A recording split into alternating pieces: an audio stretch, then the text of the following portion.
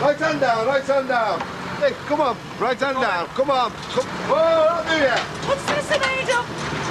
Can't have a do without a drop of the old pop now, can we? Excuse me, but when you lots have quite finished going AWOL, we shoot deserters in the Brookside Brigade, you know.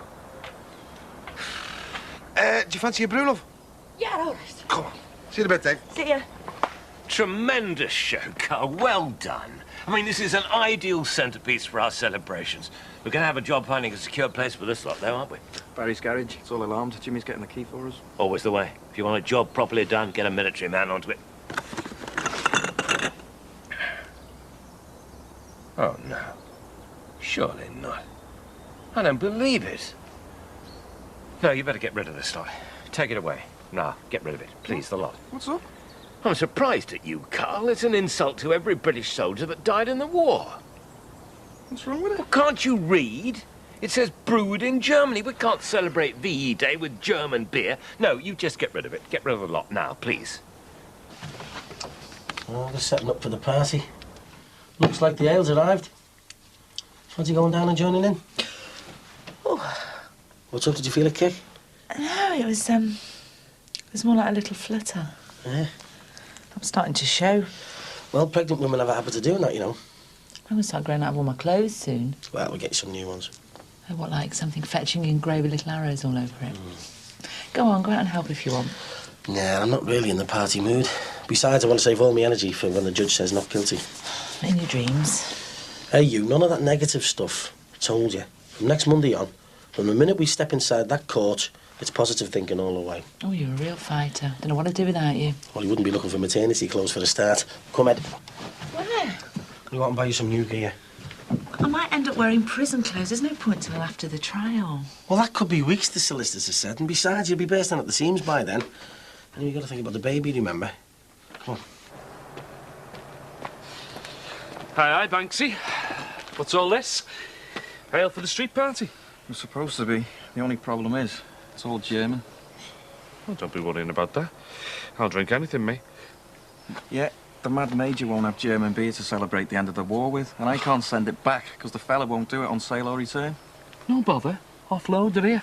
Then when the owl fella isn't hanging round, we'll soak the labels off. I mean, who's going to know, eh? Apart from me and you. And don't forget, careless talk costs lives. Hiya. Nice. God, where are you all coming from? I know, it's brilliant, isn't it? I didn't expect this many. Good publicity, eh? Yeah. Listen, we do us a big favour. Yeah, all right, what? We start going round collecting the pitch money, please. Oh, yeah, thanks. Can you start making your way down to the end, please? Petrol station on the left, car booth on the right, under the sign. Thank you. Yeah, keep going. Straight up. Round the corner, please. We'll shop till we drop, eh? Oh, no, I dread that sound. It's from your solicitor. Do you want me to open it? Yeah. Right, let's have a look. Do you think they've stopped sending the hate mail, whoever it was? Who knows? Let's not think about that, eh? Oh, look. All the neighbours are out putting flags up. I don't want them all staring at me. Well, I am definitely not taking you out of here with a blanket over your head. But nothing to be ashamed of. Be proud. And you're the woman who stood up to... well, you know... a man who would have killed me and my daughters. Right. Do you want to arrange for you and Beth to see a psychiatrist this week as a matter of urgency? What for? To help us construct our defence case in full. What do you think that means? I don't know. I thought psychiatrists looked after sick people. Well, the solicitor must know what they're doing. So come on, keep your head held high. I'll be right with you. How much is this? $3.50. I can't afford that, I'm broke. Well, do you want to make some money? Doing what? Has your dad got a bucket?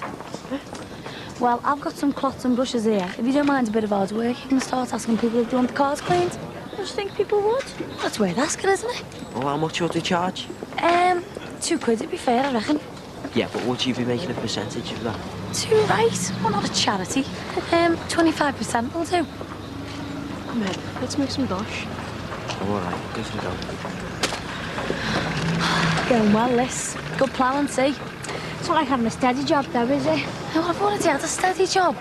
I mean, I did everything right in that leisure centre and then they knocked me back for promotion. I'm better off doing stuff like this. So have you handed your notice in then? No, I'm just on the sick for now, see how things go. If I can get these going regular, I'll be minted. Do you want to do the next one with me as well? Oh, it depends how I am for time. I'm just worried I'm not doing enough college stuff with looking after your aerobic sessions and this as well. Oh, you're coping. If you start feeling the pressure, just come and have a word. Hi. Oh, yeah? Hope my car's going to be all right. Oh, I'll keep an eye on it, and I'll get the lads to give a free wash down for you, so to pay me dues for your publicity advice. Well, you've obviously worked very hard. Got some quite nice stuff here. I have, yeah. It's cheap, but quality. I mean, I know I shouldn't be flogging proper gear, like, but seeing as I'm running things, who's going to complain? Oh, doesn't your dad mind the competition? Oh, we'll survive. See you, Charles. Hiya. Hi. This is a turn-up. I expected one man and his dog, not this lot. Yeah, has it brought any extra business? Nothing special, no. Might pick up for the days out. Yeah. Well, better go see how Mum's getting on. We'll see you at the street party, I expect, won't we? Oh, yeah, I think Dad would feel rather let down if I didn't go. Oh, have you decided what you're dressing up as? Well, actually, I hadn't planned on dressing up at all. Oh, well, hey, listen, me and Rosie Banks are going as the Andrews sisters. You could come as the third sister. Oh, I don't know. Oh, go on, we'll sort you out with the cosy. Well, I was only going to go along for a few minutes. Oh, it's only a bit of fun, isn't it? You'll love it, and it'll make your dad's day. Oh, all right. Count me in. Have you asked Rosie yet? Asked her what, love? Whether I can join her and Jackie as the third Andrews sister? Oh. Are you sure that's not too heavy for you, love? I've been eating for two, don't forget. I'm stronger than I normally am. Rosie, have you got a sec, love? Yeah? Listen, you know, for this street party, are you and Jackie Corkle still going as the Andrews sisters? Yeah, that's right. Well, those three Andrews sisters, wasn't there? Who was there? Oh, yeah, of course there was, yeah. You know, all this three-part harmony lark. Well, I was wondering what you think of Bev standing in as your third sister. I mean, she sings as well. To be honest with you, Rose, she's feeling a bit left out of things. You know, with her being of the younger persuasion. Of course, yeah. Don't see why not. Thanks, love. We're having a get-together round ours in Jackie's lunch hour. If you can get over, then we'll talk outfits. Oh, that'd be great. We'll have rehearsal as well, eh? So listen, there's all this ale off the fellow you've got supplying the club. Yeah, Or the same fellow who just drives van loads of the stuff through customs. that's the one. Well, is it any good or what? It better not be. Well, listen, don't you think we should try it? I mean, we don't want the party ruined because of lousy ale, do we? Be a few less labels to scrape off. Top idea. Drink one, scrape one. Drink one, scrape one.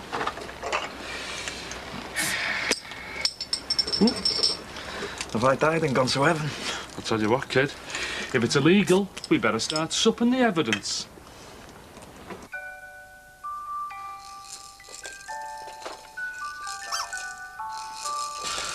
I would have loved one of them when I was a nipper.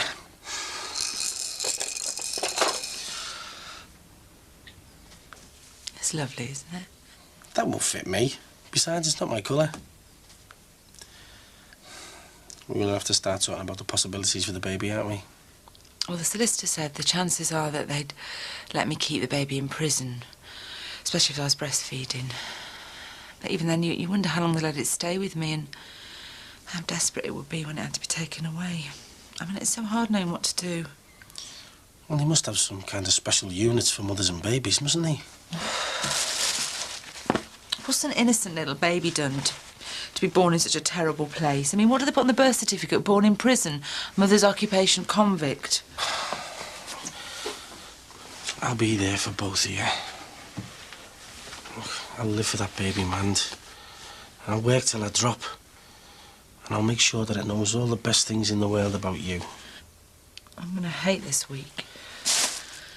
And I'll be counting every minute of every hour until we're up in court. I'm going to be biting my nails waiting to be called as a witness. I should be up there with you. No, you shouldn't.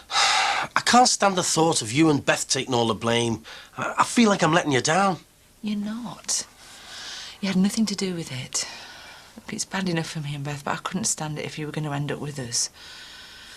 Behind bars for life. Won't happen, man.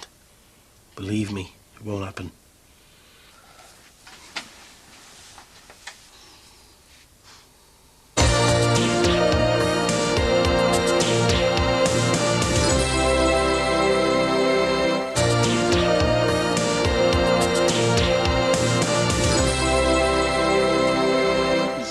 about your beer is, right?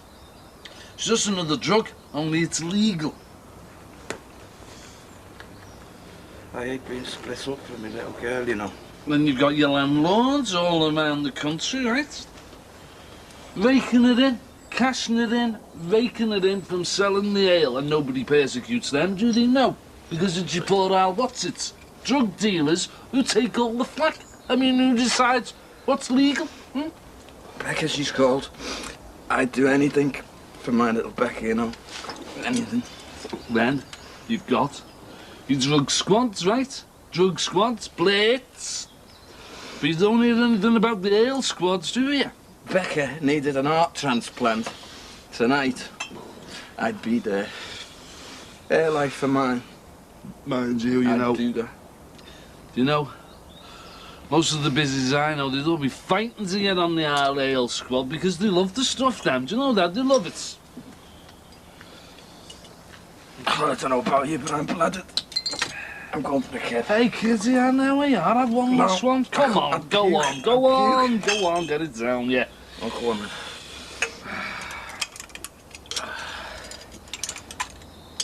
Are they still putting them stupid flags up? Looks like, yeah.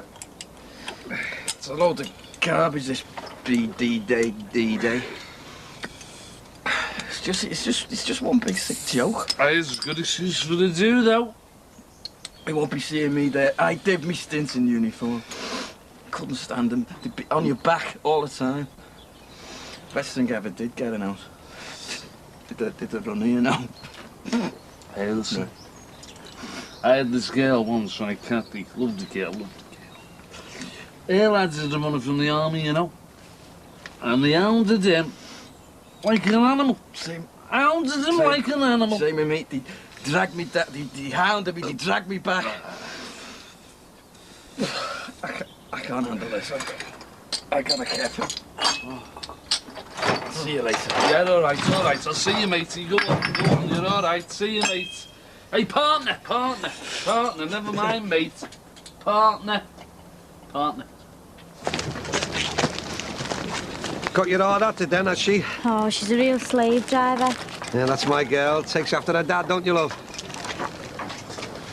In more ways than one. Well, I was going to buy a few bits and pieces, but I don't see anything that I don't already sell in my own shop. 20 yards away. How can you sell the same gear as me this cheap? Well, I keep my overheads down. See, I told you. Slave labour. Nothing you fancy, then? See, you wouldn't even support his own daughter. I thought I'd finished doing that when you left home. Oh, give us some of these clocks, then. At least they're only a couple of pence off my price. Thank you. Hi. Hiya. Hiya. Look how small this is. Oh, God, makes me feel all warm inside. I can't believe we're going back to having one this size. Hey, remember when our Lee was this small? Used to hold him in one hand. Look at him now, eh? What are you doing there, Lee? Oh, yeah. We're washing cars for Jackie. Well, I hope she's paying you. Well, she's taking a cut on most of them, but she's making us do this one for nothing. Well, she sat there twiddling her thumbs. She's the organiser. Typical management. Hey, I hope you're not exploiting my lad here. Hey, no one's forcing them to do it. Got any complaints? They know where I am. She's no fool, is she? Getting the kids to make money for her. They'll learn. Just watch what you can see, OK? Good turnout, eh? Yeah, look at them all. Think they're getting a bargain just because it's cheap and cheerful. There's us trying to create a tasteful atmosphere in the shop and no one will spend because they think they're being ripped off. Well, there's no justice, I'm afraid. Yeah, perhaps I should start selling all our stuff from the back of a car boot. Why not?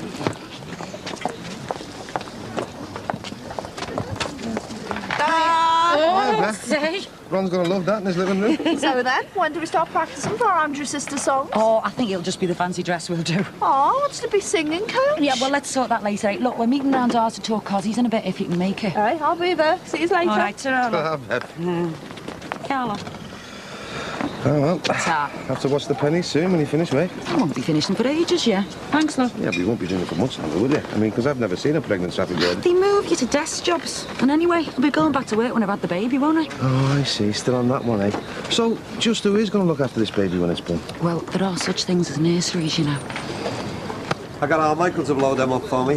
What do you think? He looks well, me, our fella, doesn't he? You must be very proud of him, Ron. Yeah, pity he can't be with us. Hey, listen, you know, for this street party thing, well, we don't have anybody coming that was actually in the war fighting, do we? No, suppose not. No, and they're the people it's supposed to be all about. So I was thinking, why don't we invite a few of the old codgers down from the Legion? They'd love a day out listening to stories of your dad's daring deeds. Ah, but we wouldn't want to overexcite them, would we, Ron? Anyway, I'm sure they've got something of their own organised. I've got a bit of a special offer on myself for the big day. Oh, really? Yeah. Any of my older customers that can bring in their original ration books, I'll sell them the shopping at 1945 prices. That's remarkably generous. Don't you believe it? It's not that stupid. How many people kept the ration books? I bet he won't even get one brought in. Gonna go on my lunch now. Only I'm due around at Rosie's, you know, to sort out our costumes. Yes, thank you. See you later. Hey, listen, if you've got any photos of your old fella in uniform, we could put them up side by side. No, I don't think so. Oh, come on, Bing. Show off the local community sound military past. No, you see, Ron, my father was an officer, and it really wouldn't do to have him on parade with the other ranks, so to speak. Yeah, Bing, but listen, if my old fella would have been half the hero yours was, I'd be getting him a spread in the local paper and No, everything. you must understand, Ron. My father was a bit of a stickler for military protocol and standards. Yeah, all right, Bing, but all I'm saying is... No, I'm sorry, Ron. Look, I've been planning to do so, if you'll excuse me, please. Yeah. It's all right, Bing.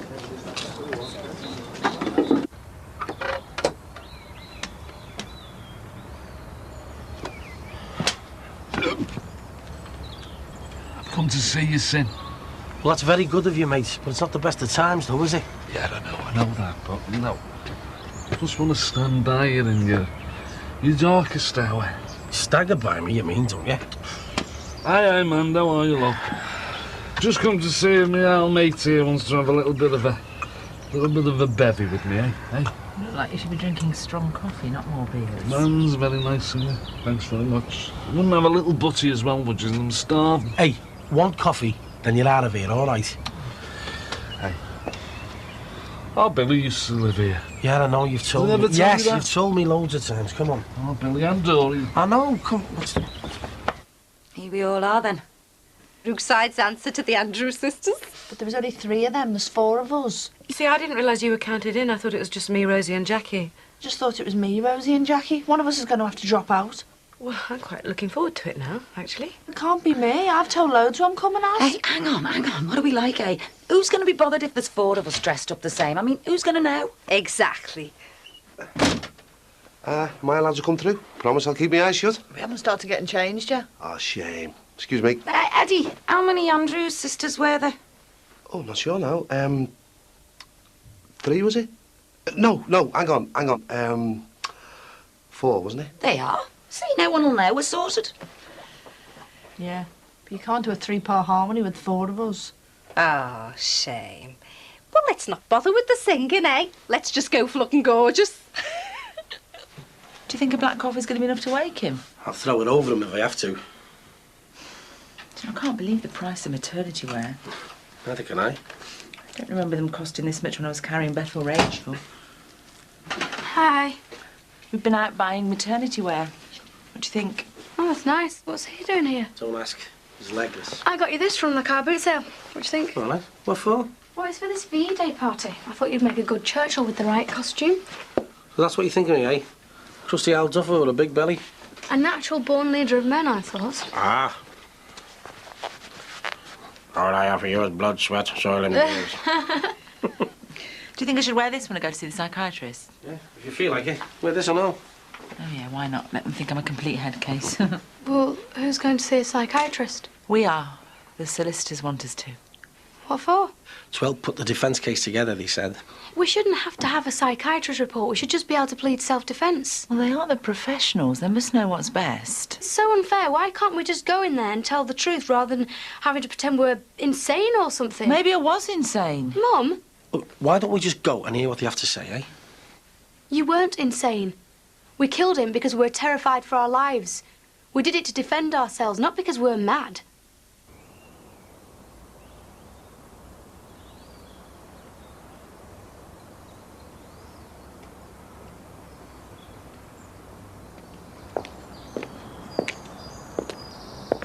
Right, Dad. Yes. I was just thinking of all the young men that didn't come home and their devastated families and the thousands of people that died in the Blitz. Women, children. War. What a desperate waste of humanity. Never again, they said at the time. There's still wars the whole world over. I don't know what the options are, Patsy. I don't know whether things will ever change. Still, mustn't get maudlin, must we? Not when we're just about to have a party. Hey, are you sure we haven't got a photograph of Grandad in his Major's uniform? It would be really nice to have it on show. Well, I did search through everything and I just couldn't manage to find one, I'm afraid. You're going to let Ron Dixon get one up on you? Well, it isn't a competition, is it? Oh, I know, but he was such a hero. It would be nice to celebrate his memory. And that's what 50th anniversaries are for. Let's just let the past rest, shall we, Patsy? Please?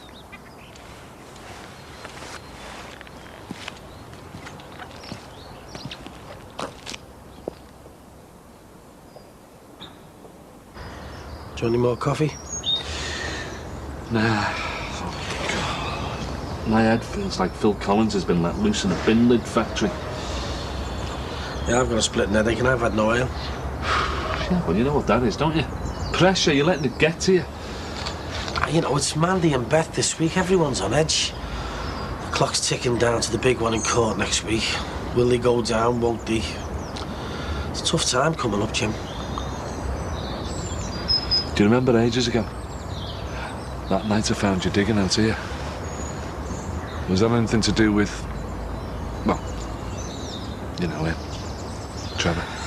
Don't ask, Jimmy. Especially if there's a judge around. Judges. Don't be putting your trust in them. Listen, I'm sorry to say it, mate, but, you know, if you want my opinion, your Mandy doesn't stand a cat and hell's chance. Well, cheers, Jim. Thanks for your support. Only being realistic, Sin, because you're a mate.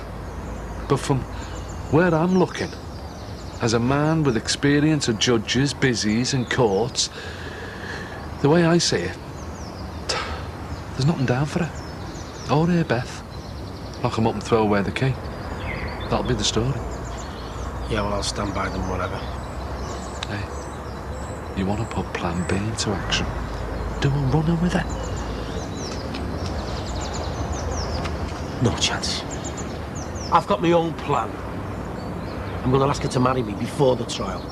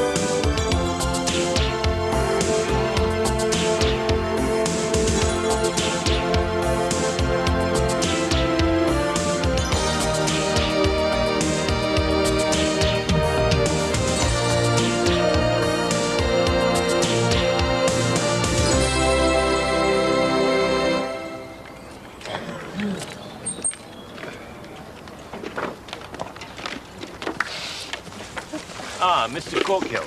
Would you mind helping out at the bar, please? What? I've got to be somewhere else. I've got a party to get ready for. You say, hang on, it's only 10 minutes of your time, and I mean, everyone's helping out doing their bit, and you did insist on an invitation.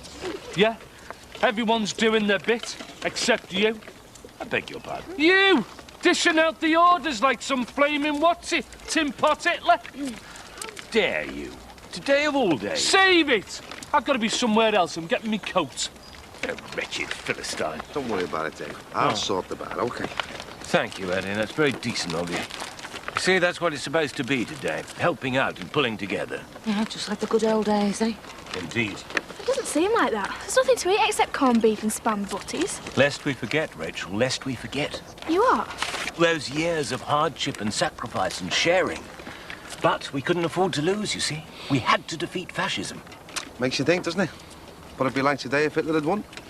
Hardly bear thinking about. And it's all down to people like Grandad, who'd be very proud of you if he was alive today. Yeah, suppose we forget we owe all the fellas like your dad. And Ron's. They were heroes, weren't they? We owed them our freedom, mate.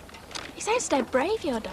Indeed he was, and I am very proud of him. But this is a day of celebration, and we're here to enjoy ourselves, so don't let dwell on the past too much. Yeah, that's right. I'll go and sort that back. Come on, Rachel. Let's go and get the carrot. Yeah, I'll go and check on my shortbread. Back in a tick. I'll try and bring this lot out. There's room for a couple of little ones down the end there. Oh, thanks, Ron, but we do have adequate seating. Oh, you don't understand, mate. I've got some extra guests coming. Extra guests? Yeah, just a couple of lads from the Legion. Real old troopers, you know, fought in the war. But we... Bing, don't worry, they'll behave themselves. But, Ron, this is highly irregular, and we've only catered for a certain number. Oh, Dad, don't be such a stick in the mud. What difference does a couple of extra people make? Anyway, if they're old soldiers, surely that's what this is all supposed to be about. Exactly, the more the merrier. And it's what our old fellas would have wanted, isn't it, Bing, eh? Everyone free to come down and enjoy themselves. That's what they fought for, freedom. Our freedom. That's what the likes of our dads died for.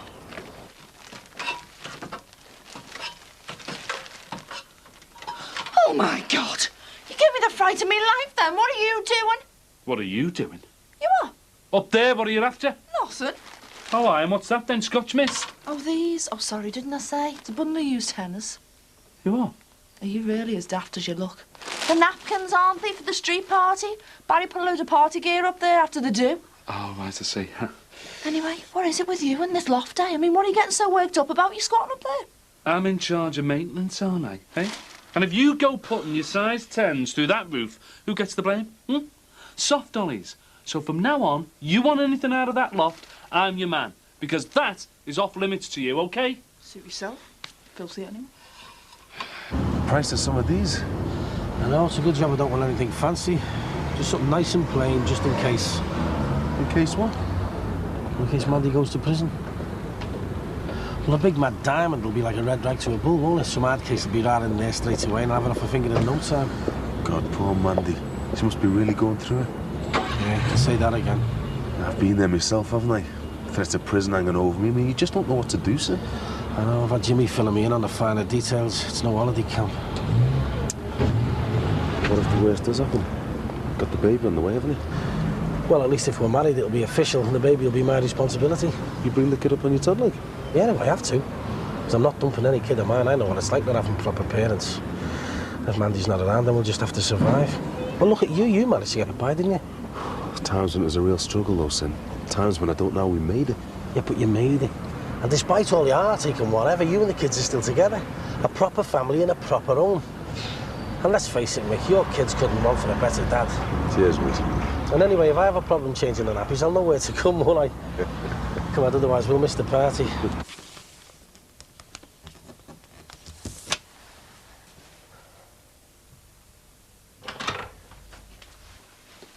Well, what do you reckon? Oh, Jackie, you look knockout. Tell you, if my old fellow was still around, you'd bring back a few memories for him.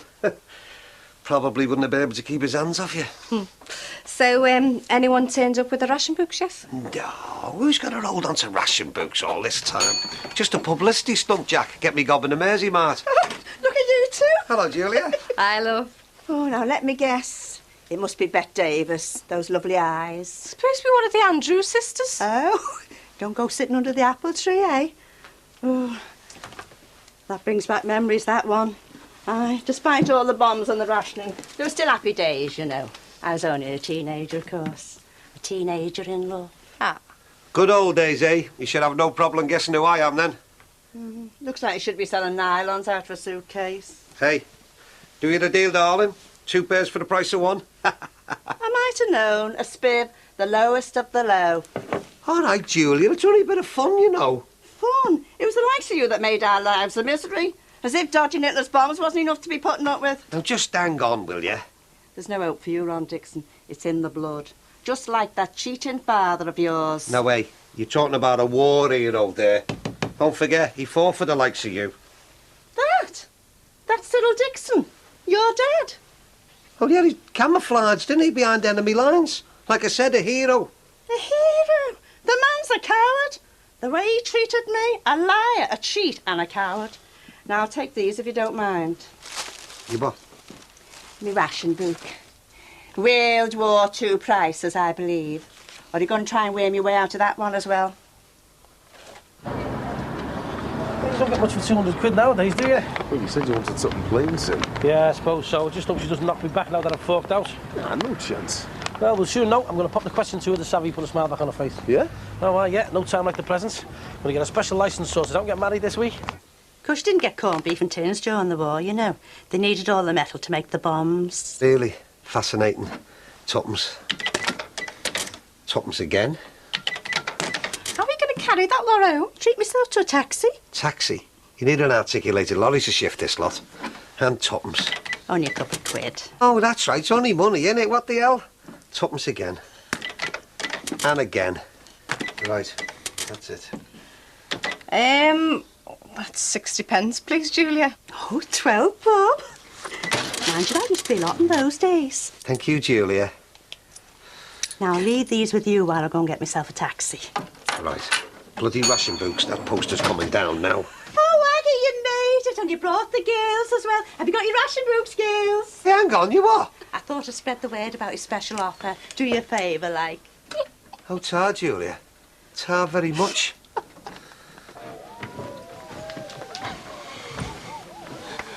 We shall fight them on the beaches. What do you reckon? I reckon this is stupid. Oh, what? Me getting dressed up and going to a party, I can't do it. Oh, come on. It'll help to take your mind off things. It'll be a laugh. A laugh? I'm going to court on Monday for murder. I know. How can I show my face out there? All those people talking about me, pointing, whispering. And I mean, what about the hate mail? Well, what about it? Well, if it is someone we know who's sending it, they could be there today. Well, whoever it is sick. So just forget about them. And he's saying what everyone else is thinking. Oh, come on, that's a load of crap, Mandy. You know it is. There's loads of people out there on our side. There's the Crosbys, Mick, even Barry was. So come on. Show them you can still hold your head up high. Show them you're not ashamed. I don't want to. Well, Rachel's going to be there, you know. It could be your last chance to see her before next week. I know. We should probably just ignore me anyway. That or insult me. Look, Mand. I'm not going to pretend I know how you feel, because I don't. But I'm trying my best to understand. I know you are. And I really do think that just sitting here and worrying about something that might not even happen is going to do your head in. So I know you're not in the mood, but just for an hour, eh? Come on, forget about all this. Let's just get out of this place.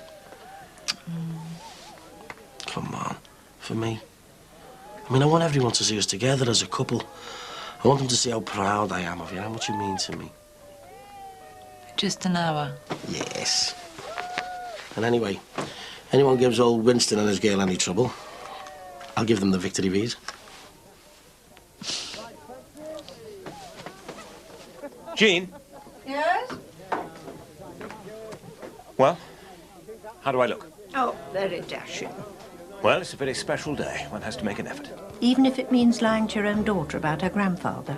Jean, please. Do you think I'm enjoying this any more than you are? Why don't you just tell her the truth? I'll get it. How can I, with Ron Dixon banging on about his father? Never mind about Ron Dixon. What about Patricia? Do you really think I should tell her? Dad, you look fantastic. Ah, I feel so proud of you. A major's uniform, just like Grandad's. Ready? 1, 2, 3.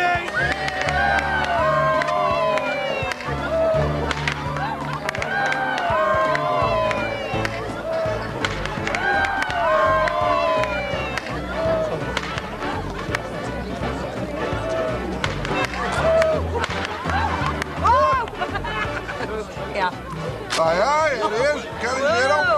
Oh, doesn't he look smashing? Why, thank you, ma'am. Oh, the accent as well. Oh, I never could resist. I courted a GI myself once, you know. Aye, you're a dark horse. I'll be expecting a dance later. I'll show you how to jive. Can't wait, Julie. Oh, God, here comes Mr. Churchill. Have you seen who he's with? Jack the Ripper? I don't know. Up for murder next week. She's got some bottles showing her face around here. I'll give her that. Hiya. Hello. Yeah. Come and join us, Mandy. Sit next to Rachel. No, Patricia's here. Sit somewhere else.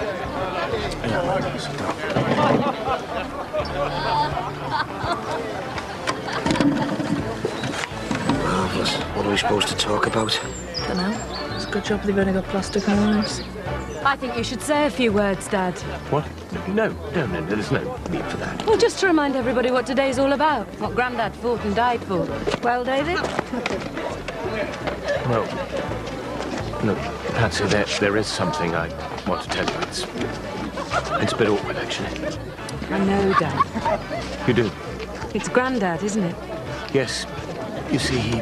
I understand. Really? Of course I do.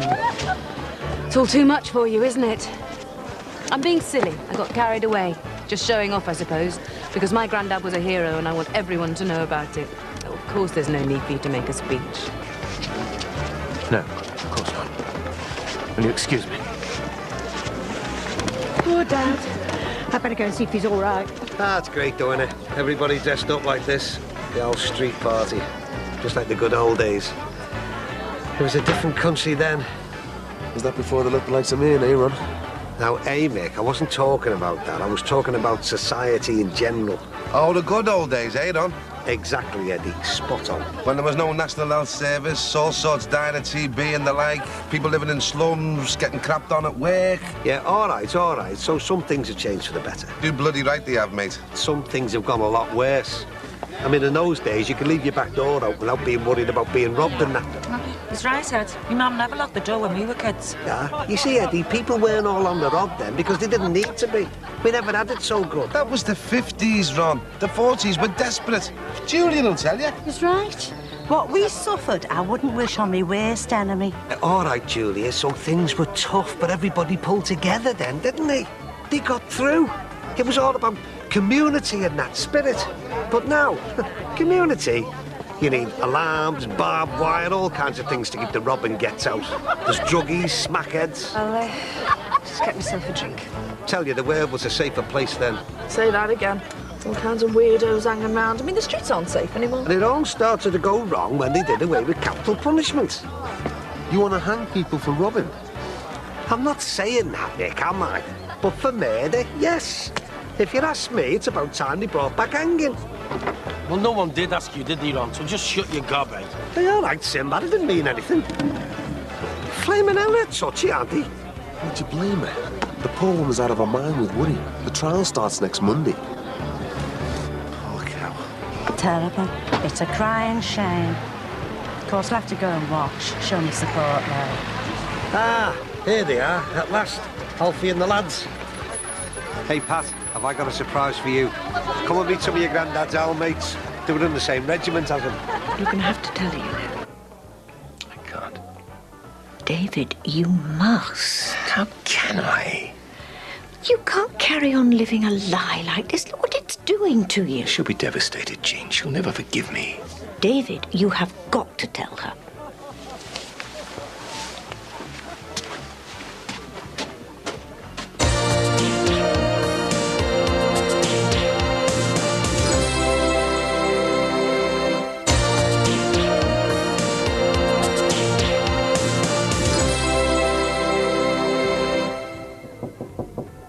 Mandy, you're all right? Leave me alone. Man, what's up? Just go away. What? Please, I want to be on my own.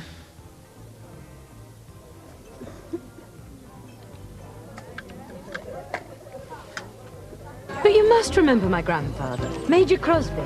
I'm sorry enough.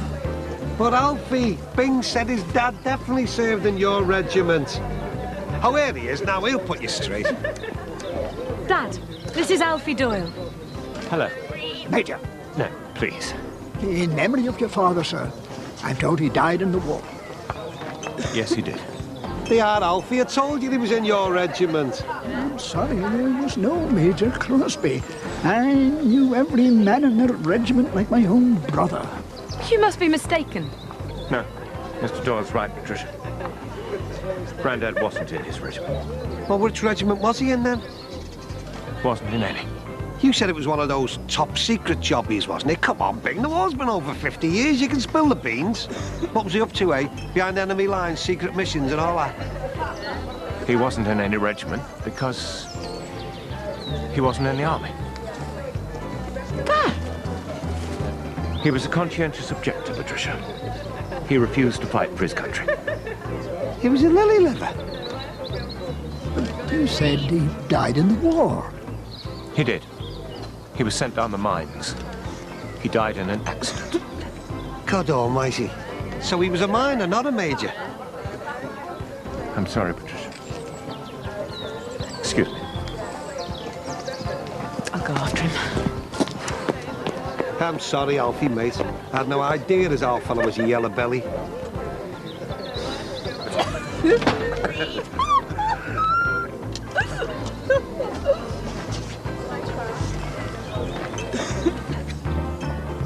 Oh, my God. I don't believe it. He's got to be joking. Ezekiel! Why didn't you tell me, Dad? Sorry. I just couldn't.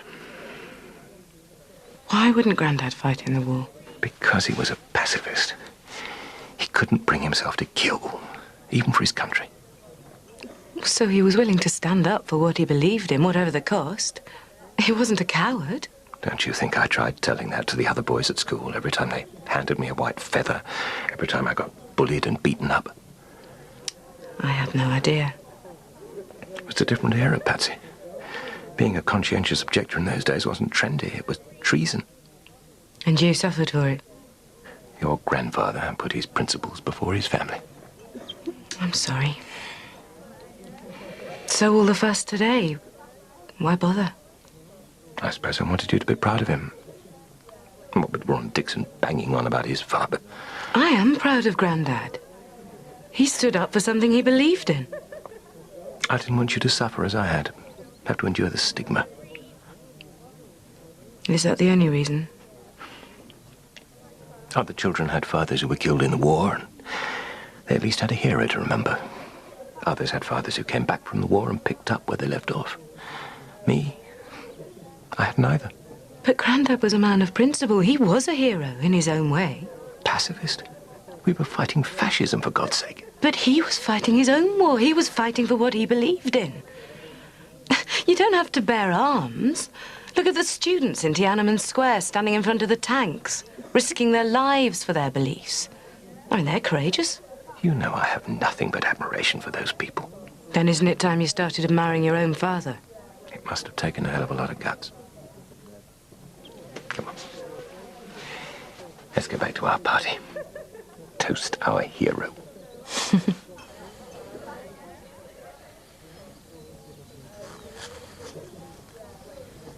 God almighty, Jimmy, have some respect, eh?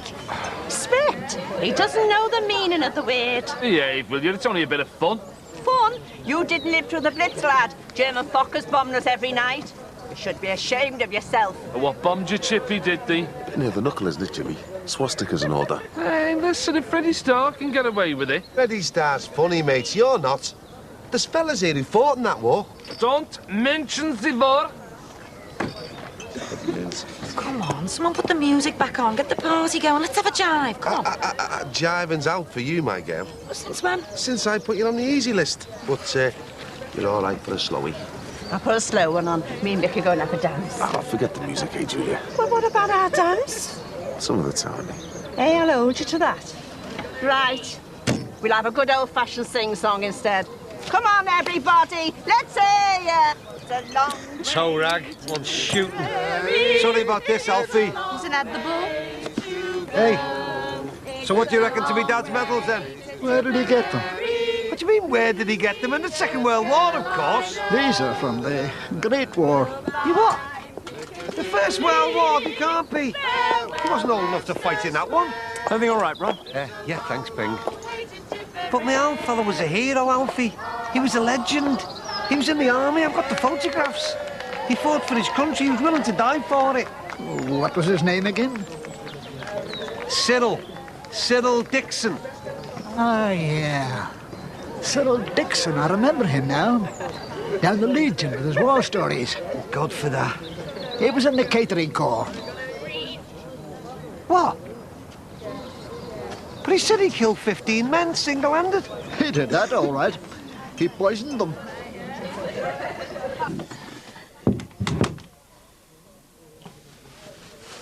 You all right? I should never have gone to that party. I told you. Hey, I didn't know Ron Dixon was going to kick off, did I? Why? Why did you make me go? Because I thought it'd do you some good. But you know how I feel about seeing other people at the moment. Well, I just wanted to make it a day for you to remember. Yeah, well, you did that all right. Well, I've ruined it all now, haven't I? Ruin what?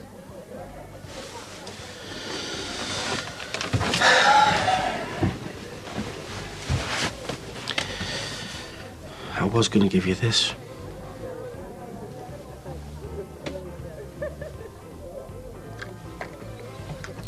I see. See, that's why I wanted us to go to the party and make it a special day. So what happens now? What do you mean? With the ring? Well, I got it for you, didn't I? And will you marry me?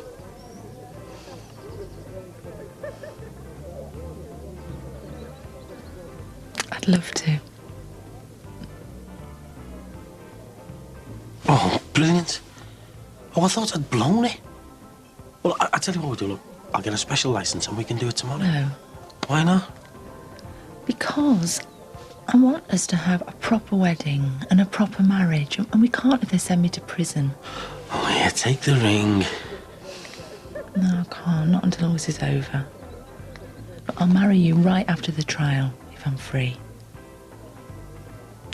And what if you're not free? What then?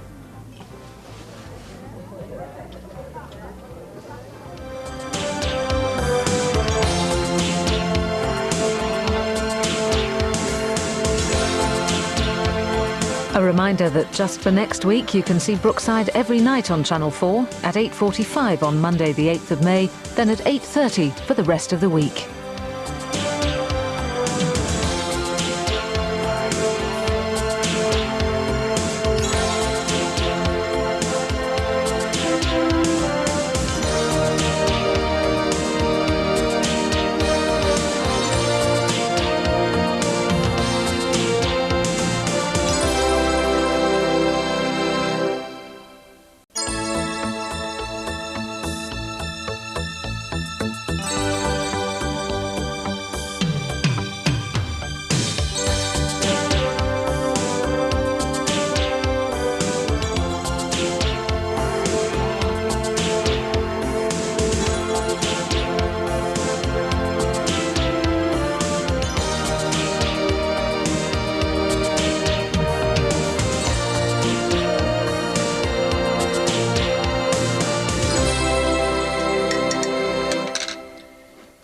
Hiya. Hi. That's a cup of tea. Thanks. You sleep well? Like a Belisha beacon. On and off all night. Me as well. As if you haven't got enough on your plate, eh? Without me trying to push you into getting married as well. What was I thinking of? It's all right. I just wish I could say yes. I wish we could go and get married today, but... Hey, come on. This time next week, eh? Could be in prison. Oh, has anyone seen my physiology book? I can't find it anywhere. You're going into college? Oh, yeah, I've got an essay to finish. Oh, I've got it. I've got an exam at the end of the month, so I'm going to be stuck in the library all day. What's up? I don't know, I just thought... Because we're in court on Monday, I wouldn't be going into college. Well... Well, nothing. You can hang around here like a condemned woman if you want to, but I've got a life to lead, thank you. I'll get on my way out. She's just wound up. We all are. Yeah, I know. It's Alison! Hi. I just want a quick word with you all. Make sure you're well briefed for next week. Looks like we had our own World War II here yesterday. Yes, all in all, it was quite a day. Especially with that clown Corkhill doing his party piece. Then Alfie from the Legion put me straight about me old fella. I'm sure he had his reasons, Ron. Just like I had mine for lying to you all about my father. Yeah, well, you might have had your reasons, Bing, but the more I think about what your dad did, the more I admire him. Really? Well, sticking to his beliefs like that couldn't have been easy. It was only an ordinary office work, you know. They sent him down a coal mine, miles from home, in the middle of nowhere. I don't know how he coped. I don't know how he did it. Must have been a nightmare for him. He was obviously a man of great principle and great courage. Which is more than can be said for my old fella. He was a fraud and a con man, and I believed every bloody word. Excuse me. Can I help you? I'm looking for Rachel Jordash. Ah, and you are? I found these and Auntie Brenna! Rachel, hello. I want to make sure that you're both absolutely clear how we'll be conducting the defence next week. Yes, I think so. Beth? We tell the truth. That we were raped and beaten. Yes. To show you were driven to do what you did. Now, in order to do that, we can't pull any punches. We've got to show Trevor for exactly what he was. A violent rapist. Well, don't worry about that. I'll let the courts know exactly what it was like. Mandy? Yes, I tell them what I told the police. I tell them what Trevor did to me and Beth. And what he did to Rachel. Rachel? We've got to tell them that Dad raped her. And that's one of the reasons we killed him, to protect her. Look, I know it's not easy for you, Mandy. But we've got to be moving in the same direction if our defence is to work. We've got to paint as grim a picture of your life with Trevor as we possibly can.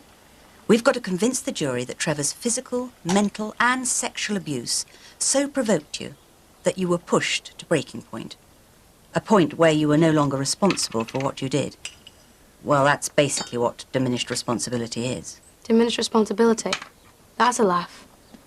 Getting rid of him was the most responsible thing we've ever done.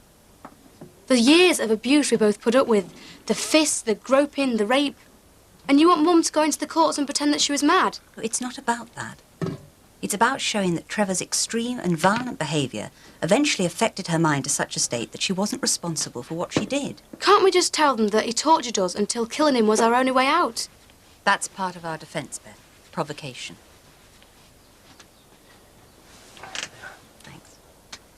Where do I fit in all this? Well, they will want to call me as a witness, won't they? Don't worry. Your statement's with Beth and Mandy's barrister. Stick to that and you'll be okay. Just remember, we're all on the same side. Well, what about the prosecution fella? I mean, what will he be after? He's there to cast doubt on your evidence. You shouldn't expect him to go easy on any of you. Like everyone else, he's out for a result. You should have told Mr. and Mrs. Crosby you'd written to me. Sorry, I forgot. So you've come over for the trial next week?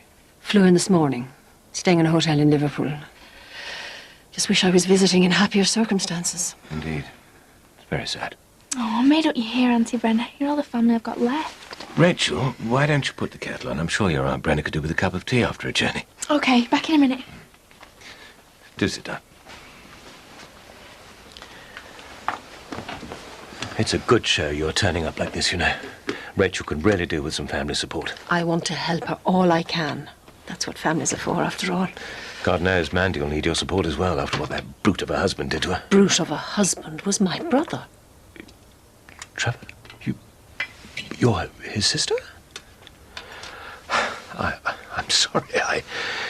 I assumed you were Mandy's. Obviously. Tea won't be a minute. Do you want one, Mr. Crosby? No, I think I'll pass on that. We've just had our VE Day party out there. I've got a lot of clearing up to do. I better get on now. I'll leave you to it. You've got a lot of catching up to do. I'll see you later. Thank you, Mr. Crosby. See you later. Right, Rachel. Tell me everything that's been going on. Right. Just off down to the cleaners to pick up my suit for next week. You anything you need while I'm out? Is that a shopping list? Well, it's for you. For me? Washing machine programs. You know, when your socks to run. A central heating clock. I have to work the timer if I'm not here. Mand, I do know how things work. You know, this is my house. Well, it's just in case. Well, there's no need. Well, there might be. Oh, come on, Mand. I just want to make sure you're all right if you end up being on your own. Look, I'm going to be fine. Stop worrying about me. Well, it's about time someone did. You what? Everything you've been through for me and the girls, sometimes I feel so selfish. It's always me and the girls this, me and the girls that. No one thinks to ask how you feel. And I just want you to know that I'm thinking about you. Amanda, I know you know. You don't have to go around writing things down. Don't know what else to do. Amanda, we know how we feel about each other, and that's great. And anyway, me socks. It's a hot wash, not a warm wash.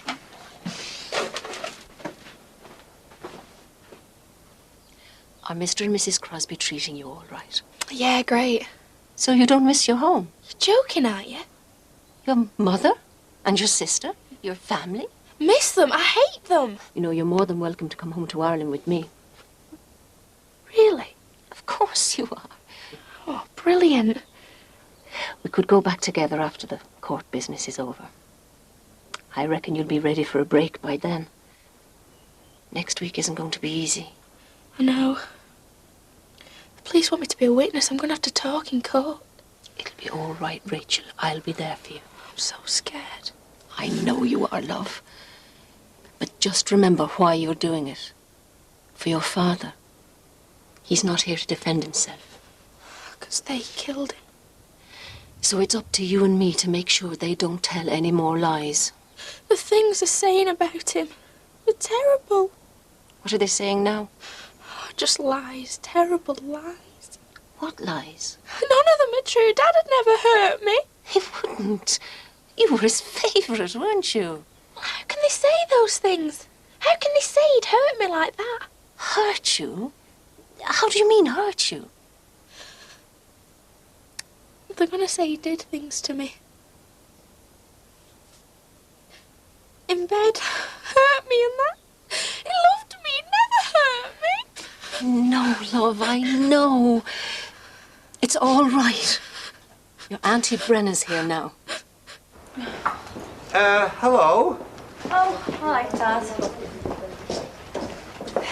Hey, that's not all dirty washing, is it? No, it's some bankrupt sports stuff I bought on a sale. Kate reckons she can get rid of it all at college. Oh, my, we've got a right little entrepreneur on our hands here, haven't we, eh? Oh, I'm doing all right, but I'd be doing a lot better if I had my own transport. Ah, well, you see, took me years to get my first set of wheels, love. You'll just have to wait a while.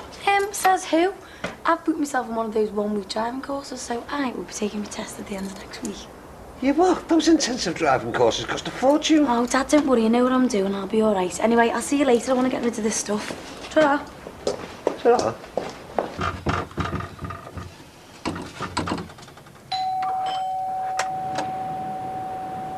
Hello, Mandy. Brenna, what? I'm here for the trial, of course. What do you want? I want to talk. What about? Next week. No. Please, Mandy. I'm not here to argue. I just want to talk. 5 minutes, please. It might do us both some good.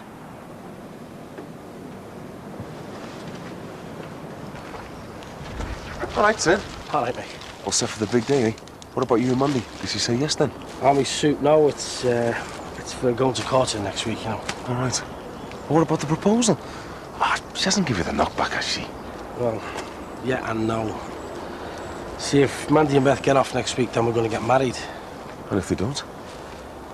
Well, if they don't, then I've lost everything. And even the baby will be born in prison. Listen, I know you'd be gutted, but you still have loads going for you. Come on, Mick, like what? All right, boys. Aye, aye, Sam. Have the old whistle at the ready, have you, eh? Impress the jury for your mate man.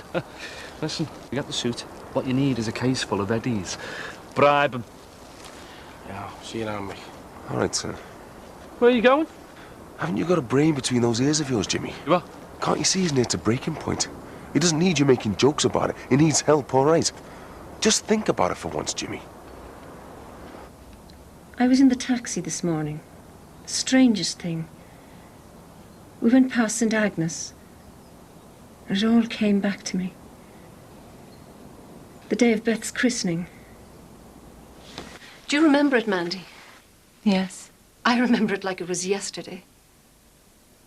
We'd do in the church hall afterwards. What's all this about? You and Trevor. What about us? I've never seen a couple look so happy. Oh, Please, that's enough. Holding hands you were. It was a long time ago. I don't talk about it. You were happy though, weren't you? I can't remember. You can't remember the christening of your own daughter? All right, I do. Holding hands and dancing. And everybody said what a lovely couple you made. That Mandy's done well for herself, they were saying. You were in love, Mandy. All right. All right. Made me happy. Oh, see? He wasn't all bad, was he? Yes, he might have had a temper on him, but who hasn't? We can all fly off the handle sometimes if we're provoked enough. But does anyone deserve to die for it? Trevor didn't deserve to die. He was a changed man, for God's sake. He told me that spell in prison changed him. He wasn't a changed man. Yes, he was. You know he was, Mandy. And now to blacken his name in court. I'm only going to tell the truth. The man is dead, Mandy. Let him rest in peace, for God's sake. His name is all I've got left. And to start suggesting that Trevor could do these things to Rachel, please, it's monstrous. It's the truth. And now, to make a little girl like Rachel go through all this as well. Taking the stand in court. The poor girl is terrified. She's cracking up. I don't want to hurt her. Then you've got to stop saying all these terrible things. If not for Trevor's sake, then at least for your own daughter's. The hell's going on in here? Mandy invited me in to talk. Oh, did she? Well, I'm inviting you to leave. Go on, get out. Get out. Before I phone the busies and have them do you for interfering with the witnesses. Think about what I said, Mandy. Trevor wanted to change. You know he did. Go on out. They're for Mandy and Beth.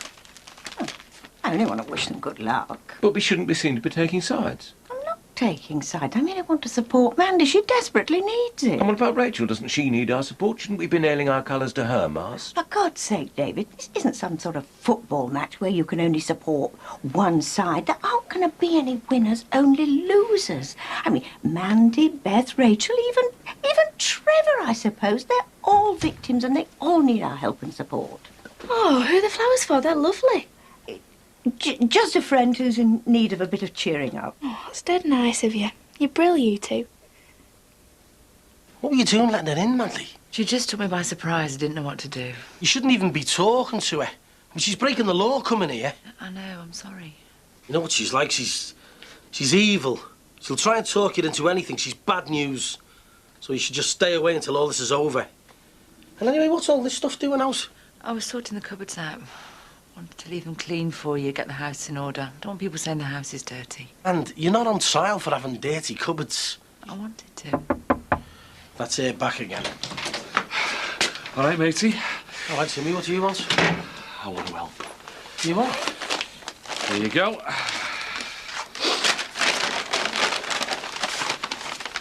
Hang on, what's all that? That, matey, is your way out.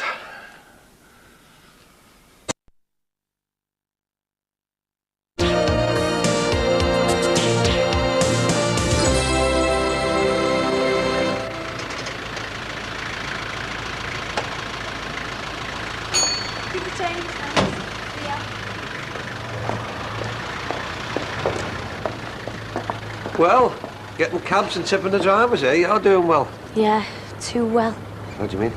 Oh, well, someone from work saw me at the car boot sale I organised. Yeah. So what? Well, I was supposed to be off on the sick, wasn't I? Told you, Jackie, you can't be doing that. Yeah, anyway, the boss has found out and he called me in this afternoon. And give it a good ticking off. Well, can't say I blame him. He sacked me. He what? You joking? No reference, nothing. Right, you leave this to your dad. What's the fella's name? I'll get him on the phone. Dad, don't bother. Why? Oh, well, I was bored with it. And anyway, there wasn't enough money in it. Well, what are you going to do now? Well, I'm going to earn some proper money. Doing what? Whatever I have to. And this time, I work for me. No one else. Just me. There's enough there to get you two and young Beth out of the country. Abroad? Yeah, Spain, France, anywhere you want to go. Listen, I've got a car lined up for your tank full of petrol. You could be in Dover tonight. All right, Jimmy, this is off its head, this. Oh, sin. Going down for 20 years, having your kid behind bars, and that's off its head. Jimmy. Look, I'm sorry, man. I know the system. I've been there, kid. What do you mean? You're up against it, love. The courts, the busies, they're not interested in sob stories.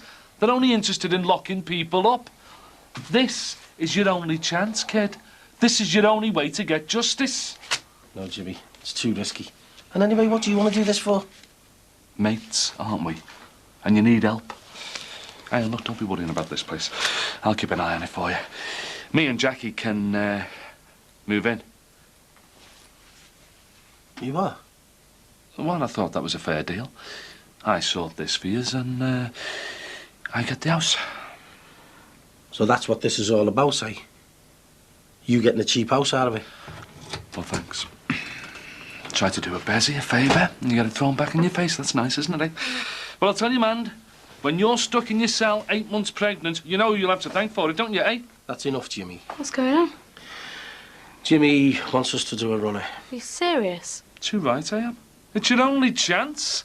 If we run away, it'll look like we're guilty. We've got to stay here and fight to prove that we're innocent.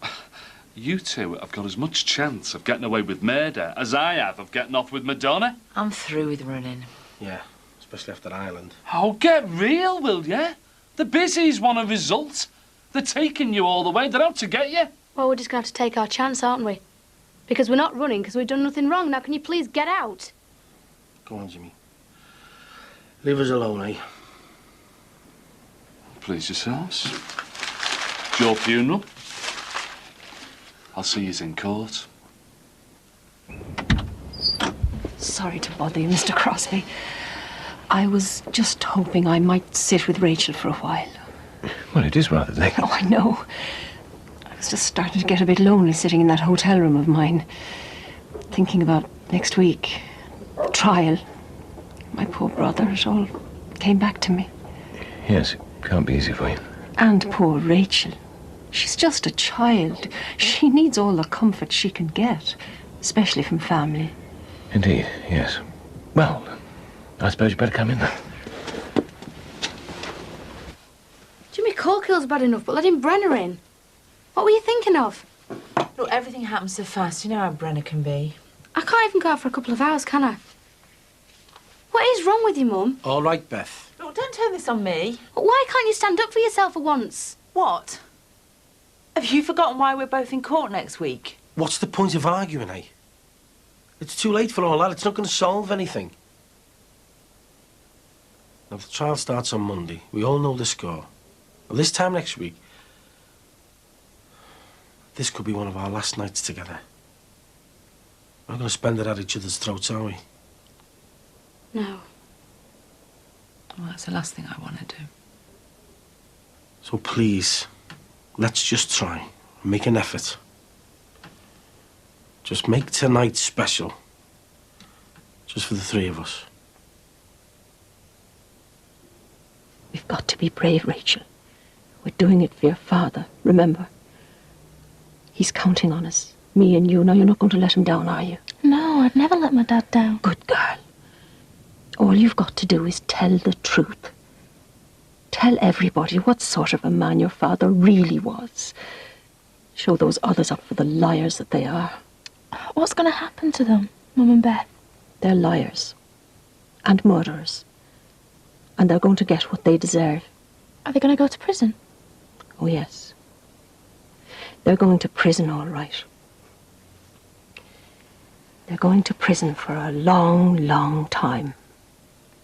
Ew, what's that? It's beef stew and dumplings, my own recipe. Sinbad, I just saw you open the tin. Oh, well, it was worth a try. I'll get it. Be careful. Oh, hi. Come in. Hello, Betty, mother in? Yeah, go on, through. Oh, hello, Mandy. Hi. Wanted to see you before Monday. Give you these and wish you luck. Thanks, Jean. They're lovely. Yeah, thanks, Mrs. Crosby. Just to let you know we're all thinking about you and hope all goes well with you. Thanks. Oh, I'll be off then. How's Rachel? You know she's had a visitor. Brenner. Yeah, she's probably been filling her head with all kinds of crap. She did want to see her. I'm sorry, there was nothing I could do about it. I know, it's not your fault. Well, I'll be going now. Bye. Bye. Oh, look. There's another card. Somebody else wishing you luck. Oh, Thanks. See ya. Bye. When did that come? Somebody must have pushed it through the door while we were in the kitchen. Well, there's no stamp on it. Well, you better open it.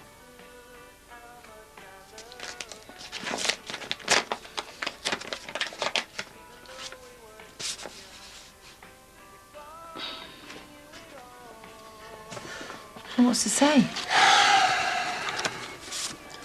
I'll be in court watching you. You're going to prison. Rot in hell. Well, at least we're finally going to find out who's been sending them. Well, with what we've got to face next week, this is the least of our worries. Yeah, your mum's right. They're just sick. It's just the thought of them sneering at us along with all the other ghouls. All the press and the television, everyone. Doesn't matter what anybody thinks anymore. All they've got to hear next week is why we did what we did. Yeah, too right. And anyone with half a brain will see that you were justified. Well, let's just hope the judge and the jury have half a brain. Otherwise, we've had it. No, we haven't. Listen, we've come too far and been through too much. We can't let them just trample all over us. We won't go down without a fight. It's our only chance. Oh. Come here, you two.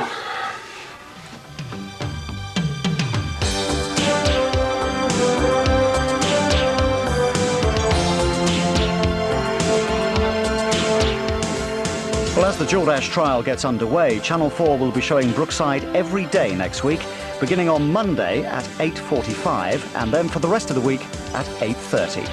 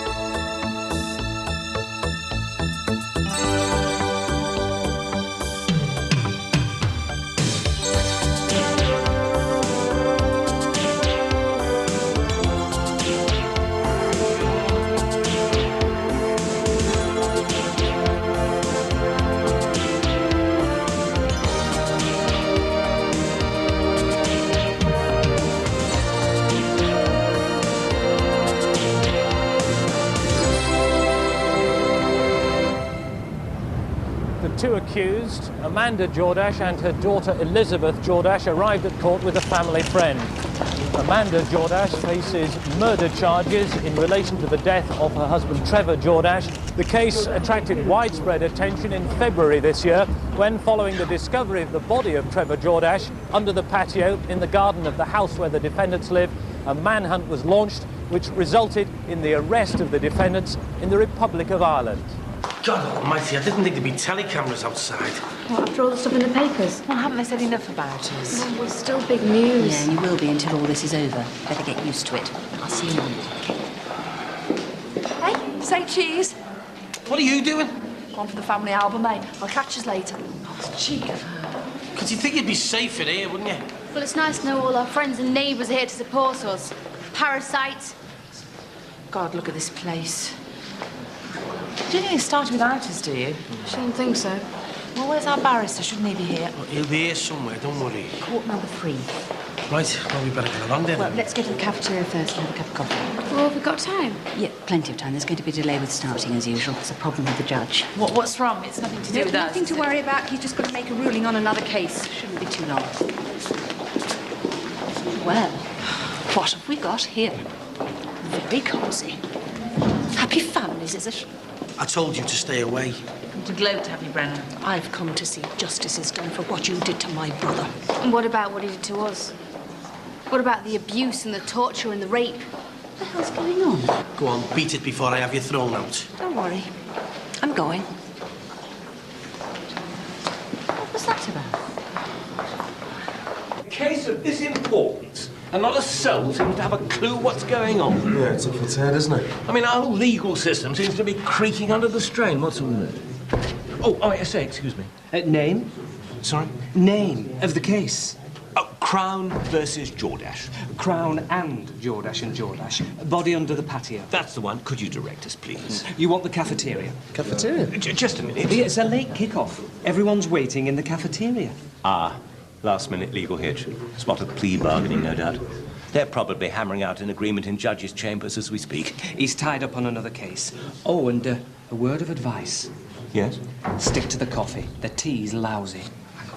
Oh, the tea tastes like dishwater. I'm sorry, I forgot to mention it. Morning. Hello. How are you feeling? Scared? I don't suppose all this sitting around does much for the old nerves either, does it? Any idea? Waiting for his lordship, I'm afraid. We just have to sit down then. So, make yourselves at home. Don't touch the tea. Well, your barrister seems like a decent enough fella. Fella being the operative word. What do you mean? Well, I'd have preferred if we had a woman on our side. But Mr. Anderson's got an excellent reputation. He's very sharp. Yeah, but he's a man. He doesn't know what it's like to be raped. How can he possibly understand what we went through? Look, you have to remember that most of the people in that court are males, and we need them on our side. Now, that might not happen if they see this as a woman's issue. Oh, God. Mick and Bing. Friends of yours? Come to watch us being thrown to the lions. Oh, come on, Beth. They're here to support us. They're here for a cheap thrill because they've got nothing better to do with the time. Beth, you are going to have to get used to a certain amount of attention. It is a public court. Now, you've got to control your temper. So we've got to sit in there all week whilst they gulped us like goldfish. Just because we did what most people are too frightened to do. Yeah, well, that's great. So embarrassing. Go to the toilet.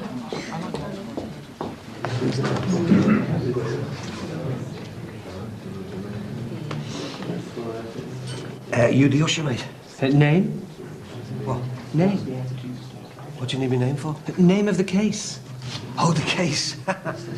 Well, actually, it's a friend of mine. Well, not so much a friend, you know. More of a neighbour, really, and...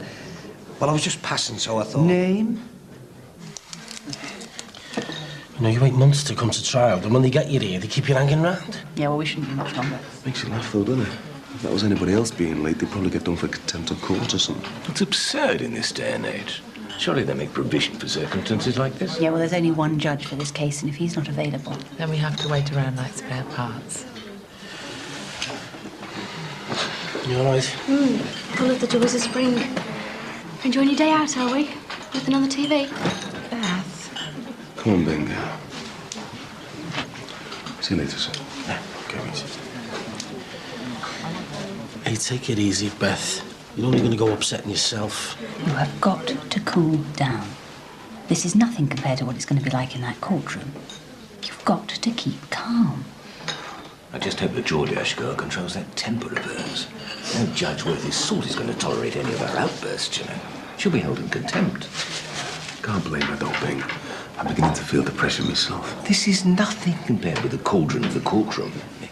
It's going to be a real pressure cooker atmosphere in there, believe me. I've been there myself, mate. Stopping some scally from robbing me house.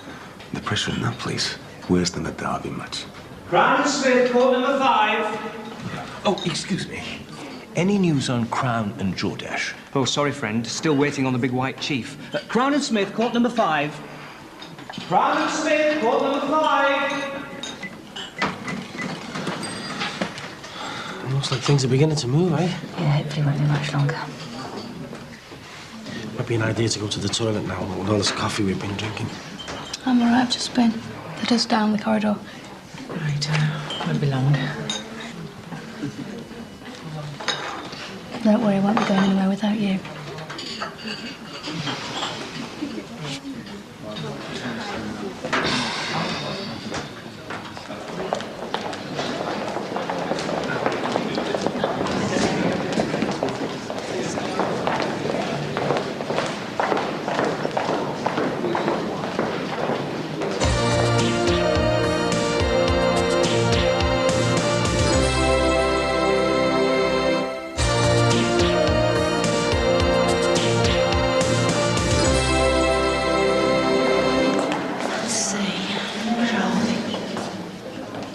got to be here somewhere. Nice big juicy case like this. Gotcha.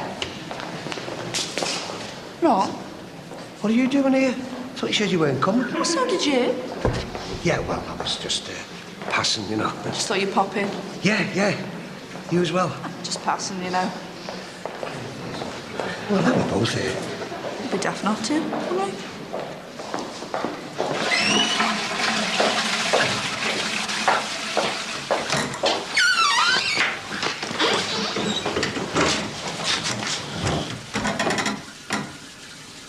You can wash your hands all you like, Mandy. They'll still be stained with Trevor's blood. Leave me alone. Like you left my brother alone. Buried under the patio, left to rot like an animal. Please. You wouldn't even allow him the dignity of a proper grave. Left the poor man's soul in torment. Me and the girls, we were the ones in torment. You made him do those things, Mandy. You drove him to it. No. Yes. Because you're evil, Mandy. No. You're evil. And you are going to get what you deserve. You and your darling Beth. I'm going to get the solicitor. It's too late for solicitors and barristers. They can't save you. Because you're going away forever.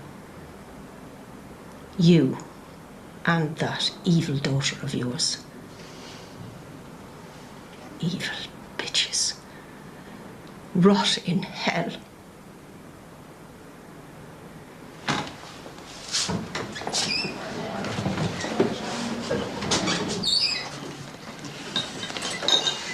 you know, I bet they've organised a coach party. A nice guilty verdict and fish and chips on the way home. Where is she? Oh, yeah, she's... Where have you been? What kept you? It's her. What? It's Brenner. What is? Evil bitches rot in hell. They ain't me, How's it got? How do you know? I've just seen her in the toilet. She used the same words. Beth! Beth!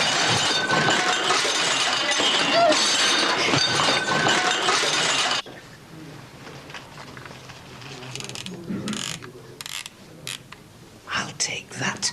Hey, it's a Christmas present of all in, that was. It'll be at security. You can get it back at close of play. God knows how you got it in here. Didn't you see the signs? No cameras allowed. Yeah, well, he only wanted a couple of snaps, didn't we? You know, souvenirs from the courtroom. You're lucky I haven't thrown the pair of you out. His lordship won't stand for this sort of behaviour in his courtroom. Now, you two, behave yourselves. Suppose both. Good job I didn't bring down Mike's camcorder, didn't it? For God's sake, Beth, you have just assaulted one of the main witnesses for the prosecution. It's not exactly going to endear you with the judge, is it? She deserved it. Yeah, too right she did. The Crown and Jordache, court number 3. This is it, Mum. We're off. So listen carefully. I'm going to do everything I can to help you in there. I will encourage you. I will nurse you. I will cosset you. I will do all I can. But at the end of the day, of course, you'll have to help yourselves. So remember everything we've been through. Now, although it's only prosecution statements today, everyone, judge, jury, press, will be watching you. So stay calm. And above all, remember, we have a very good case. We can win. So good luck. See you inside. Good luck, Paul. Cheers, mate. Are you all right? Yeah. Would you like a moment alone? Please. Just a minute, all right?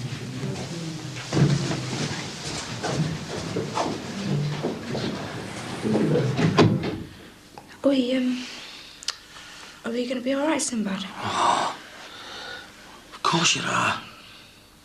Do you promise? I promise.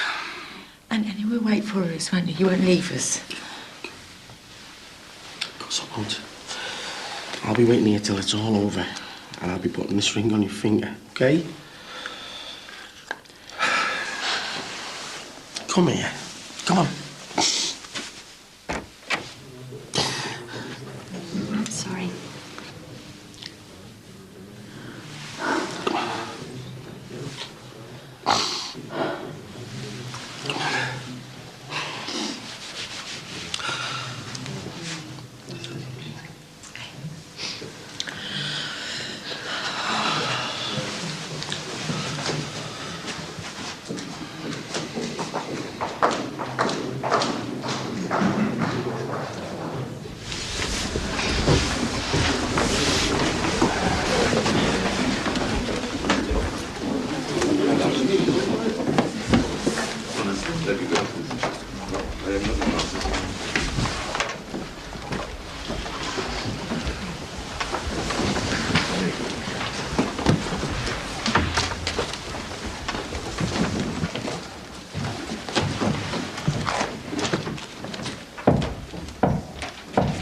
All rise.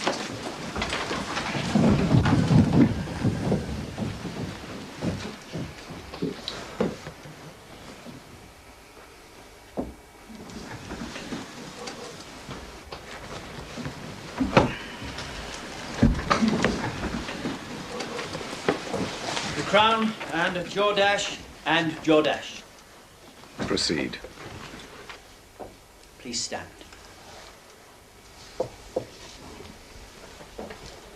Are you Amanda Jordache? Yes. Are you Elizabeth Jordache? Yes. Amanda Jordache, you are charged on this indictment which contains 2 counts. On count 1, you, Amanda Jordache, are charged with murder. The particulars of the offence are that on the 7th of May 1993, you did murder Trevor Jordache. Do you plead guilty or not guilty? Not guilty. You plead not guilty. On count 2, you are jointly charged with Elizabeth Jordache with the offence of conspiracy to murder. The particulars of the event are that on or about the 7th of May 1993, you did with Elizabeth Jordache conspire to murder Trevor Jordache. Do you plead guilty or not guilty? Not guilty. You plead not guilty. Elizabeth Jordache, do you plead guilty or not guilty? Not guilty. You plead not guilty. You may sit down.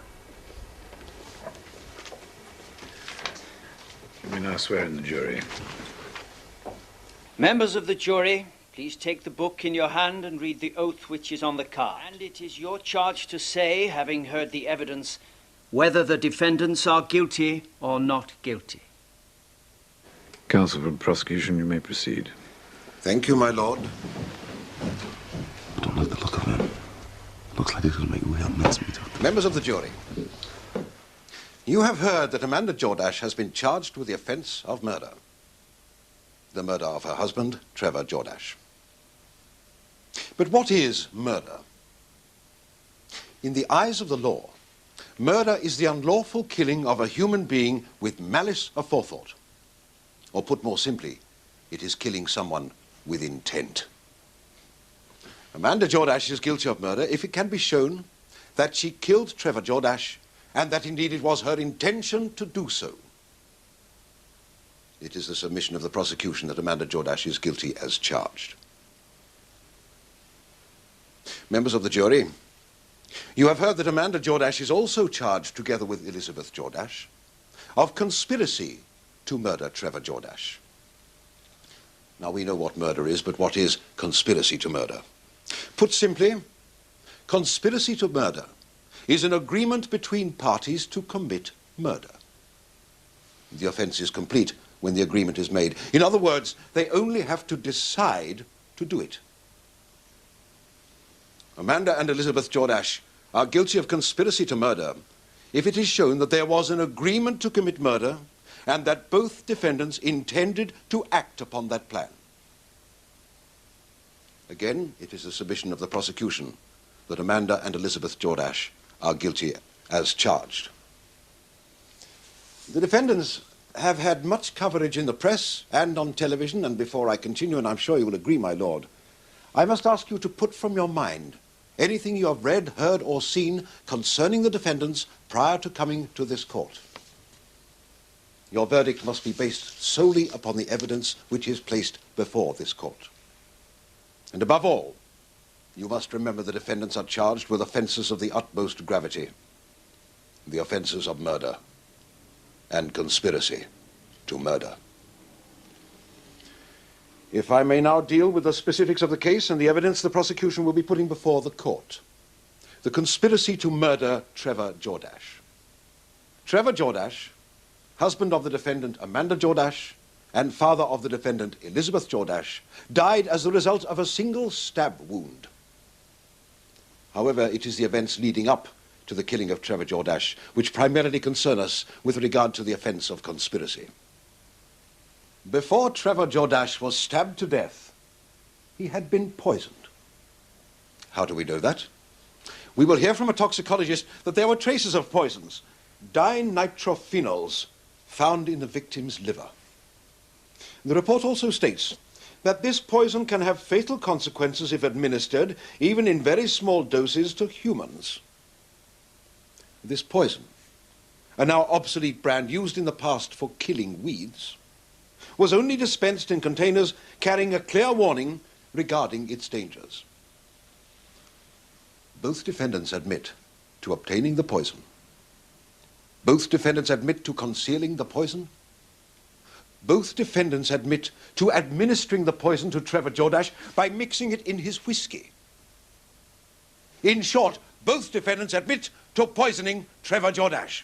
Moreover, the poison administered by the defendants was of a type which gives little appearance of its presence when mixed with alcohol.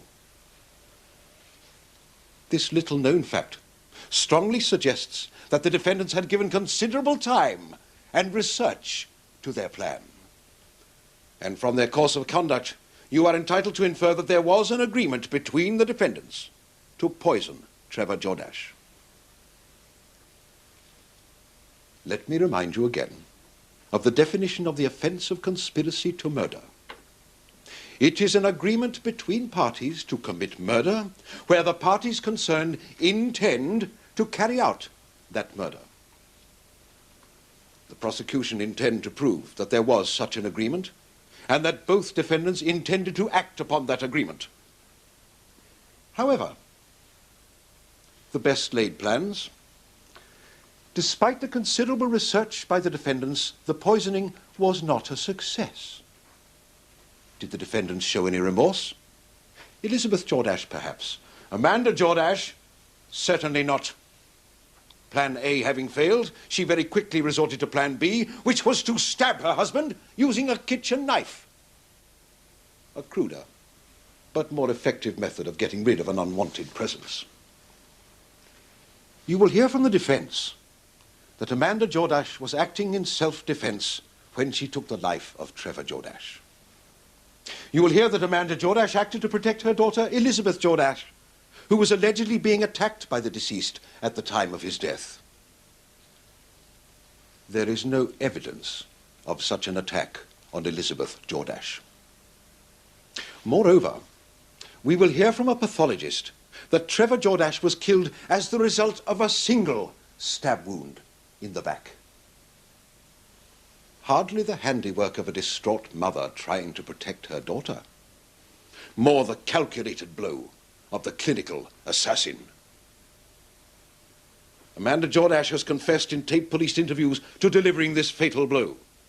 She has also admitted that together with Elizabeth Jordache, she then buried the body in the garden of their home.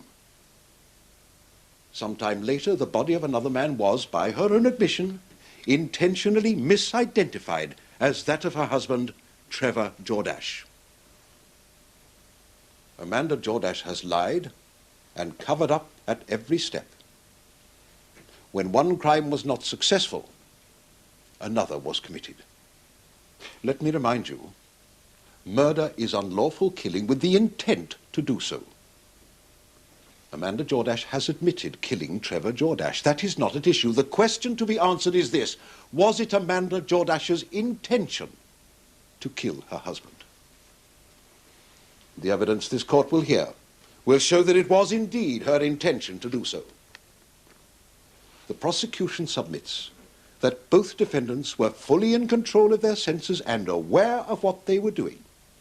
In fact, the evidence will show that Amanda Jordache and Elizabeth Jordache acted in concert and carried out their plan with considerable forethought, research, and contrivance. But when this initial plan went wrong, Amanda Jordache decided on a more brutal course of action. She took a kitchen knife and, in cold blood, carried out the execution of her husband, Trevor Jordache. The prosecution will prove that Amanda Jordache and Elizabeth Jordache are guilty of these heinous crimes.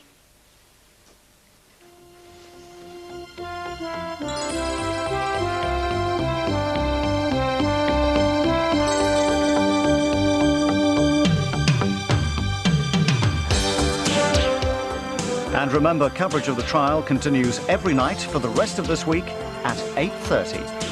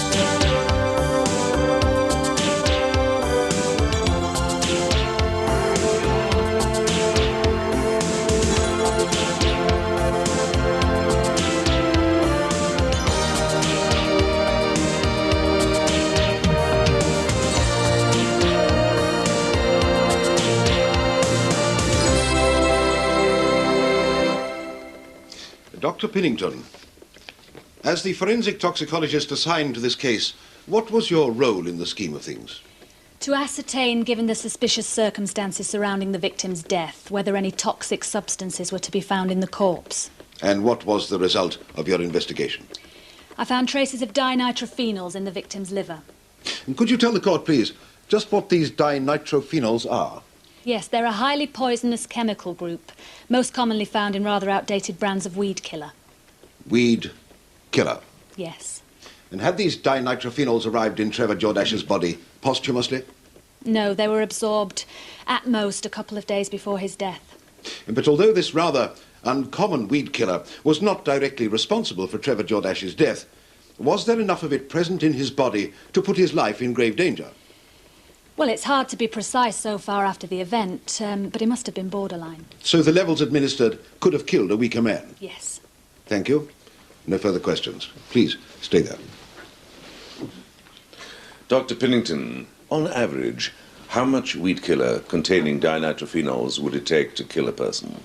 1 gram of the substance. Say about a teaspoonful would be in the fatal range. Not a lot, then. No. So, as attempted poisonings go, how would you rate the defendant's efforts? Well, not too hot, really. Would you go so far as to say that they were incompetent? Not far from it. Hardly the work of a pair of aspiring Dr. Crippins. No, not really. Thank you very much. And Dr. Stevens, based on your examination of the forensic evidence found in 10 Brookside Close, could you give us your account of what took place in the moment prior to and the period immediately after Trevor Jordache's death? Well, judging by traces of blood and tissue found in the kitchen area, I'd say that was where the fatal wound was inflicted. He was then wrapped in plastic refuse sacks and dragged some yards into a garage come extension on the side of the house. And how do you know this to be the case?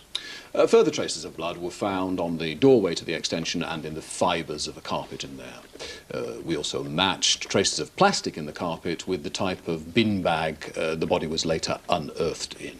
And in each case, the blood and the tissue matched that of the corpse of Trevor Jordache? Our DNA tests indicated this, yes. And by your estimation, How long was Trevor Jordash's corpse left lying in the extension of number 10? Very difficult to say, but very possibly a few days, maybe weeks. By which time it would have been in a state of some decay. Definitely. Would it have smelt? It would have reeked. And so a concerted effort would have had to have been made to conceal such a foul odour from visitors. I'll say. So would you describe the case in question as one of the more intriguing you've had to deal with in recent years, Doctor? No. Apart from the time factor, it's all pretty routine, really. So putting the evidence together didn't take an awful lot of detective work? Well, none. It was everywhere. Why was that? I'm sorry, I'm not quite with the question. My apologies. What I'm trying to say is, was the evidence, as you put it, everywhere, due in some part to the actions of Mrs. Jordash and her daughter in the events following the death of her husband? Oh, definitely. I mean, if you want to get rid of someone properly, then there are a few rules worth following. A, don't stab the victim in your own kitchen, and B, don't have them lodging in your extension while you're deciding what to do with them. In both cases, the point being that you would be leaving a rather obvious trail of evidence behind you. Exactly.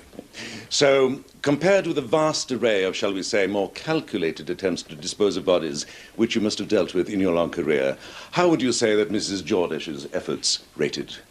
Well, it was hardly the crime of the century. So the evidence could have been indicative of somebody in a deranged state of mind, blindly trying to cope with a chain of events far beyond her control. Well, I suppose so, yes. Detective Inspector Coburn, you were the officer in charge of the investigation into the murder of Trevor Jordash. That's correct. So while the gruesome task of recovering the corpse continued at number 10, your further investigation centered on the pursuit of Amanda and Elizabeth Jordash, who had, once the discovery of their crime seemed imminent, fled the country. Yes. And where did your search take you?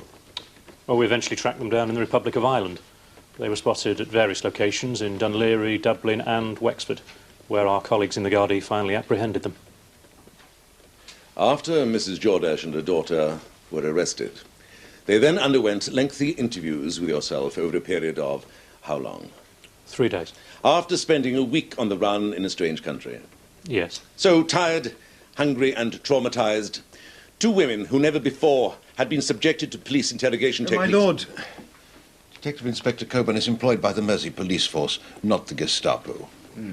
Could you tone down your descriptive powers just a touch, Mr. Anderson? My lord.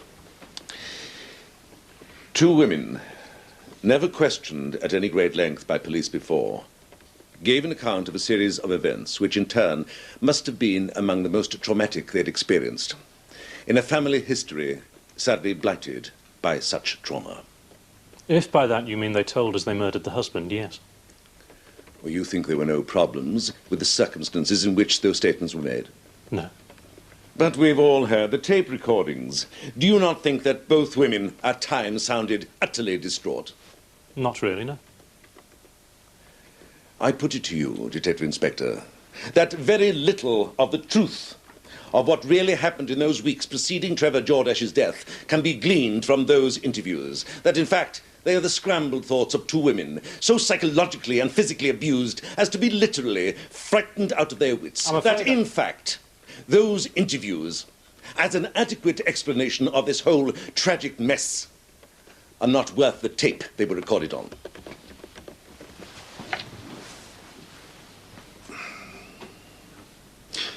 So, Constable, were you at all shocked when the truth of the defendant's actions finally came to light? Gobsmacked. I mean, amazed. And why was that? Because I'd already known the defendants for some time. In your capacity as a community policeman? Well, that's the general idea of you, Bobby, on the beat. Get to meet the locals. And under what circumstances did you get to meet Mrs. Jordash and Miss Jordash? On routine police business. Which was? On the 12th of May, 1993, in connection with the disappearance of Mr. Trevor Jordash, who'd been declared missing by his sister, Miss Brenna Jordash. And this date being some 5 days after Trevor Jordash's death at 10 Brookside Close. So it seems, yes. At a time when, by their own admission, the defendants had bagged up and stored his decomposing body in their extension. Yes. Were you given any indication that this was the case during your inquiries? No. But surely there must have been a considerable stench throughout the house at this time. They said they had a blocked drain. And in answer to your query about her husband's disappearance, how did Mrs. Jordache respond? She said she hadn't seen him for months. During this conversation, did Mrs. Jordache display any signs of anxiety? Not that I can remember. No indication that she might be in some distress? No. So you had no reason to believe that she might be suffering from some abnormality of the mind, from diminished responsibility? My lord, the witness is a police constable, not a psychiatrist. My apologies, my lord. I shall rephrase the question. Constable Coburn, as a bobby on the beat, you must have had vast experience of routine calls to members of the public. I suppose so. And during this particular call, in your judgment, did Mrs. Jordache's behaviour seem in any way out of the ordinary? Not really, no. Could you describe Trevor for us, Miss Jordache? He was a loving father, husband, and brother. And I'm the Queen of Sheba. So, I don't think we did get you much remain change close out to of Mother Trevor during Teresa. his spell in prison? Very. Of course, I didn't condone what he did. But I could see that he was trying his hardest to sort himself out. In what ways? Well, in the way that he talked to me about how he understood now what it was that made him so angry. It was all the pressure, you see. But he had got it under control. I think rediscovering his religion helped. His religion? Yes. I still practice, but Trevor had been lapsed for years. And suddenly one day I visit him in prison and he's got a rosary in his hands. Couldn't believe it. And this renewal of your brother's faith led you to the conclusion that he was a changed man? Very much so. And that was when he started talking about trying to patch things up with Mandy. He said all he wanted was to get back with his family. Nothing else mattered to him. No, I'm sure it didn't. Now, once you had renewed contact with Mrs. Jordache and the girls, did you ever come across Thomas Sweeney? Come across him. Couldn't get away from him. No. He hung around like a bad smell. He was always knocking for his water, drinking tea, selling bits and pieces like some old tinker. Any excuse to get near Mandy. And what did you make of their relationship? It was obvious to anyone with eyes in their head what was really going on. And what was that? Well, he was our fancy man. And it was after you detected signs of this new relationship that Mrs. Jordache told you that Trevor had left their home, this time apparently for good. Yes. And it was at this point that you declared him a missing person? Yes. Why? Because his letters stopped coming. He used to write to you regularly? Every fortnight, without fail. And did anything result from you contacting the police? Yes. I was led to believe that his dead body had been discovered in a wood in Cheshire. And what led you to this conclusion? Because Mandy Jordache had identified a dead body as being his. And was this the case? No. I now know it was a complete stranger. No further questions. Miss Jordache, I'd like to return, if I may, to the events leading up to your brother's conviction and subsequent prison sentence on the charge of grievous bodily harm.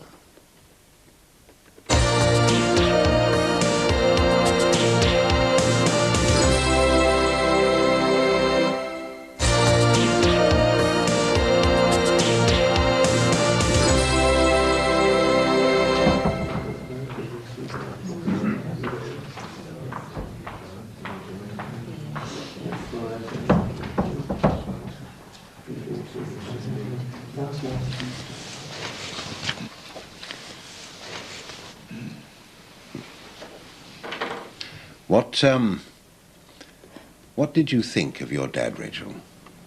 I loved him. And did you get on well? Brilliant. So how did you feel when he was sent to prison? Terrible. But I knew what he'd done to my mum was bad too, so... Did you ever see your dad hit your mum? No. I'd heard them arguing sometimes, but... Did you keep in touch with him when he was in jail? No. So, how did you feel when your dad turned up again after he got out of jail? I was made up. And how did your mum seem? Nervous, but happy, I think. It was Beth who didn't want him there. But you did. Yeah. Were there any rows with your mum once he'd moved back in? No. Well, they did have a bit of an argument one night, but that was it. And did your mum have any more bruises? No.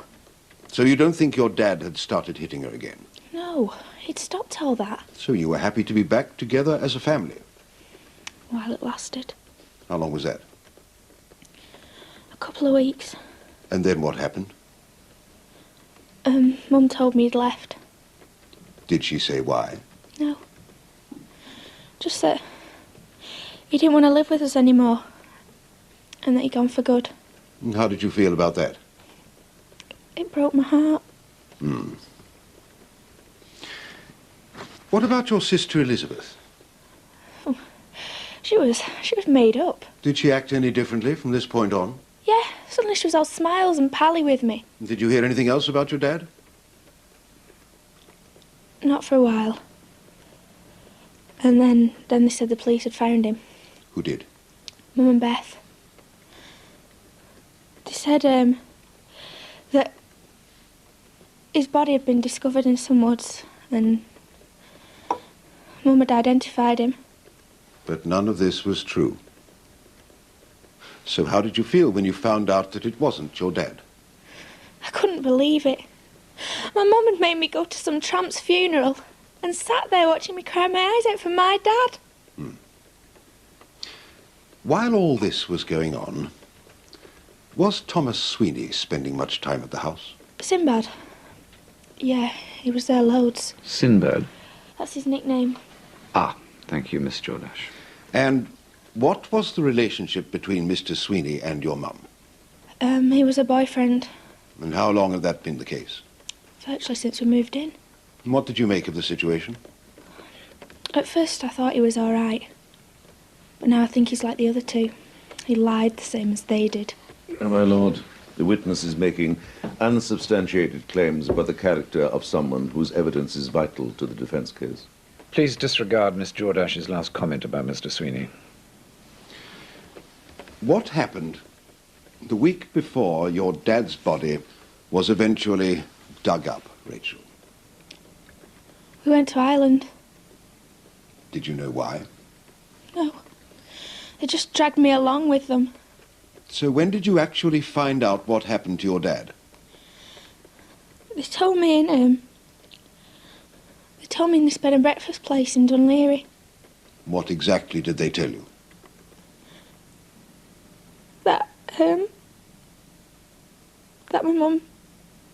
That my mum had stabbed him. And they buried him in the back garden. You must have been devastated. I couldn't believe it. Why do you think your mother killed your father, Rachel? My lord, my learned friend is blatantly leading... I don't know. Because they hated him, I suppose, because he'd hit my mum. Miss Jordache. But Beth helped because she just hated all Miss men. Jordache, I don't please. care what he did. They still shouldn't have killed him. Rachel, must be hard coping with all this upset.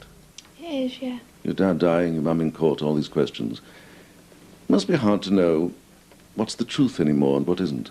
I know who the liars are. With everything that's happened, do you feel it's up to you to protect your dad's memory? Someone's got to stick up for him. That's right. And I'm sure that any loving daughter would feel the same. But you have to remember, Rachel, that this is a courtroom and you're under oath to tell the truth, and that you have to be watching out for the point where protecting someone means lying on their behalf. But I haven't lied about anything. I'm not suggesting for one moment you have. Good, because I haven't. Right. So, when your dad came back home, did you and he spend a lot of time together? Loads, yeah. Did he get on really well with you? Yeah. Better sometimes than with Mum or your sister? I don't know, I suppose so. Yes. Why was that, do you think? Well, they were always arguing with him, Beth especially. She didn't want him there from the word go. She never even gave him a chance. But you did, didn't you? Yeah, I did. So that when the rows got too much for him, he turned to you. Yeah, Did you feel as though you were the only one who'd listen to him? I was.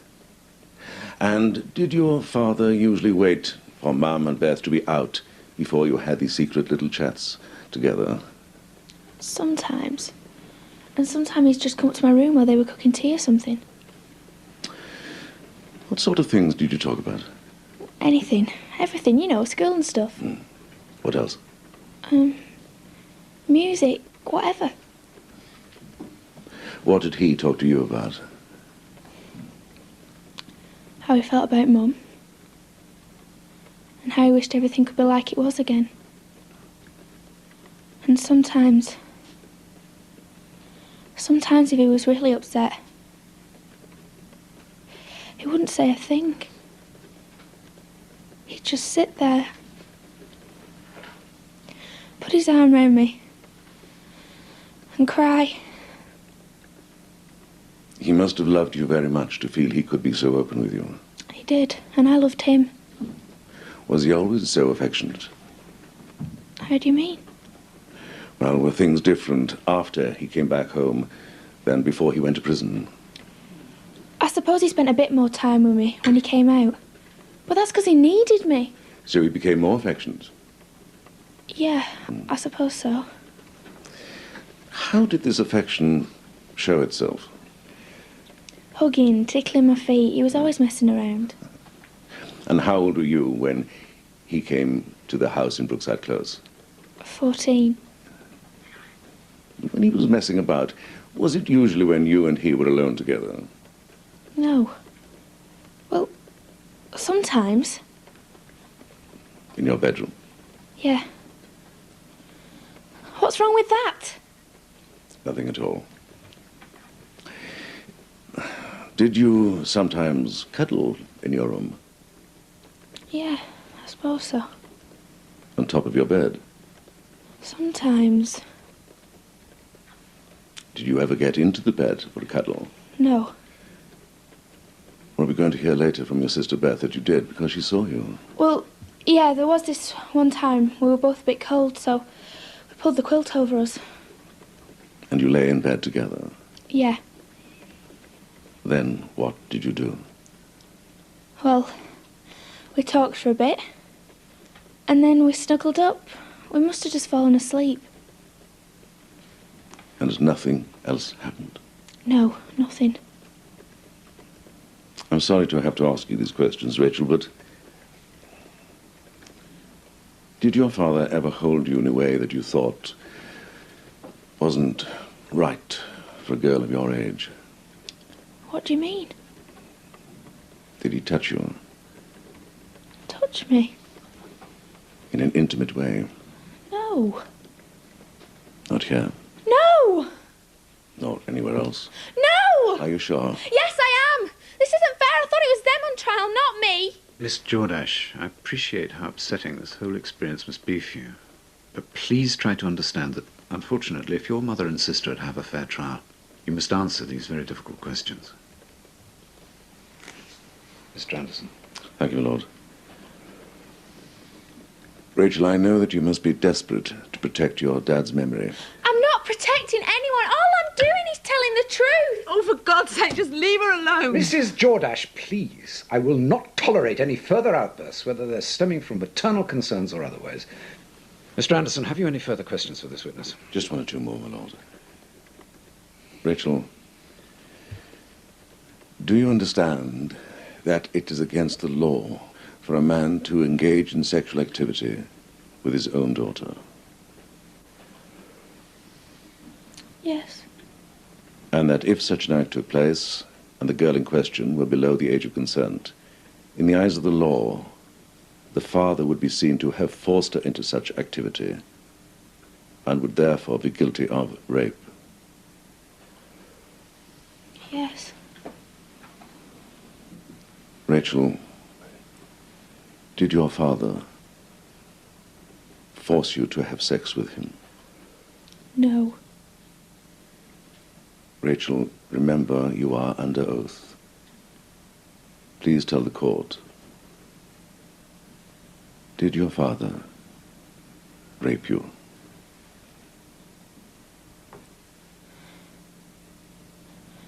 No, he didn't.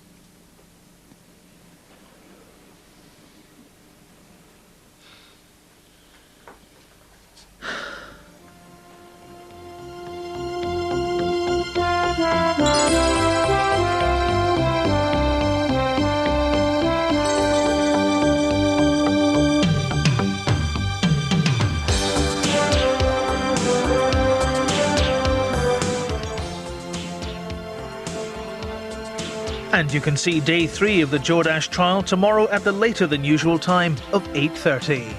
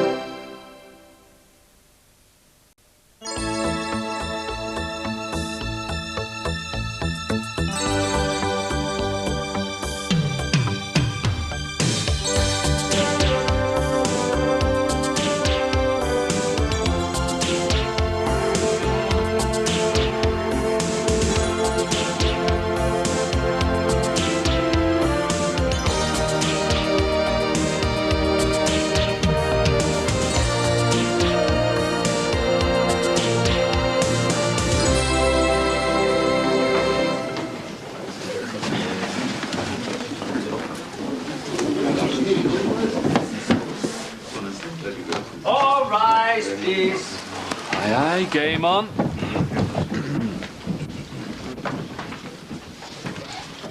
Hiya, David. Exciting, isn't it? Just like that caravan acoustic.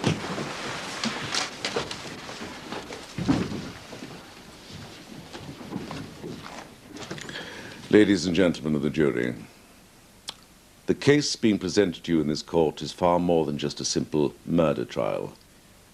It is primarily, as you will hear, a tale of human tragedy, of utter despair. And at the heart of that tale, indeed of this trial, there is one vital question that you must keep asking yourselves. How did these two women, a loving mother with 2 teenage daughters, and a very bright university student with everything in front of her, end up in that dock, accused of crimes such as murder and conspiracy to murder? The evidence you will hear in this court is an account of the hellish journey which brought them to that dock. It is a story of psychosis, of sociopathic domestic violence, of incestuous rape, a story of cumulative abuse, a story of how an intolerable catalogue of psychological, sexual, and physical violence drove these two women closer and closer to the precipice, the unimaginable, and of how that abuse so provoked and unbalanced them both as to render them convinced that their only option, their only hope of ending this misery was to kill the beast that Trevor Jordache, husband, father, had become. I'd like to call Mrs. Amanda Jordache.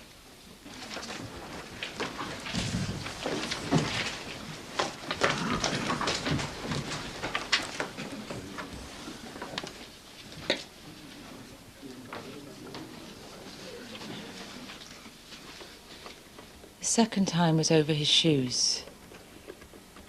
He said I hadn't put a good enough shine on them. How could he go for dinner with his boss in dirty shoes? Did he hit you? It's just the one punch in the stomach. But it was hard and it hurt. And then he twisted my arm behind my back. Were you badly injured? Bad enough. I had to get the bus to the hospital. Beth was with me. I told them I'd fallen down the stairs. The doctor said I had a broken wrist and a couple of cracked ribs. And these assaults then continued on a regular basis? Yes. And yet you never did anything to try and bring this hell to an end? No. I was trying to protect the girls. But then I found out what had happened with Beth. And then, what did you do? I threatened him with the police, but he just went mad. Unleashing the assault, for which he was jailed? Yes. And once convicted, neither you nor your daughters saw him again until he turned up on the doorstep of 10 Brookside Close? No. Once he'd found us, I should have moved on.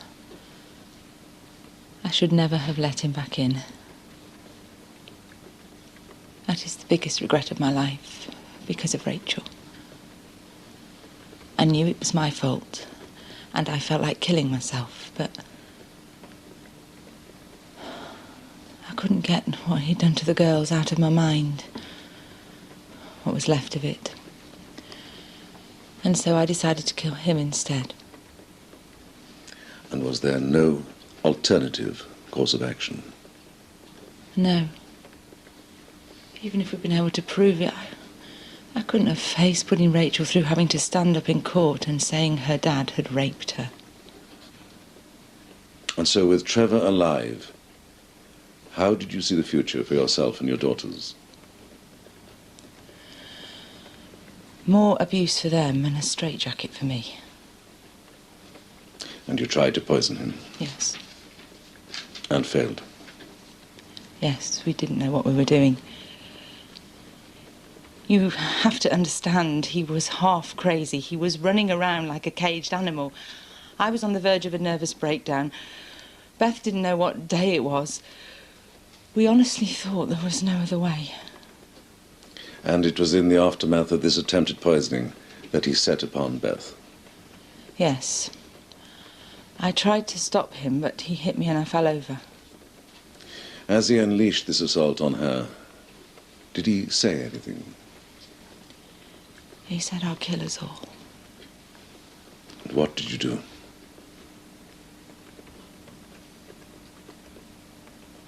I picked myself up, opened a drawer, pulled out a bread knife and stabbed him. There was nothing else I could do. Thank you, Mrs. Jordache. Would you please stay there?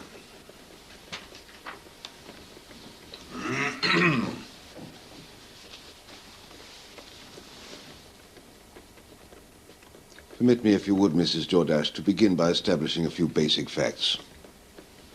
In what year did you and Trevor marry? 1973. 22 years ago. And how old, if you don't mind my asking, were you at the time? I was 18. Some years younger than your husband-to-be. Yes, he was 23. And in those early years of courtship and newly wedded bliss, what were your feelings towards your husband? Well, I loved him, I suppose. Would idolize be too strong a word? Well, it was different then. In fact, you built your whole world around this handsome, intelligent, sophisticated man who swept you off your feet and made you his wife. Is that not the case? I was 18. And in those heady days, did you talk about what the future might hold? Yeah, of course we did. About how Trevor would rise to an executive post? About the dream home, the exotic holidays, the expensive car? Well, Trevor had ambition then. He wanted to get on. You both wanted him to get on. What's wrong with that? And so you kept pushing him, trying to force him up the ladder. I encouraged him, that's all. And as the pressure increased, as your dreams of a glamorous lifestyle and his hopes of fulfillment at work disappeared over the horizon, that's when the rot began to set in your marriage. No. So when did the rot begin to set in? I don't know. Well, can you remember when he first struck you? Yes, I've said before. Yes, of course, I'm so sorry. It was as the result of an argument, wasn't it? Yes. What about? He'd had an interview for a manager's job at a new branch, but he never got it. And presumably you were unhappy with the fact that yet again your husband had failed to make the requisite progress in his chosen career. No, I just wanted us to be happy, but Trevor... well, he couldn't take it. What, feeling like a failure? Yes. Especially when his wife joins the ranks of those pointing the finger at him. I didn't. And so, A pattern of domestic violence was set. He started hitting me, yes. Frequently? Well, hardly at all at first, but as things got worse at work, he started drinking more and more. And for how long did this continue? Years. And yet, prior to your pressing charges against him in 1990, you never once reported it to the police. No. Why not? I don't know. So what was it that eventually prompted you to make a complaint? Because he raped my daughter. I thought it was because he assaulted you. That's what's stated in the police records. The reason he beat me up was because I threatened to tell the police about what happened with Beth. So you waited until you were viciously beaten before deciding to do something about your own daughter's alleged rape? I was scared. So then you reported the rape to the police? You know I didn't. What did you do? I reported the assault. Why? To protect Beth. I didn't think she could cope with it all. So your idea of protecting your daughter from an alleged incestuous rapist was to allow him to continue to live under your roof until such time as he decided to give you a beating? I got him locked up, didn't I? Yes, for grievous bodily harm. The only crime I would suggest to you that Trevor was actually guilty of and for which he served his sentence. No. Moving on to the time Trevor spent in prison, how did your life change after his conviction? Well, we had to give up the house. Not that I was keen on staying there anyway, and so Mrs. Shackleton offered us a place in a women's refuge. Which you accepted? Yes. And did Trevor contact you at all during this time? He wrote to me. At the refuge? No, at our old address. The letters were forwarded on to me. And did you reply to these letters? No. Did you let the girls read them? No. Why not? I wanted them to try and get used to life without him. So you denied both your daughters any form of contact with their father? He'd raped Beth. Yes, so you keep saying, but as you made similar allegations in this court on behalf of your other daughter, Rachel, allegations which she refuted outright in her sworn testimony to this court, what are we to believe? It's true. On receipt of these letters, did you read them? Yes. What tone did they take? Well, they were very apologetic, full of stuff about how he'd changed and he wanted me to give him another chance. But you rejected these pleas out of hand, determined you would not have him back? Yes. And further to this aim, what action did you take when his release date loomed? I took up Mrs. Shackleton's offer of a safe house. A new house, in a new city, away from the threat of Trevor. All I wanted was a fresh start. For you and your girls? Yes. And you entrusted Mrs. Shackleton to help you in this task? Yes. So why, when Trevor tracked you down after his release from prison, did you immediately welcome him back with open arms? I didn't. But wasn't he resident in the house within days of his reappearance? No, it took longer than that. What did? I don't know.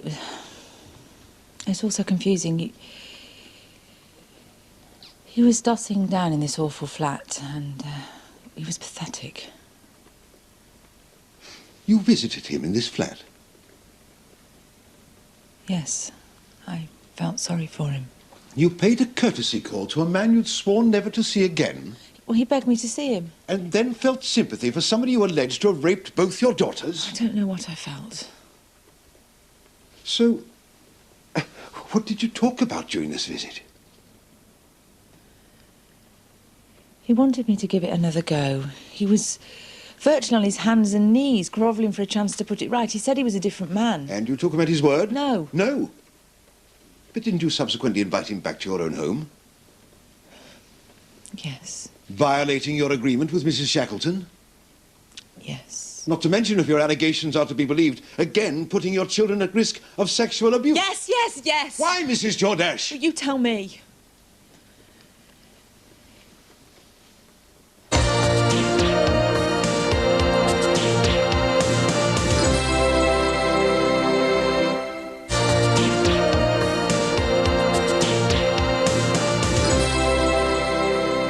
Could you tell the court a little about your relationship with Thomas Sweeney? He's a friend.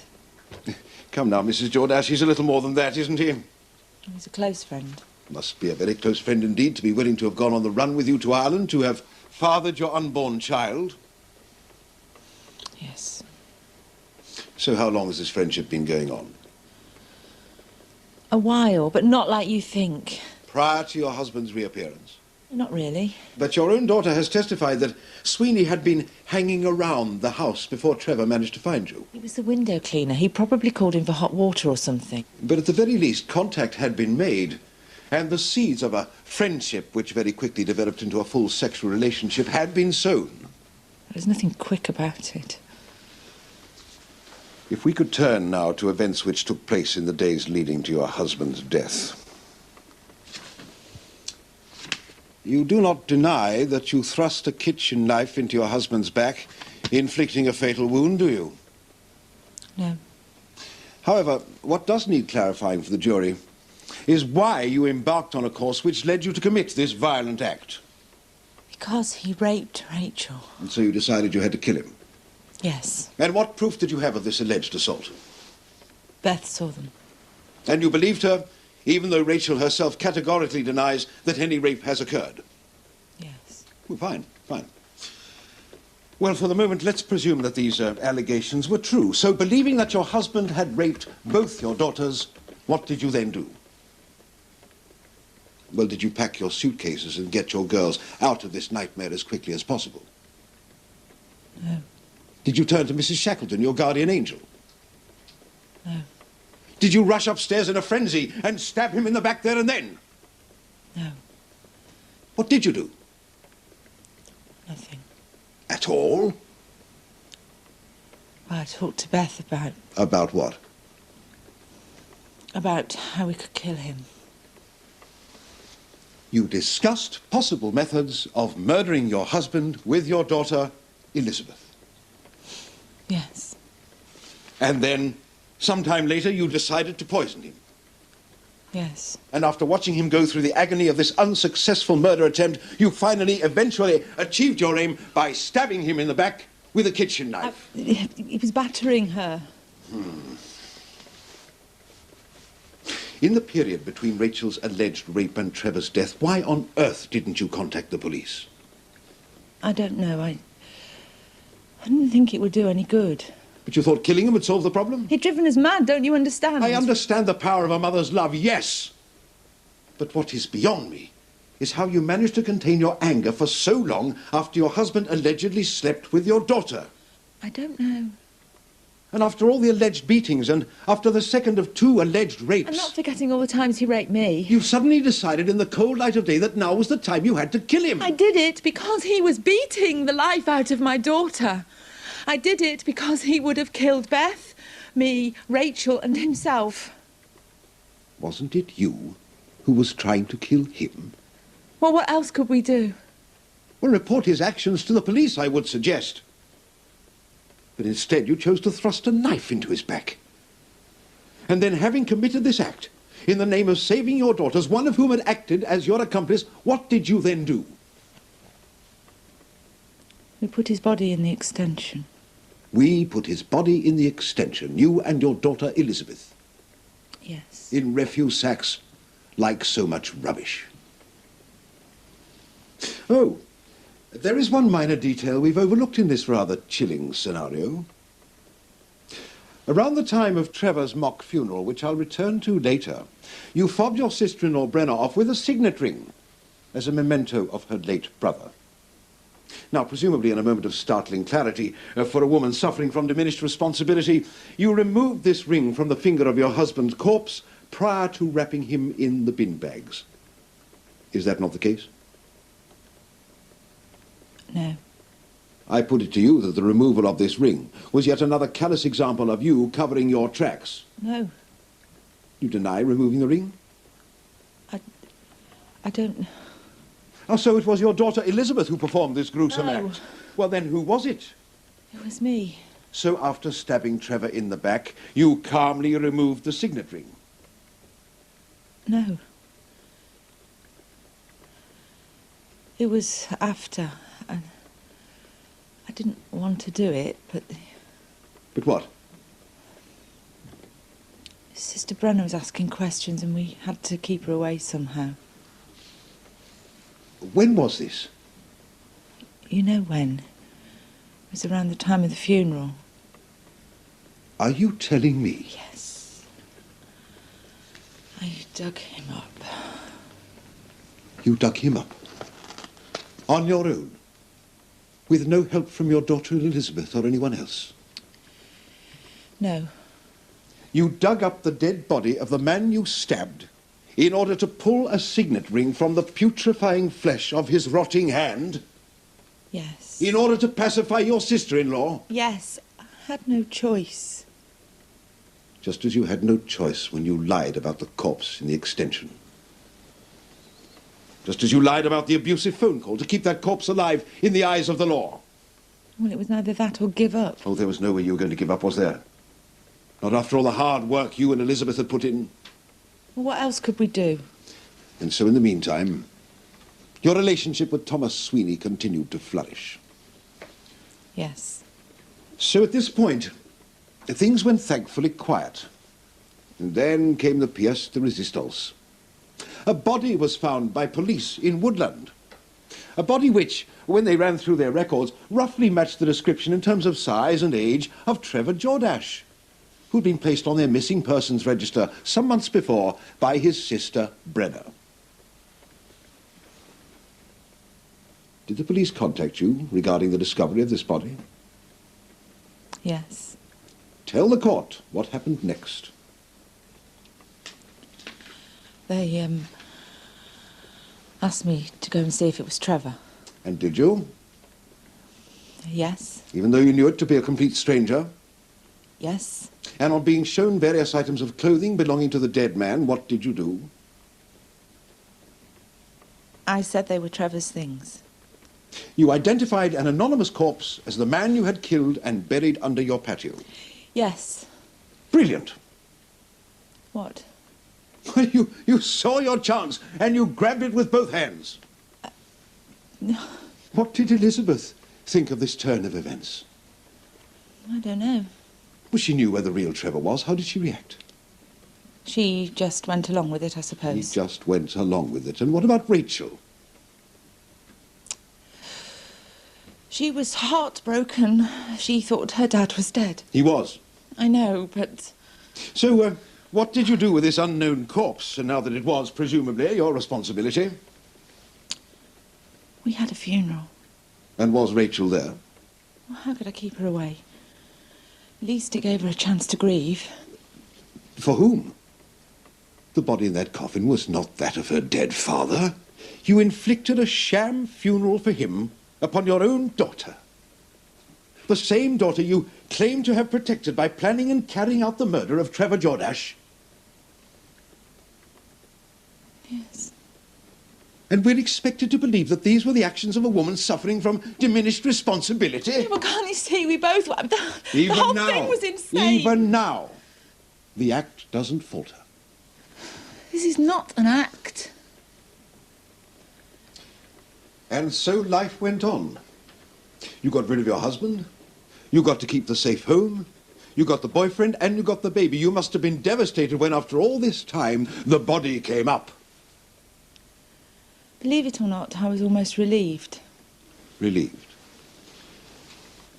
If those drains hadn't flooded your neighbour's garden, if that fluke hadn't ruined all your plans, would you have given yourself up? I don't know. Would you have told your daughter Elizabeth to give herself up? No. Of course you wouldn't. That would have meant throwing away everything you dreamed of. Your house, your man, your child. That man raped my children. No, that man failed you. Didn't he? He failed you by shattering the dreams of an innocent 18-year-old girl. There were no rapes, were there? There was no incest. Just a wife lying in a hospital bed, battered and hell-bent on revenge. You can't kill a man just because he hits you. Diminished responsibility. You've shown traits of criminal genius, Mrs. Jordache. And self-defense? I'd say it was Trevor who was in need of defending. No further questions.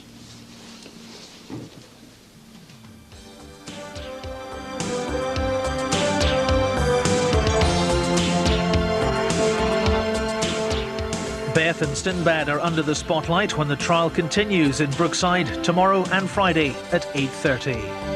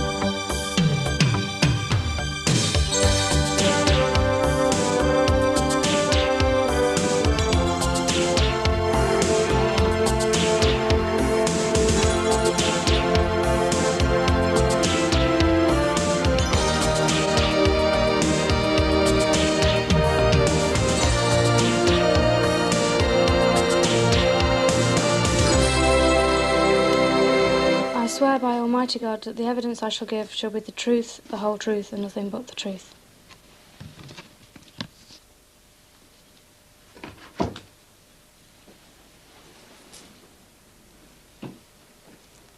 Miss Jordache, when did you first see your dad hit your mum?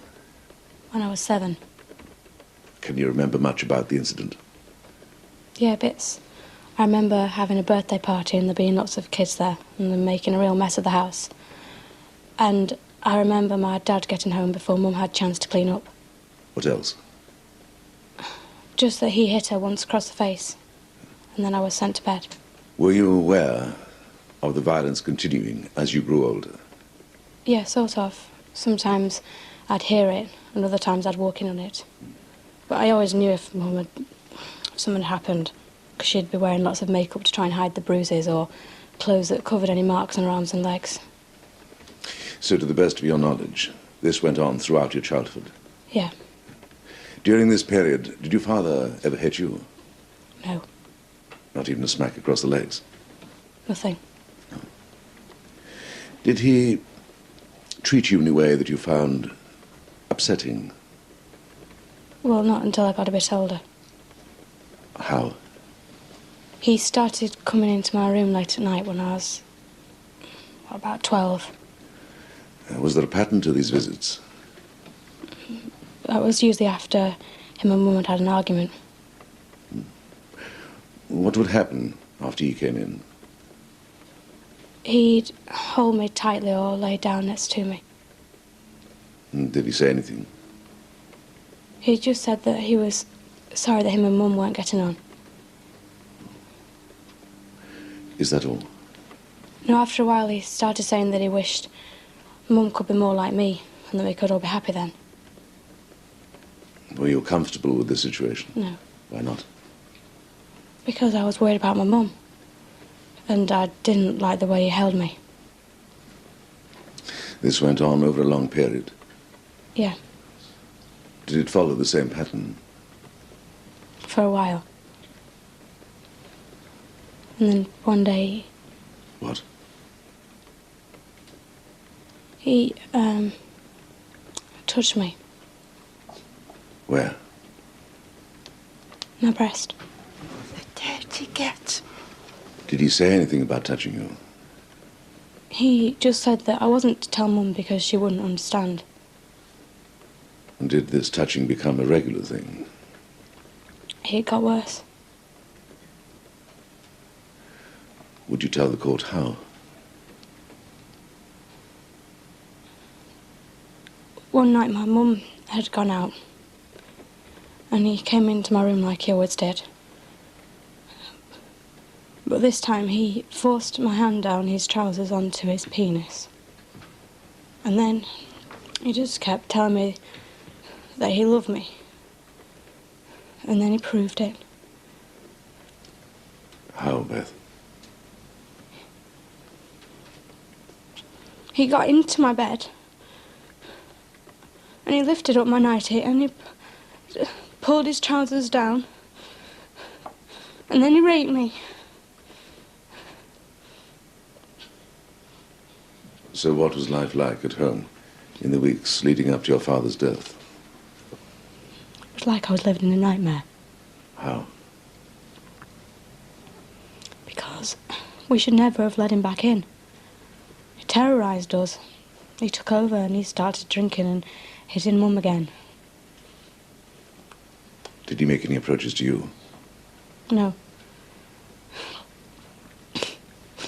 I wouldn't even talk to him, let alone allow him to touch me. Was he violent in any way towards you? Not until towards the end. It was the only way he had left of trying to control me. How did you cope with all this?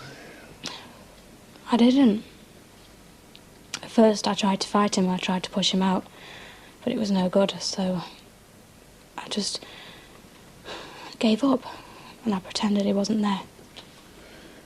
So what was it that transformed you from a state of bitter acceptance into someone so distraught, so torn apart, that you were driven to lace your father's scotch with weed killer?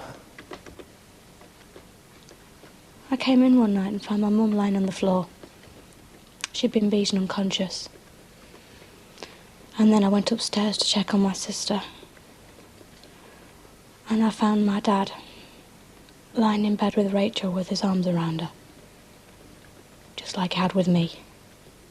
So how did the sight of seeing your own sister subjected to the same ordeal as you faced make you feel?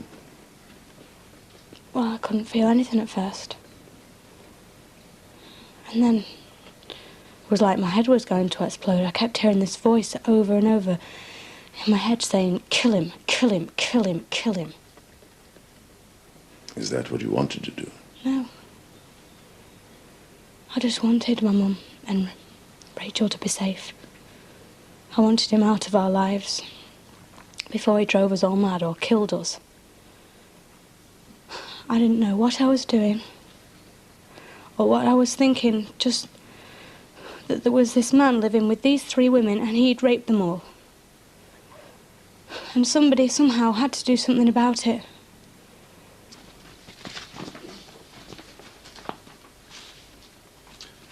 So, Miss Jordache, even at the tender age of 7, you were able to recognize domestic violence. Well, you know what I mean. I saw him hit her. And how often were you witness to such scenes? Well, I don't know exactly. Well, once a week, a month, a year. It's hard to say. So you can't tell me how often your father allegedly beat your mother, but you can remember the minutest detail from your 7th birthday party. Yes. You were witness to one other incident, weren't you, Miss Jordache? An incident which took place on the 5th of September, 1990. Yes. The night your father put your mother in hospital. An assault for which he was charged with grievous bodily harm and subsequently imprisoned. I should have been given life. And you were witness to the whole assault? Yeah, I saw it all through a crack in the living room door. He beat it to a pulp. That must have been a very traumatic experience. Oh, yeah, it was.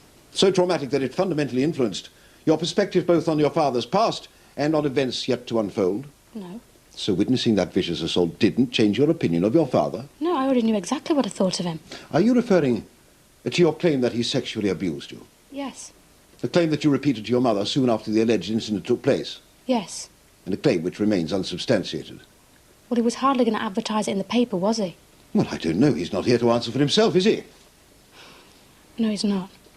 So why is it, do you think, that when you went to your mother, distraught, alleging that your own father had raped you, she did nothing to protect you from further assault? Well, she wanted to, but she was terrified of him. All the more reason to report his alleged crimes. But that's why he beat her, because she threatened him with the police.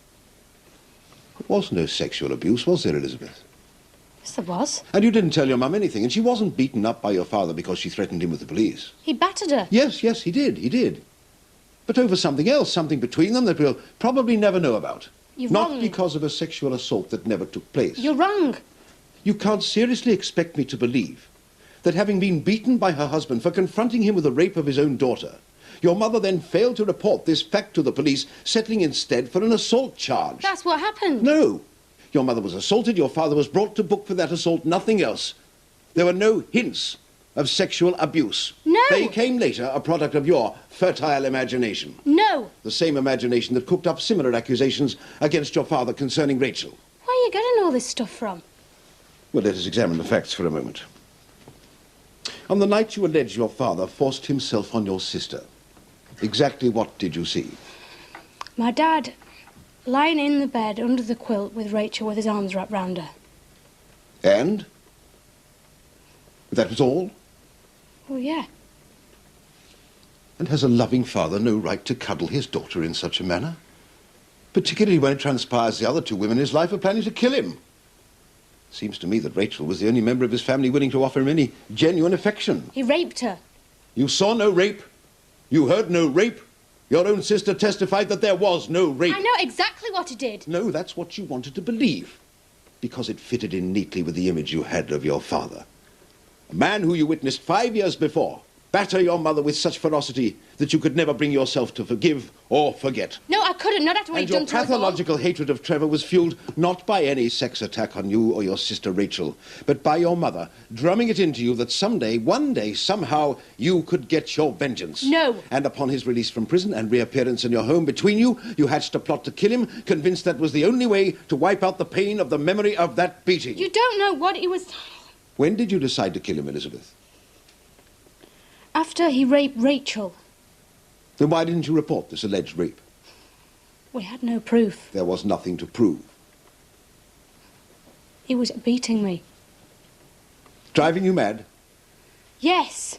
We heard an expert witness testify to the agony involved in being poisoned by the weed killer you administered to your father. Would you say Trevor suffered much after you and your mother poisoned him? He was in pain, yes. For several days up until his death? Yes. By which time he was virtually incapacitated. Well, he was still strong enough to beat the hell out of me. And it was during this alleged attack that your mother stabbed and killed him. Yes. What exactly was the root cause of this alleged attack? I don't know. We had an argument and he blew up. Despite the fact that his strength must have been massively debilitated as a result of the weed killer you and your mother had given him? Yes. Was there an argument that day, Miss Jordache? Or did you simply lure Trevor out into the open so that your mother could finish him off? He was beating me. He was ranting and raving, saying he was going to kill us all. Why? Because that's what he was like. Why would a man crippled in pain suddenly decide to launch into a verbal and physical attack with his own daughter? Did you provoke him? No. Was that part of the plan?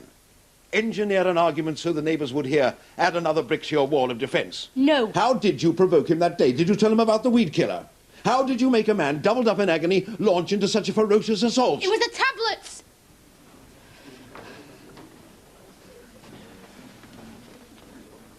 What? Nothing. What tablets? He deserved it. Deserved what? To die. What tablets? The ones I was crushing up to put in his hot milk because the weed killer didn't work. We had to get rid of him. We didn't know what else to do. For God's sake, the man was a psychopath. So your father attacked you while debilitated from the effects of the weed killer poisoning because he caught you trying to prepare a drug overdose for him. Yeah. And then supposedly in the heat of the moment, your mother stabbed and killed him? Yes. He was driving us mad. No further questions. What? No further questions. Well, I've got a few questions. Miss Jordache. I want to know why we're on trial for protecting ourselves against that vicious... Miss Jordache. I want to know why he was never punished for what he did to us. And why women end up in prison for life for trying to protect themselves against animals like my father. To request your against removal scum from this... who think a wedding ring is a license to terrorise, to punch and kick and Miss choke and rape. Jordache! Any more of this and I shall hold you in contempt of court. Contempt? Oh, that just about sums this place up, doesn't it? Some justice this is.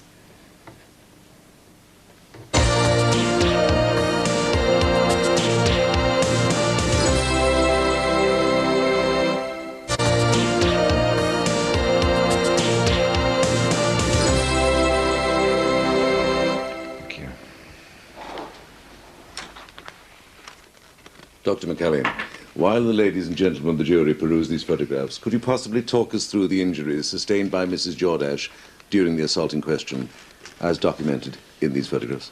Yes. Multiple contusions to the lower left and right tibia, a hairline fracture of the right femur, multiple fractures to the rib cage, fracture to the left wrist, multiple contusions to both upper arms, multiple facial fractures to the jaw, cheekbones, and nose. Mrs. Shackleton, what was it that led you to believe that this was a case which merited your organization's urgent attention? Well, we were very much disturbed by the ferocity of the attack for which he was imprisoned. Could you expand on that, please? Well, from what I saw of Mrs. Jordache's injuries, her husband seemed to have crossed the line between the calculated bullying violence we come across every day into something more frenzied. I would say it was more by luck than judgment that she wasn't killed during that last assault. So, Amanda Jordache, having placed herself in your hands, took the refuge you offered, made this safe house her home, and then proceeded to lie about phone calls that were never made, letters that were never written, and in a complete about-turn took in the very man you were meant to be protecting her from. A fact you only learned 2 years later when his corpse was exhumed from the back garden of your safe house. Is that correct? Yes. Thank you. Dr. Cunningham, in drawing your conclusion that Amanda Jordache had indeed suffered from abnormality of mind, you make references to a condition known as chronic post-traumatic stress disorder. Yes. What is the nature of this condition? It's suffered by a person who's been subjected to a traumatic experience of exceptional severity involving a threat to life or to bodily integrity. And Amanda Jordache, and indeed Elizabeth Jordache, showed symptoms of this disorder? Yes, at various points in their interviews and to varying degrees. They showed most of the classic symptoms. So, in simplistic terms, what you're telling the court is that both Amanda Jordache and Elizabeth Jordache were suffering from chronic post-traumatic stress disorder at the time you interviewed them? Yes. Please take the book in your right hand. My apologies for interrupting. Is somebody in the public gallery taking notes? Hey, soft girl. The big's talking to you. You are? You may not be aware, madam, but any unauthorized note-taking by members of the public is prohibited in the court. What's he said? No writing. Oh. Well, I'm sorry, Your Grace, but I was just doing my numbers for the lottery.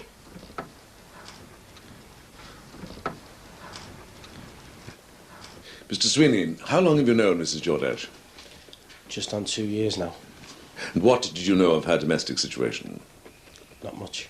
And nothing of her husband's violent nature? Not at first, and then I knocked around for something one night and I saw him battering her. It was horrible. It's then that it all fell into place. Oh, how she changed after Trevor turned up on the doorstep. She became a complete nervous wreck overnight. When you witnessed this assault, why didn't you intervene in some way? Wish I had done now. Suppose at the time I thought that I would have just made things worse. So, after this incident, what did you then do? Well, there wasn't much I could do while he was still on the scene. I just kept in touch with her, talked to her and that. So, after Mr. Jordache's disappearance? I got closer to her. Got to know her very well? Yeah. Got to know how things were between her and her husband? The beatings and what he did to the girls, the lot. How do you think this sort of treatment affected her? Oh, drove her mad. Nearly ruined her life. Till you came along? Don't know about that. And how long have you been in a relationship with Mrs. Jordache? Well, it depends on what you mean. How long has your relationship been of a sexual nature? Since we went to Dublin. Just a few short months, then? Yeah. At the start, I wasn't after, I just wanted to help her. Was that the only reason it took so long for your relationship to blossom? Well, that and what Trevor did to her. See, he killed her trusting people. Wasn't just her body that he battered. He broke her heart and nearly destroyed her mind and all. And you consummated this relationship in that bed and breakfast in Dublin when you were fugitives from the law. Yeah, that's right. 2 years after you met. Yeah. 2 months after you bought a house from her. Yeah. Mrs. Jordache is pregnant, is she not? Yes. And you're the father? Yes. Could you tell the court when the baby is due? October. And so it was conceived in, February? Yeah, that's right. Not in Dublin, by any chance?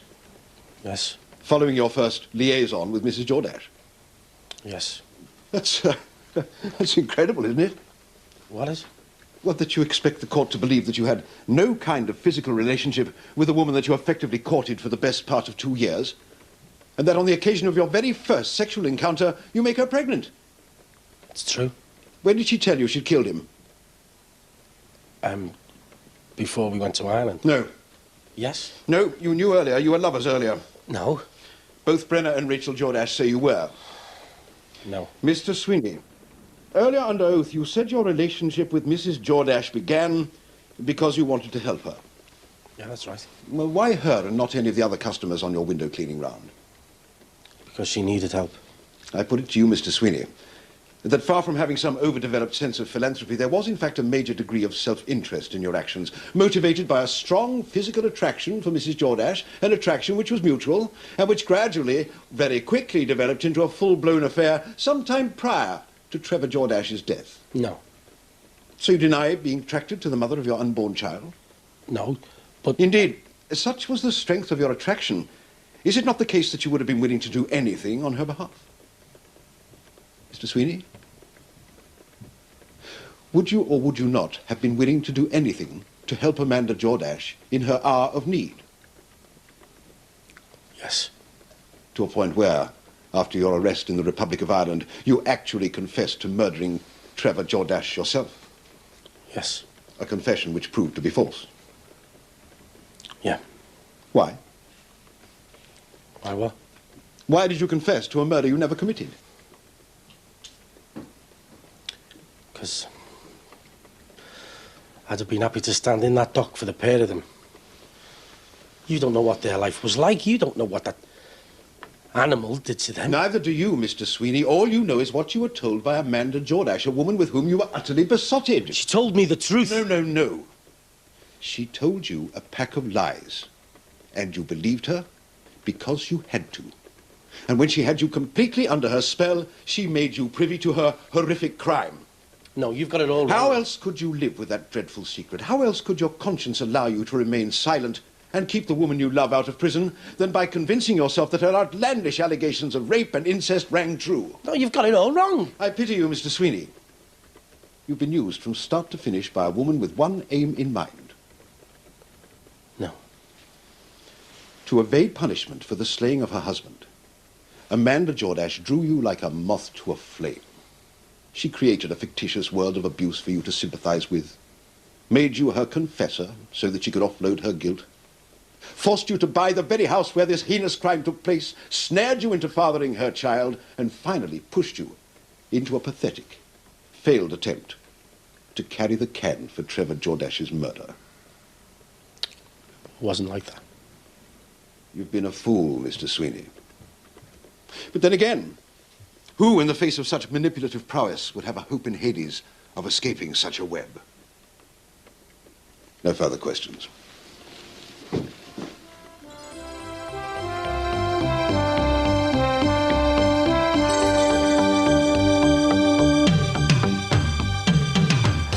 The final day of this special week of Brookside can be seen tomorrow at 8:30.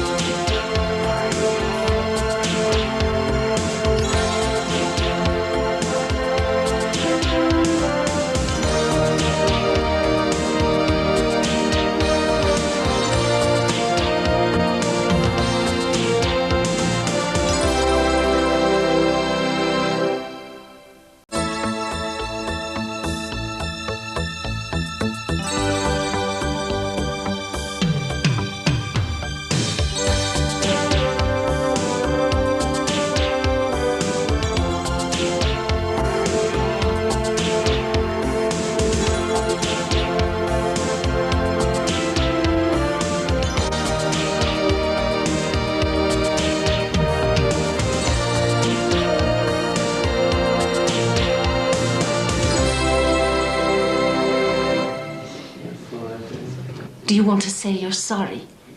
Ask for forgiveness now you know you're going down for what you did. You won't admit it, will you? You and her told a pack of lies in that court. You're guilty as hell. Don't ask me for forgiveness.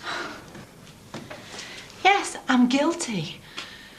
I killed that bastard because he deserved it. He made my life hell for years and years. He destroyed my life and the girls, so I killed him. And I killed him to protect me and my children. And I did it for all the women who have to suffer what I did. I'll tell you something else. I'd do it again. I'd do it again and again and again because your brother, your Trevor, was a wild animal, a monster. And like an animal, he had to be put down. You're twisted, you are. They're going to lock you up and throw away the key. Don't you think I know that? I knew it would end like this. But that doesn't change a thing. Because wherever I am, all that matters is I'm free from him at last. He won't be able to touch me or the girls ever again. Yeah. I almost forgot there's one more thing. Oh! I should have done that years ago. The Crown in Jordash and Jordash, court number 3.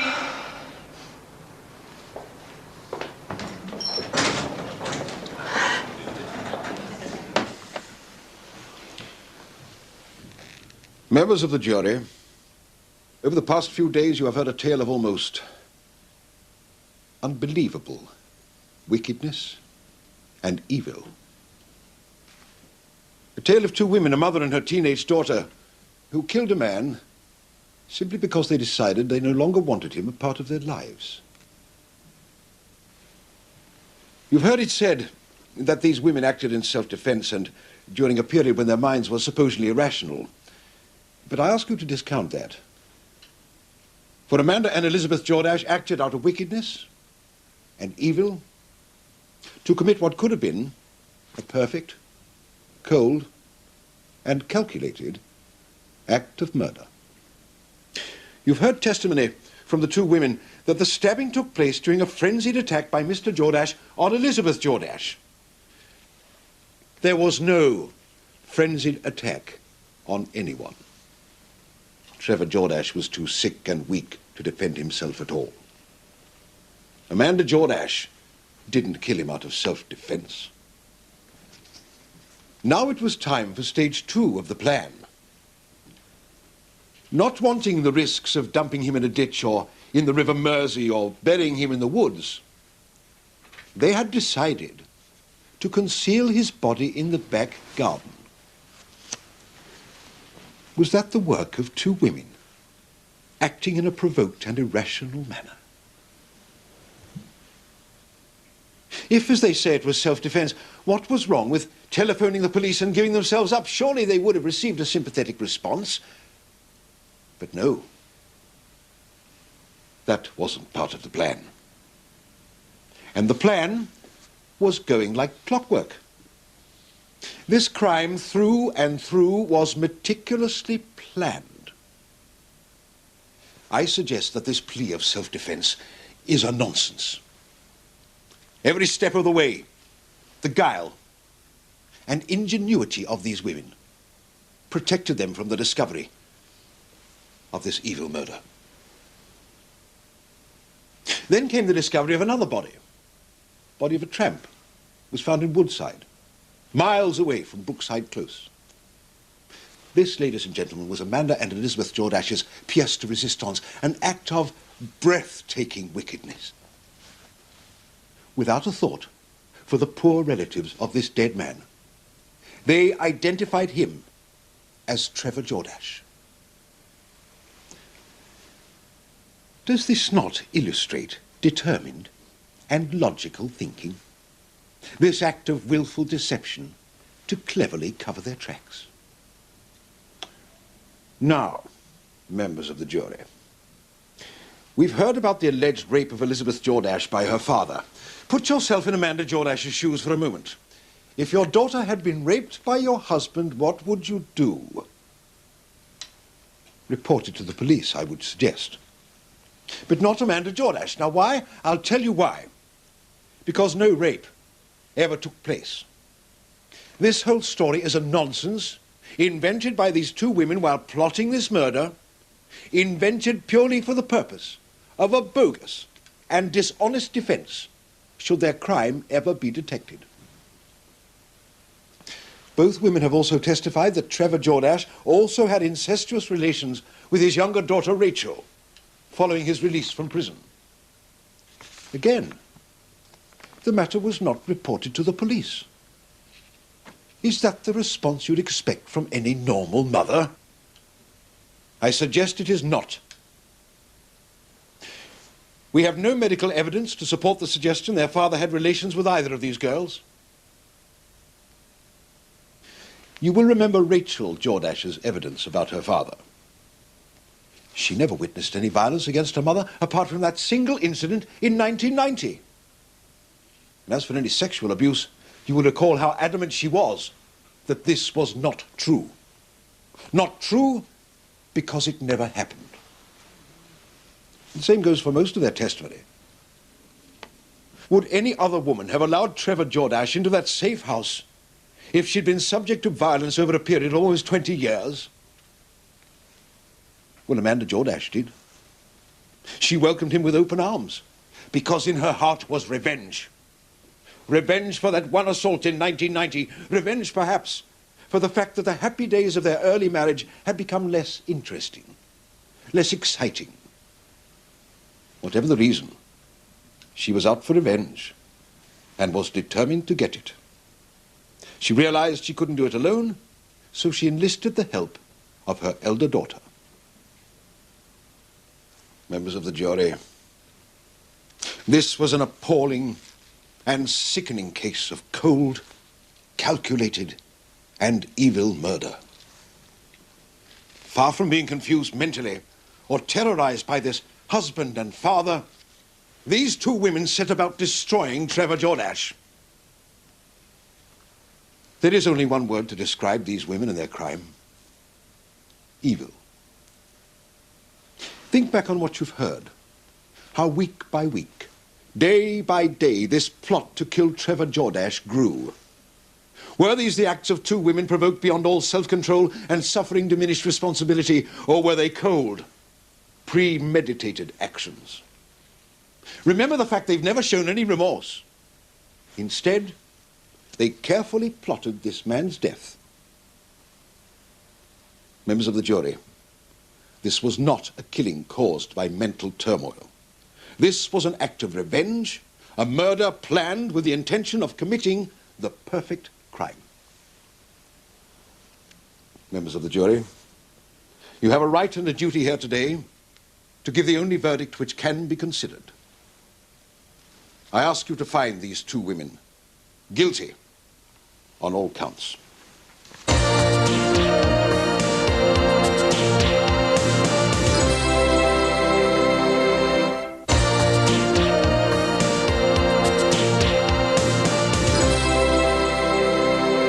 Mr. Anderson. May it please, my lord. Members of the jury, this is no ordinary killing. Well, the facts themselves are not in dispute. Both Amanda Jordache and Elizabeth Jordache readily admit what happened. And that, members of the jury, is the only straightforward aspect of this entire case.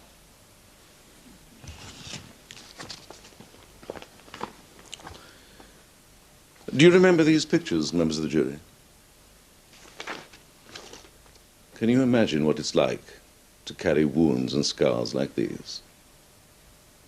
And can you imagine what it's like to have the person you married, the person you conceived children with, what it's like to receive injuries like these at their hands? Amanda Jordache can. It's been part and parcel of her married life for years. Can you imagine it? Having to account for their every movement to this man. Not knowing from one moment to the next whether he was going to kiss them or punch them. And that applied not only to Amanda Jordache, but to Elizabeth Jordache as well, who, we have heard, was subjected to rape at the hands of her own father. Indeed, the reason for the most violent attack on her mother stemmed from this sexual abuse. Can you imagine how Elizabeth Jordache felt? And who was there to stop a 6-foot, well-built man if he decided to indulge his perverted tastes yet again? Trevor Jordache hadn't changed at all, but his youngest daughter, Rachel, doted on him. In her eyes, he could do no wrong, due mainly to the fact that Amanda, as any good mother knows, had sheltered her from the truth. But Trevor Jordache knew this, and he'd grown very close to Rachel, given her presents, taken her out. And then on one occasion, Amanda came home to find them both together in Rachel's bedroom. You imagine how she felt. But what could she do? What could she say? Oh, it's easy to say she could have reported the matter to the police, as she could have done those times with Elizabeth. How could she? Would he have put them all into hospital this time? Can you imagine this new fear for her daughter Rachel? Remember that night in May that year, when Elizabeth came home and found her mother battered and her father asleep with Rachel in her bed? Rachel may have denied that her father assaulted her sexually, but Elizabeth had her own experiences in mind. Imagine their feelings at this new, sudden, terrifying dimension to their captivity at the hands of this monster of a man. The impotence instilled through fear into them by him was absolute. What could they do? They couldn't run. They couldn't hide. Their only alternative was what they decided upon. To hurt him, stop him, warn him off. Anything, anything to stop his outrages. These two women were not criminals with guns planning a robbery, willing to kill for gain. They were not muggers with knives ready to kill. Nor were they evil, scheming women out for revenge. They were two desperate women being driven to the edge of madness and despair by this man. They could see no way of escape from the tightening noose of his increasingly vicious behavior, and they felt they had no alternative. So disturbed was the state of their mind, so diminished was their state of normal behavior. They tried to poison him with weed killer. But these were inept, desperate women, not experienced killers, and the only result was to make him more angry. Desperately, they ground up painkillers to slow him down, disable him. But he walked into them and, realizing what was afoot, threatened them with death. He would, you have heard, kill them all. Kill them all. Now please imagine the scene. Trevor Jordache launches a wild, vicious attack on his daughter. Violence that not even Amanda had seen to such a degree before. What would you have done? A split-second decision, not weeks of planning. How would you have stopped him? Amanda Jordache took the only course open to her. That of self self-defense and the defense of her daughter's life.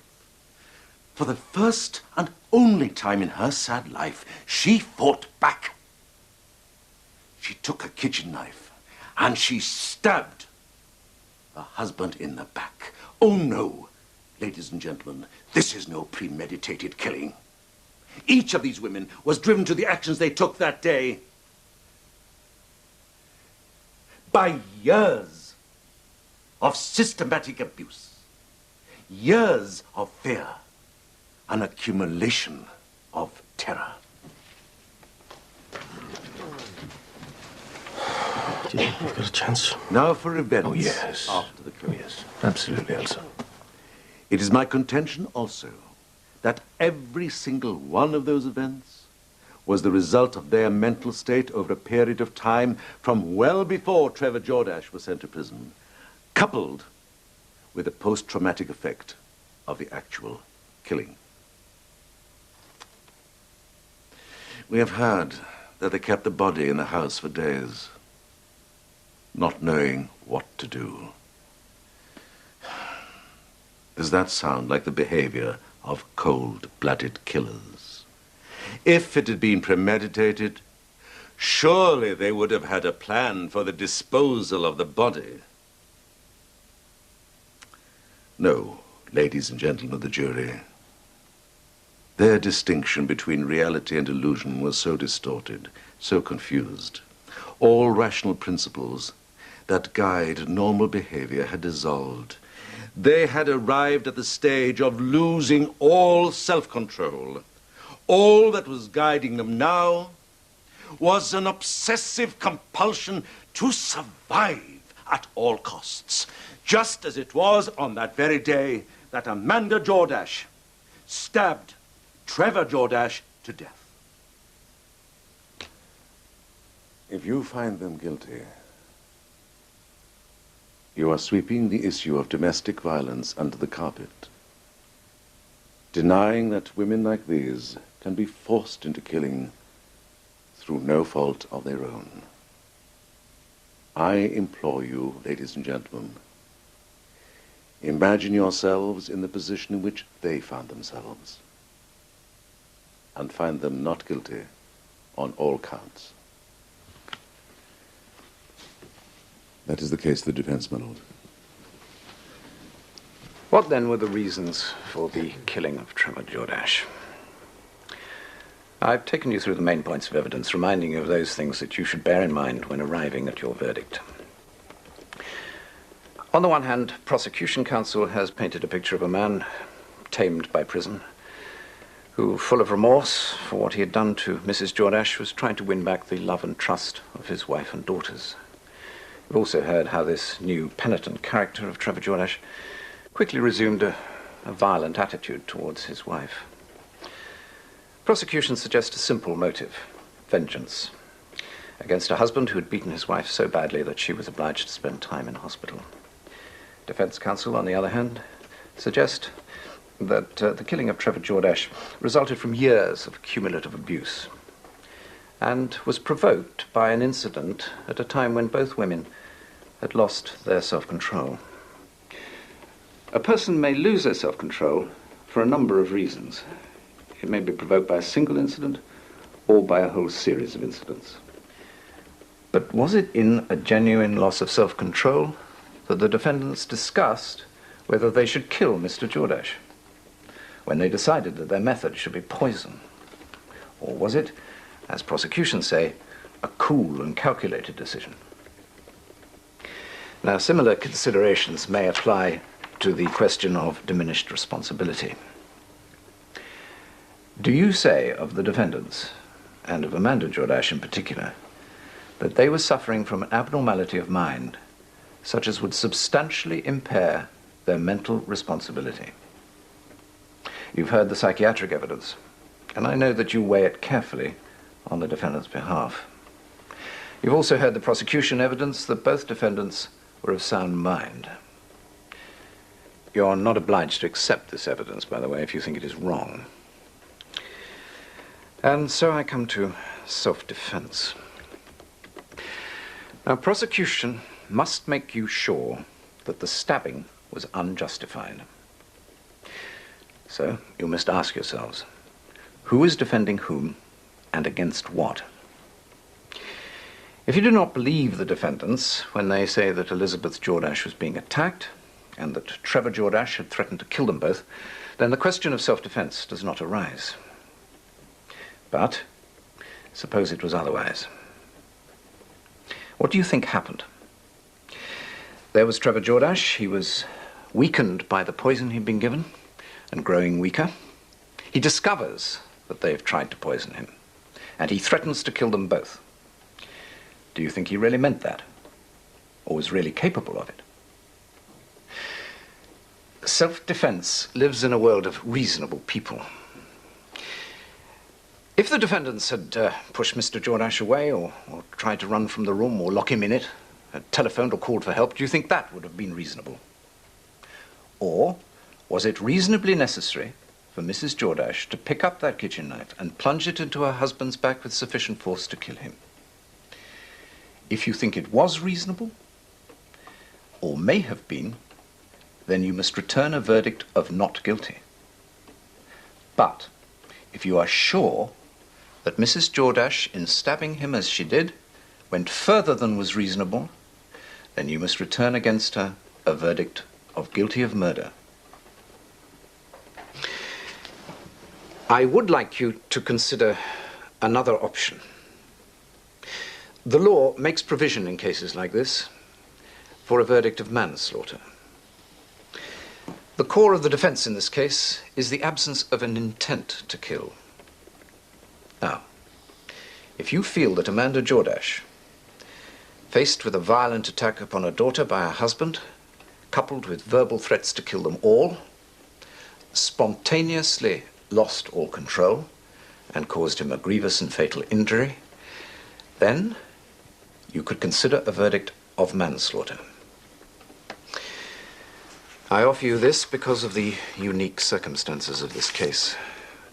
Why should two such apparently normal and ordinary women commit such an act? However, whichever verdict you arrive at, you must remember one singular fact. There is the death of a man to account for. Members of the jury, will you go and consider your verdict? All rise.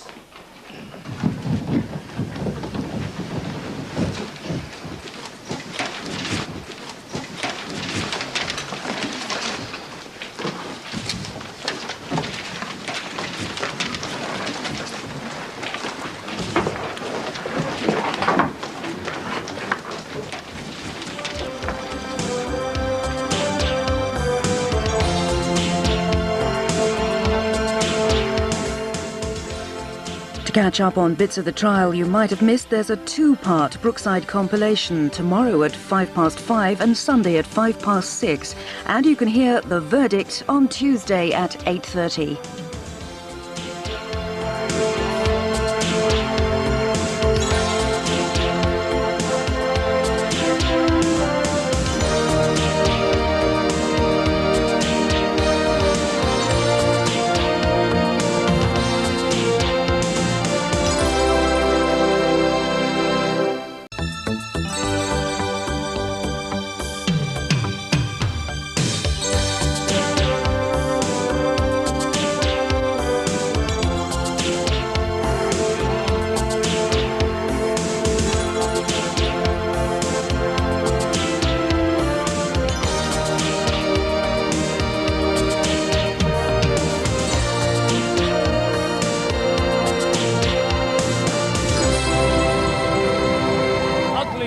As Mrs. Amanda Jordache and her daughter Elizabeth arrive at Crown Court to hear the verdict at the end of this week-long trial, which has attracted increasing public attention.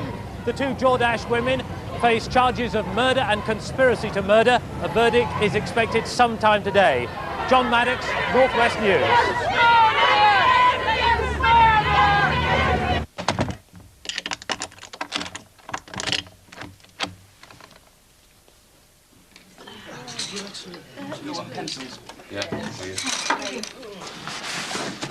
So, what does everybody want? Oh, no, you're all right. I'll get these, and coffee's all round. I'll have coffee and Mum will too. Right. OK, coffee's full. So what happens now? Just wait? Yeah, I'm afraid so. Look, I know it's tough on you, but we have to think positive. The judge was obviously sympathetic. Well, he can't do anything about it, can he?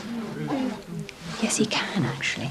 He can do exactly what he did, which is to sum up in a way which more or less directs the jury to a manslaughter verdict. It's looking good, Beth. Scary, isn't it, eh? Bloody scary, all this waiting round. And I should know. I've been there several times. And it doesn't get any easier. Listen, I've been thinking. You know, if your man goes down... Look, I'm not even contemplating it, Jimmy, all right? 4 coffees, please, love. And a tea. And a tea, please. Fair enough. That's fair dues. The juries can be dead funny. So I've been wondering, what are your plans? You know, do you think they're staying on in that house or what? She's going to walk out of here free. I've got to hang on to that. Yeah, I know. All I'm saying is, listen, kid, 4 bedrooms, it's a big house, isn't it, eh? You don't want to be rattling round there all on your own, do you? Eh? So what I was thinking was I could do you a favour, right? Me and Jackie, we could move in. You know, look after the place. Just for a couple of years, like... God almighty. No, not until she's, like, you know, just an idea. Jimmy, what did you get when you were handing out hearts? Or did you grind it down and put it into little brown paper parcels and sell it with the other stuff? Just on the tray. No, I'm sorry, that's a ridiculous I argument. haven't finished yet. Let me just say... It's ridiculous and it's irrelevant. Might it help if we took a quick count? And might I also, on behalf of my fellow smokers, make a plea for an imminent fag break? No, in your case, with mitigation. How long will I go? I don't know. 10? 10? Good Lord, no. Well, how long then? 5? 7? We won't have separated, will they? I want to go to the same prison as my mum. How can it be manslaughter? On the other hand, I don't really see it as murder. Would you like me to read the definition of manslaughter again? Well, I found it rather impenetrable the first time. Would it be possible to get some clarification on this point? We don't need clarification. Obviously, it wasn't manslaughter. No, I'd like clarification on this manslaughter business as well. We have the liberty of 2 people at stake here. We have to be 100% certain we know exactly what we're doing. It could be a good sign, you know. The longer the jury stay out, it means they haven't come straight to a guilty verdict. Do you think? They're just acquit Beth. That's all I care about. Oh, please, God, let them acquit Beth. Then I don't really care. I'll serve whatever time I have to. Haven't you served enough time for that scumbag, eh? Ever since he died and every minute he was alive. When the baby's born, as soon as it's old enough, you will. Of course I will, man. That man died. I'll look after her for as long as... It was so strange in court. Sometimes it felt like they were talking about someone else. I couldn't believe it was me they were talking about. Do you think they'll allow me to take my handbag with me? You never see prisoners with handbags on the telly, do you? Man. Listen, you better take my keys. Oh, for God's sake. And listen, if Rachel doesn't come, will you give her this? It's just some things I thought about last night that I wanted to say to her. Mum!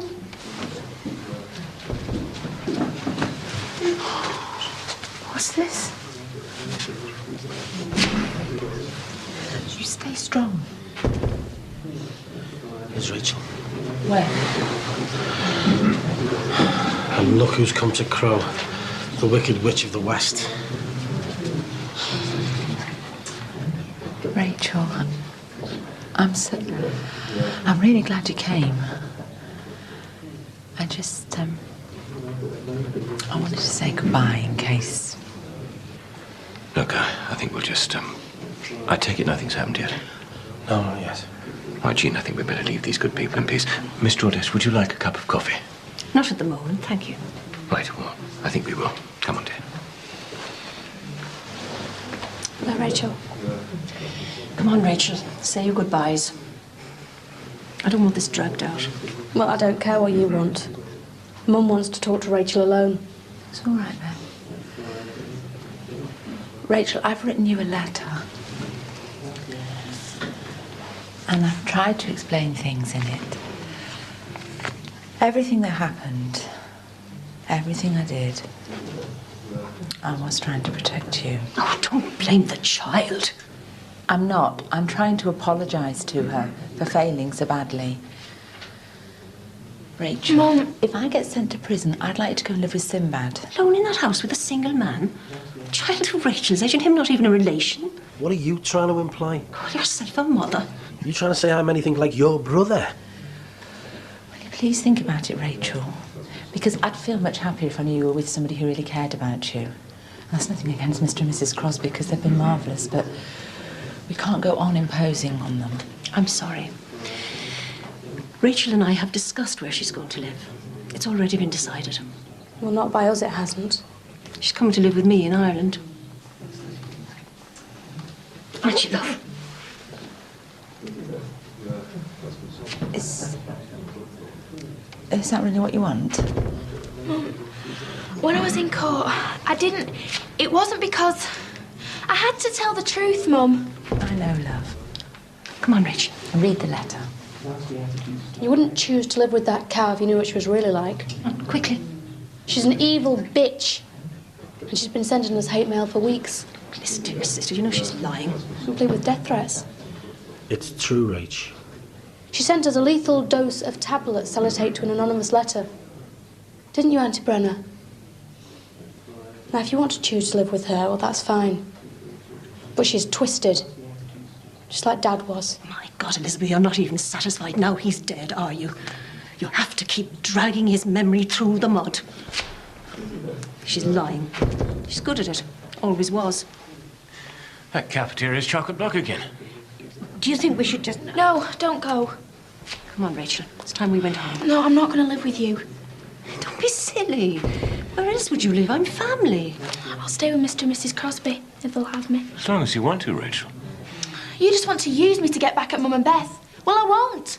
I want to stay with people who care about me. Come on, love. We're going to cab back to the close. No, I want to stay. I want to be here for the verdict.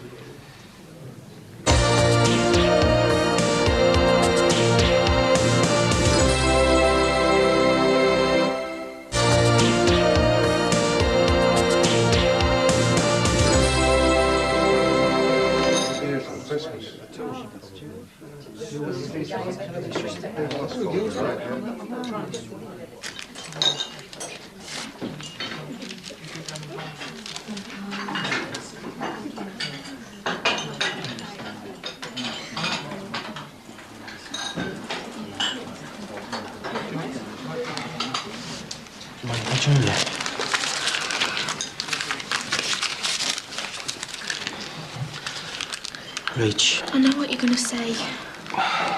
Cam, your mum and me, we know. We understand you don't want to say anything against your dad. He never touched me. No. It's, your mum and Beth and you. And I just thought, well, you know, if you could say something to the barrister, I mean anything, just say something. Can't lie, Sinbad. He didn't touch me. Okay, okay.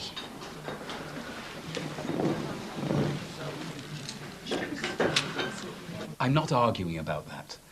What I'm saying is that abuse, beatings, psychological terror, none of that is a defence. Oh, yes, it is. Excuse me, but I'm sorry, it isn't. That's just an emotional response. Well, what kind of response am I supposed to have? A slightly more logical one. Look, if you excuse this woman on the ground that she's a battered wife, then for God's sake, where does it stop? You're as good as giving injured wives license to stick a knife into the husbands whenever they've got a gripe against the poor guy. Reductio ad absurdum. The reduction of an argument to the point of absolute absurdity. Well, you'd be saying it's PMT next, or headaches or something. I'm not sure that's quite fair. Well, I'm sorry, but I don't go for this diminished responsibility rubbish. Neither do I, it so happens. But I don't think... So you're saying that all women are murderers under the skin? That they'd all stick a knife in the fellas given half a chance? I think he is. Yes. And I think fundamentally that's what the law's saying. No, I am not saying that at all. Look, I've got a perfectly happy wife at home and several extremely happy children. And I'd like to get back to them tonight so I can spend some time with them. Can we get off this nonsense and address the issues? Well, look, bearing in mind that we've been instructed that the court is prepared to accept a majority decision... Logically, of course, you're right. I have no option but to find them guilty on all counts. But I'm extremely unhappy about it. And I wish there was an alternative. The law has failed these women because they were too frightened of this man to act at the moment of maximum provocation. It assumes that it's a premeditated killing. It was a premeditated killing. Weed killer, pills, knife. But surely it was self-defense. 20 years of mental and physical abuse. I'm afraid that's back to cumulative provocation. That's not the defence we have to consider. But surely that's the crux of the whole case. Look. Okay. However much you sympathise with what these women went through, and I do sympathise, you cannot get away from the fact that they conspired to kill him in cold blood. And even at the moment when she put the knife in his back to save her daughter, they were busy crushing up painkillers to finish off what they'd failed to do with weed killer. I'm so sorry, Sinbad. Sorry? What for?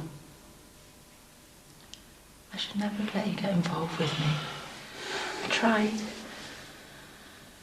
I did try not to let it happen, but I couldn't stop myself. Hey, and I've ruined your life now. I'm sorry. For everything. You know, you talk more rubbish than anyone else I know. Listen, I didn't have a life before I met you. I was nothing. But if I could turn the clocks back, though, I would do anything. Anything not to have dragged you through all this.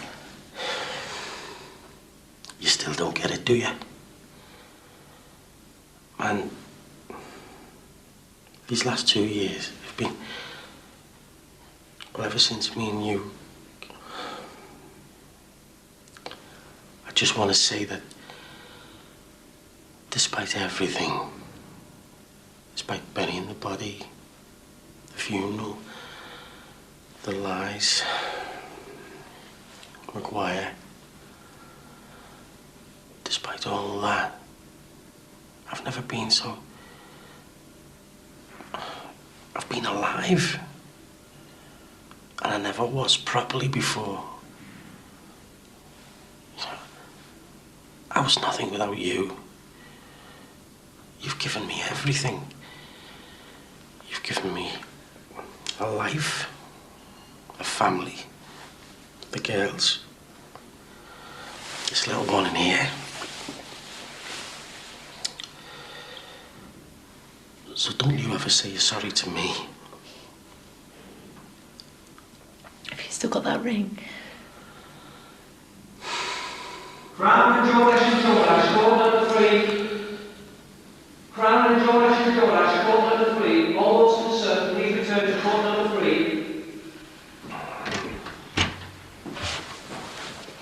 We have a verdict, Mrs. Jordash.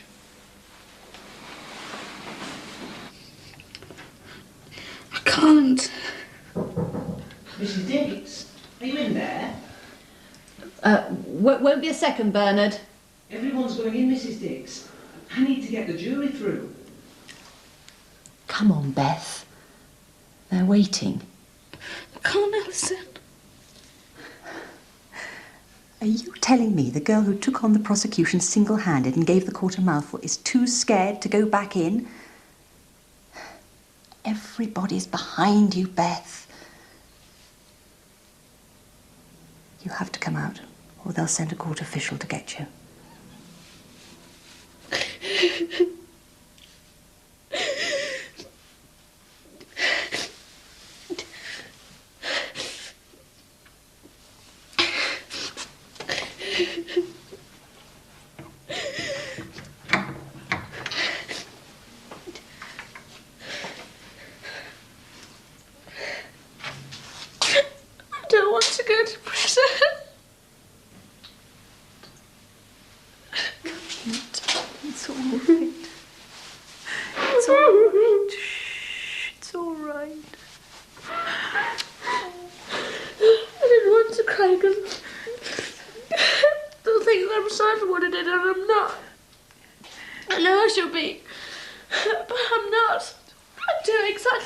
again, Alison.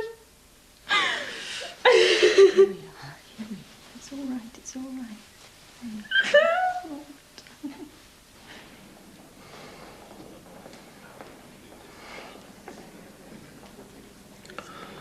With this ring,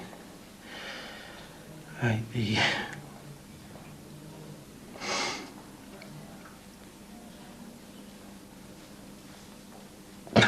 Oh, man.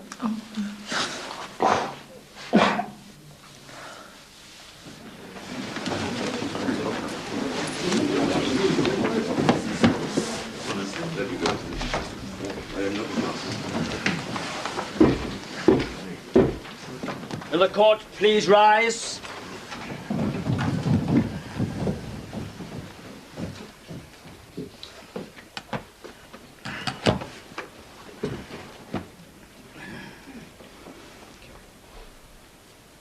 Foreman of the jury, will you please stand? To my first question, will you answer yes or no? Has the jury reached a verdict upon which at least 10 of you have agreed? Yes. To my second question, answer only guilty or not guilty.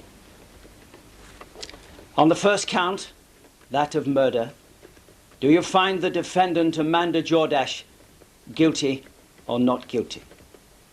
Guilty. No! You find the defendant guilty. And is that the verdict of you all or by majority? Majority verdict. How many agreed? How many dissented? 10 of us agreed, 2 dissented. You find the defendant guilty of murder by a majority of 10 to 2. We do. On the second count, the charge of conspiracy to murder, do you find the defendant Amanda Jordache guilty or not guilty? Guilty. You find the defendant guilty. And is that the verdict of you all or by majority? By majority. How many agreed? How many dissented? 10 of us agreed, 2 dissented. You find the defendant guilty of conspiracy to murder by a majority of 10 to 2. We do. On the second count, the charge of conspiracy to murder, do you find the defendant Elizabeth Jordache guilty or not guilty? Guilty. Find the defendant guilty. And is that the verdict of you all or by a majority? By a majority. How many agreed? How many dissented? 10 of us agreed, 2 dissented. You find the defendant guilty of conspiracy to murder by a majority of 10 to 2. We do. Thank you. You may sit down.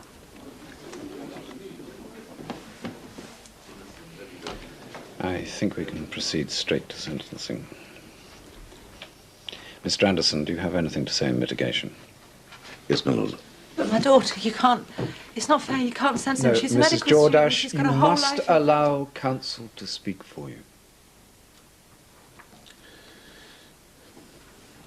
My lord, I would like to say in mitigation that both defendants are of previous good character and that neither of them is in any way a danger to the public.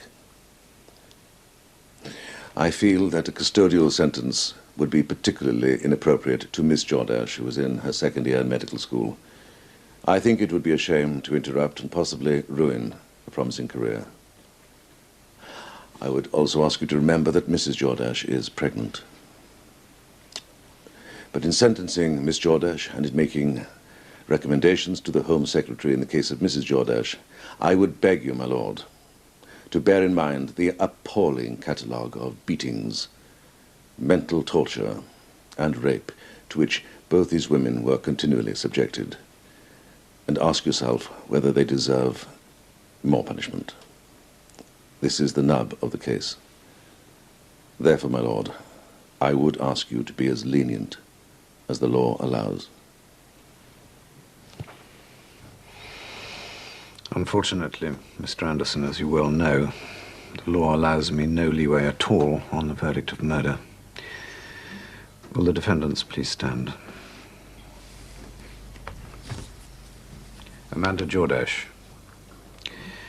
I understand the pressures you were under, and I know that none of us here can fully understand the horrors of that pressure.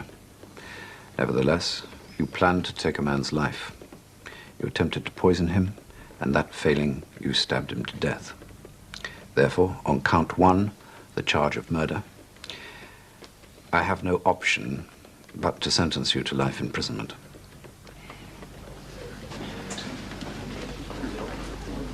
On count 2, the charge of conspiracy to murder, I sentence you to 7 years imprisonment. The 2 sentences to run concurrently. You can't do that. Sit down, Are you sir. not deaf or something? Didn't you hear what she went through? Quiet, sir, You should be please. paying her compensation, not locking her up. Is this what you call justice? Any further disturbance, I shall have the usher escort you from the court, sir. Elizabeth Jordache, I have taken into account your age, your promising career in the field of medicine, and your previous good character. Nevertheless, you unlawfully conspired to take a man's life. We live in a violent society, Miss Jordache, and the law cannot be seen to condone violence, either your father's against you or your response to it. Therefore, on count 2, the charge of conspiracy to murder, I sentence you to 5 years imprisonment. Will the court please come to order? And I hope life means life. Trevor can rest in peace now. Take the defendants down. Mandy? Mand. Come here. Come on, Sam. Come on. Okay. I'll wear the ring. I'll never take it off.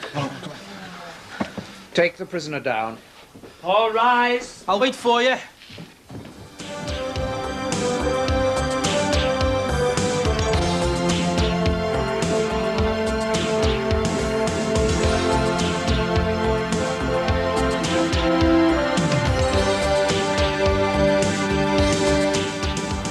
Reactions to that verdict begin in the Close tomorrow night at 8 o'clock.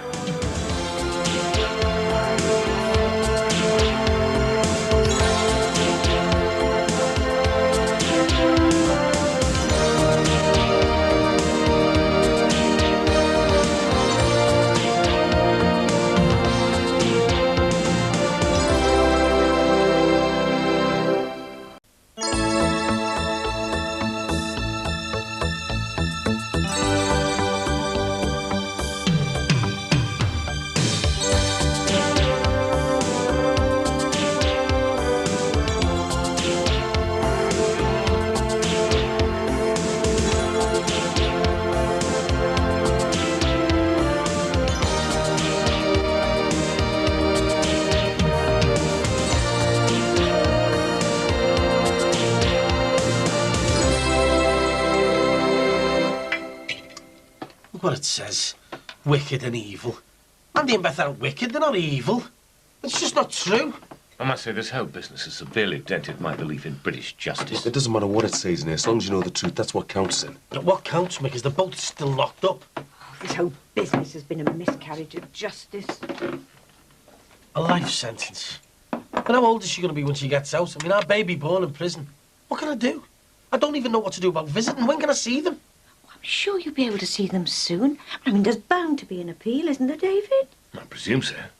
Did you get a chance to talk to Mandy about that? I only got a minute on my own with her. The look on her face when she had to go, she was terrified. I didn't even see Beth. I don't know what to do. I want to help them, but I haven't got a clue what to do. Why don't you ring your solicitor? Oh, it's a good idea, something positive. And perhaps this is something the Residents' Association should take up. Indeed, they could. Look out, son. If you like, I can call a meeting this evening to see what we can do to help. Yeah, but you think anyone would be interested? Everyone knows that Mandy and Beth shouldn't have gone to prison for what happened. Trevor was the evil and wicked one. Absolutely. Look, would you like me to go ahead and organise a meeting? Please, Bing. I don't know what else to do. I don't know how to help them.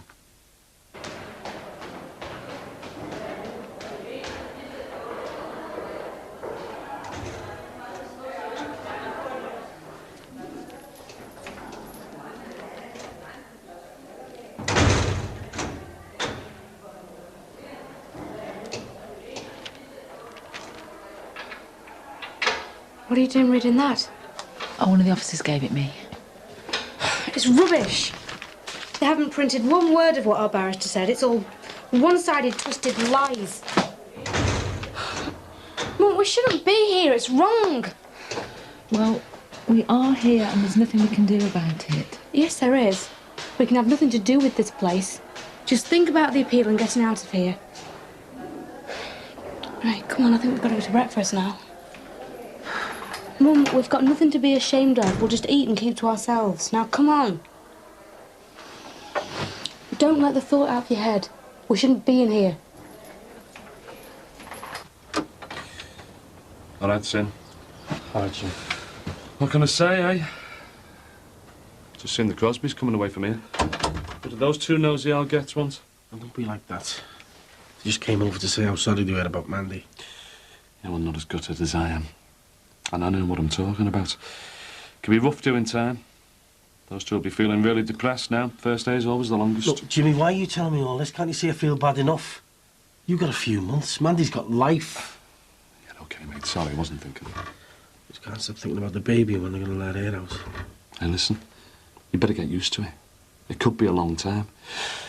Could be 15 years before she gets parole. That long? Hey, I've got some great memories of this place, kid. Me and Billy built that, you know. And the extension out in the garage. You must have some memories of your own. Hey, listen. You don't want to be rattling round in this place on your own. Remembering the good times.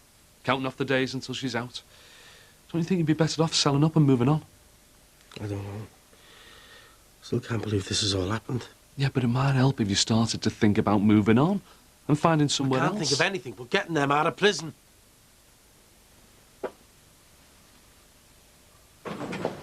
All the evidence about Jordash's appalling violence towards them was completely ignored by that jury. And the judge gave them an opportunity to reduce the charge to manslaughter.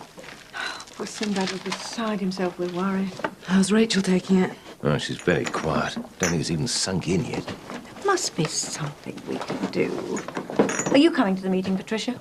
Yeah, of course I'll come, but it's hard to know what we can do. Has Sinbad spoken to Mandy's solicitor? Ah, I think he's going to phone her today. You know, that Dixon girl, she's got one of those car boot sales out there again. Oh, yes. Well, it's causing an obstruction. Stop fussing, Max. It might bring us in a few extra customers. Well, yes, if they can get to the place. I had to park over by the petrol station, thanks to Ellie May's tatty little market. You know, I've a good mind to phone the police. Didn't overreact. Well, Barry wouldn't stand for this if he was here. If Barry was here, you wouldn't be enjoying yourself at the restaurant. Exactly. Well, yes, I suppose it does have its compensations. Right, I'm off. Oh, Max, can you make a meeting of the BRA this evening? 7 at the bungalow. I'm sorry, David. We're fully booked tonight. It is important, Max. We're going to see if there's anything we can do to help the Jordashes. Why are you discussing this at the BRA meeting? I mean, your little group's hardly Amnesty International, is it? Well, at least we can talk about it and perhaps come up with something. Surely you must agree that their sentences were far too severe. Well, obviously I do, but I don't see why you should take it up as a matter for the Residents' Association. Look, they were found guilty by Crown Court. Full weight of the law against them. Don't see what our merry little band can do. Well, at least we can try. Best of luck with it, but I'm sorry, I've got to go to work. Bye. Oh, perhaps he's right. Perhaps we aren't the ones to tackle this. I think he rather underestimates our association. Dad, do you know anything about visiting people in prison? No. But you want my advice? Yeah. Forget her. Yeah, but she was me mate. Oh, yeah, well, if she was so matey, how come she didn't tell you what was going on round there? Yeah, for 5 years. She didn't deserve that. Oh, Ron, just to let you know, I'm calling a meeting of the BRA for this evening. What's it about this time, Bing? Anything to do with that lot? No. It's to discuss what we can do to help the Jordashes. Can I put you down as a definite? No, don't think so. But surely, as one of their neighbours... Bing, they were found guilty of murder, weren't they? Yes, I know, but if you'd sat through the trial like I had, I'm sure you'd agree they were very harshly treated. Too right. Harshly? Look, life doesn't mean life these days. She'll probably be out in 8 years. No, count me out, mate. Oh, well, if I can't persuade you. No, you can't. What do you have to say all that for? Because it's the truth. What was all that about? Oh, Bing wants me to go to a meeting to help the Jordashes. God, you're not going, are you? Well, what's wrong with trying to help them? Beth Jordash, you're joking, aren't you? That's my girl. I don't believe you two. You knew the pair of them. They didn't come across as cold-blooded killers. He got what was coming to him, that's all. Yeah, and I suppose you'd give her life for being gay, wouldn't you? Oh, why didn't I think of that? Well, everybody's entitled to their own opinions, son. Hey, I'll see you later. Casey, where you going? You've got a jazz session at 3. Well, I've got my driving test in 10 minutes and the instructor will be here any minute. I thought you could mind the boots out for me. You never said. Of course I did. Oh, God, I can't cancel now after all the money I spent on the intense driving course. Please. I really should be there for this session. Oh, here he is now. Please, Casey. All right. Oh, thanks. I won't be long. Take 15 quid for yourself. Cheers. Good luck. What's she doing? Just doing a driving test. When is that today? Yeah, and soft girlie is numbered with her car boot sale. Hey, if she screws it up, tell her I'll give her some extra lessons. Oh, aye, yeah, what in? Hey, bring her to my lager promo tonight. Can be a celebration if she passes, or a Johnny Sorrow session. You're gonna come, aren't you? Well, I was gonna go out with my boss, like... Bring him here. Can't go wrong, can you? Quid a bottle. Yeah, OK, I'll think about it. Hey, that was a bummer about Beth and her mum, wasn't it? Mind you, I suppose she's happy enough, knocked up with all those women. You're as bad as our Jackie.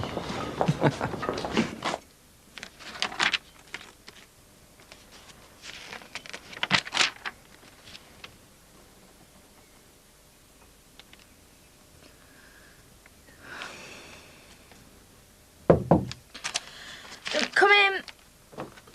You all right? Made you a spot of lunch. There you go. Rachel, before you get stuck here, I'd just like a quick word. I hope you don't mind, but I've invited a few of the neighbours round here this evening for a residents' association meeting. And I've suggested that we discuss the situation with your mother and Beth to see if there's anything we can do to help. And I have invited Sinbad as well because he really is terribly upset about what's happened. Will I have to be there? No, of course not if you don't want to be. Is my Auntie Brenna coming? No, I haven't invited her. I don't want to go anywhere else. I don't want to go back with my Auntie Brenna. You, Mrs. Crosby, will still let me stay here, won't you? Rachel, that is the last thing you need to worry your head about. Of course you can stay here for as long as you want to. By the way, almost everyone I've spoken to thinks it's very wrong that your mother and Beth got such long sentences. Do you know where they are? No, I'm afraid I don't. I'll be 20 when our Beth gets out. She'll be 25. My mum will be really old. Look, we have to see what happens first. There'll probably be an appeal. If my mum has to stay in there for years, she won't even recognise me. She'll forget what I look like. That's not true, you know. You're her daughter, for heaven's sake. She's not going to forget you.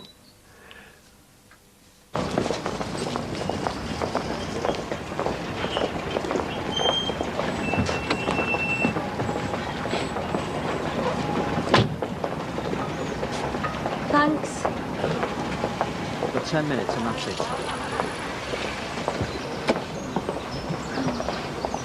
What's going on? Do you reckon the sales caused an obstruction? Oh, well, someone bubbled me. I bet it was Max Farnham. Look, I don't know who it was. All I know is that I don't want to end up in court or something over this. Yeah, well, I'm not taking any notice to it because it's not even causing an obstruction. Yeah, well, that's up to you. But the police said the cars haven't gone in 10 minutes. They're all going to get parked. Oh, great.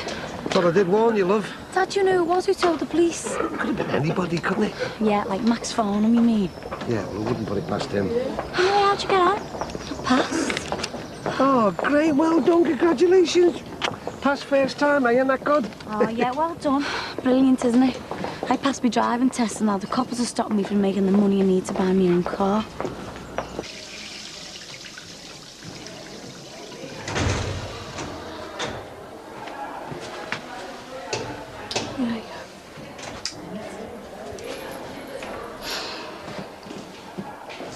We shouldn't be in here. God, it makes me so angry. Well, I won't cooperate. I'm not going to do anything they tell me until we get an appeal. Beth, you can't make trouble. Mum, they can't make me do things I don't want to do. So I'm not going to work, and I won't go to that medical that they talked about. I'm just not going to cooperate. Beth, you're only going to make things worse. How could things be any worse? We're stuck in here for years, and all we did was save our own lives. What is wrong and it's unfair, and I'm going to fight them all until we get some proper justice.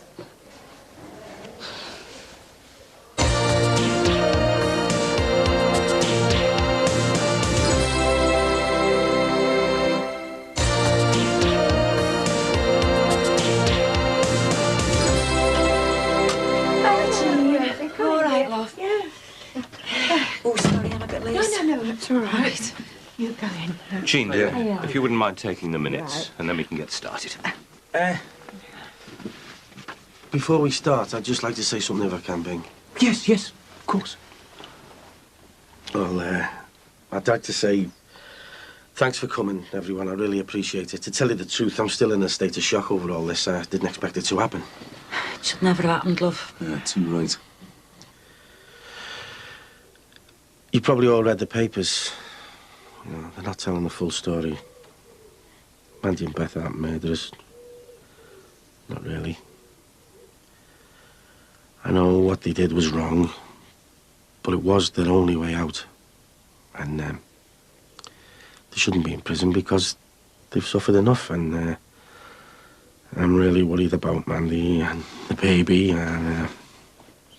Hey, love, we all are. That's why we're here, eh? Absolutely, Rosie. And what we need to do now is to discuss what we can do as an association. Did you ring Mandy's solicitor, son? I couldn't get through to her. She's in court today or something. Well, I don't think there's much we can do at all until we know what chance there is of an appeal.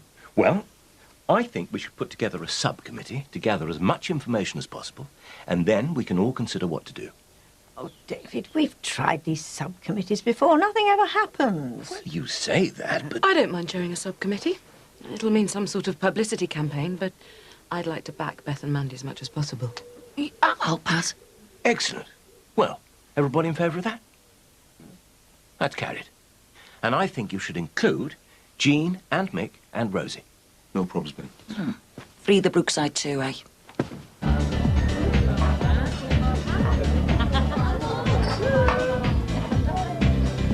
Hey, Mike.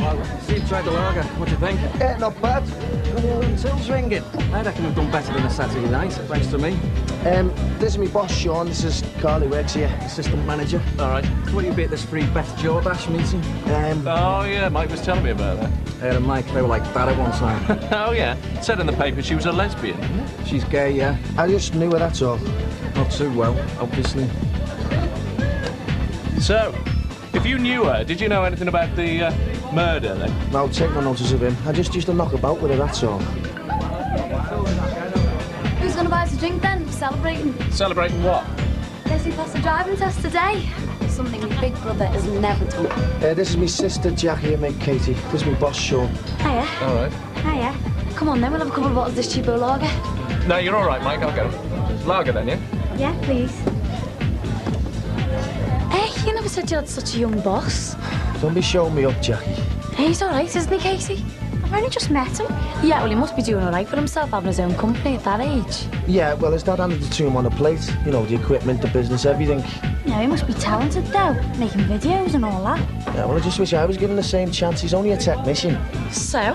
So, he knows about the equipment and all that, but he hasn't got a clue about the creative side. Oh, not like Mr. Video Diary there, eh? Hey, I've got a bit of artistic integrity, that's all. You'd be knackered without me.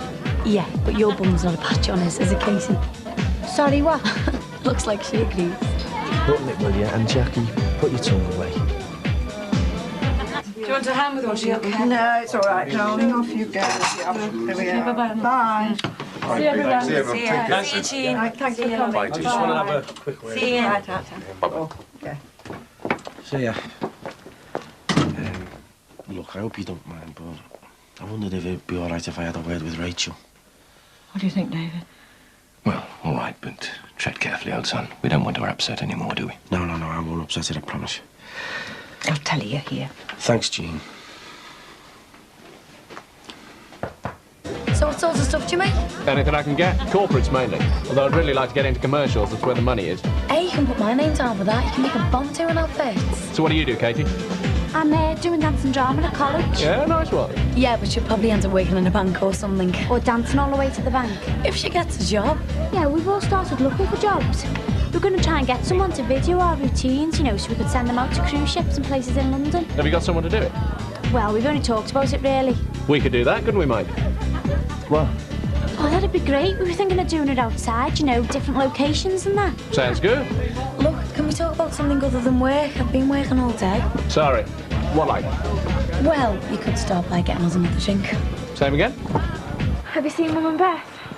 I haven't, no. Do you know where they are?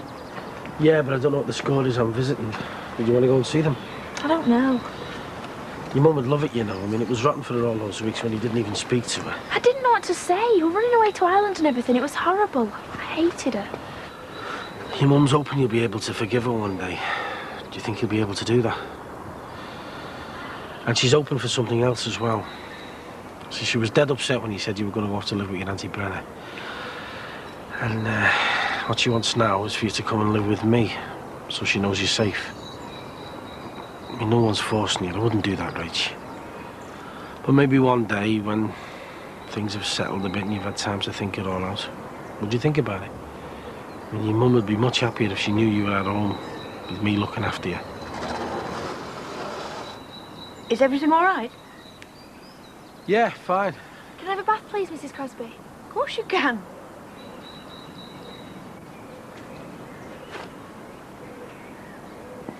See you, Sinbad.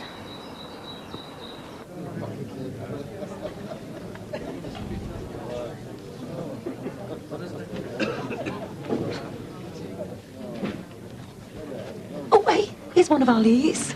Ah, yeah, I like that, Rosie. Yeah. Oh, he's really picked up since all that shoplifting nonsense. His last report was really good.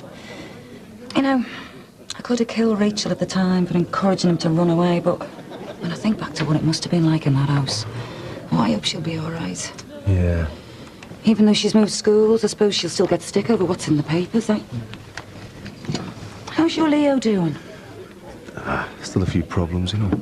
Eddie told me about the footy match, all that stuff over Gary's shirt. He's not been the same since Gary died. You know, this is the first time he's missed having one of his pictures up for parents' night. He'd have cried his eyes out not having anything up at one time, and now he just doesn't care. I'll have to talk to his teacher. Who is his teacher? Miss Swift. Must admit I'm a bit out of touch. Yeah, I know. She was our Lee's form teacher last year. There she is. What's she like? She's all right. She really helped our Lee when we first moved here. She's approachable and that. Likes to really get involved with the kids. Right. Are you sure you can't stay for another drink, mate? Sorry, Mike, I got to see my dad about a few things. So, where does this small motor of yours then? Step this way. It's a few years old, but it's still got plenty of poke. Hey, smart, isn't it, Casey? Yeah, it's nice. I can give one of these. Keep on with your boot sales, you might get one. In a few years. Good night then, guys. Let me know about that video, eh, Katie? Yeah, I will. Gorgeous, isn't it? Paper car's not bad either. Thanks for ruining me night, you two. You what? Well, I was going to talk to him about my future until you came muscling in. Yeah, we'll say isn't like having such a fancy little boss. Yeah, Leo used to be mad about swimming. I'm afraid he's refused to take part in any swimming lessons in weeks, which isn't surprising in the circumstances. Perhaps if you'd have come down for a chat about his friend dying... Oh, I'm sorry, that's down to me. He will get over it, you know, Mr. Johnson. Work's bound to slide after an upset like that. But if we both keep an eye on him... Yeah, so how bad is his work just now? There's no need to worry. It's not as good as it could be, but I think he needs a bit of encouragement, that's all. We can turn him round, don't worry about that. Thanks. Look, sorry to have kept you so long. If parents are willing to turn up to these evenings, I don't mind how long I stay. You'd be surprised how many don't bother. Yeah. All right, Rosie, you ready to go? No, you're all right. No rush, honest. Mrs. Johnson, is it? No, this is a neighbour of mine. I said I'd walk her back. Oh, yes, sorry. I remember. It's Mrs. Banks, isn't it? Yeah, hiya. Well, I'm sure you'll be in very safe hands. Good night, Mr. Johnson. Good night.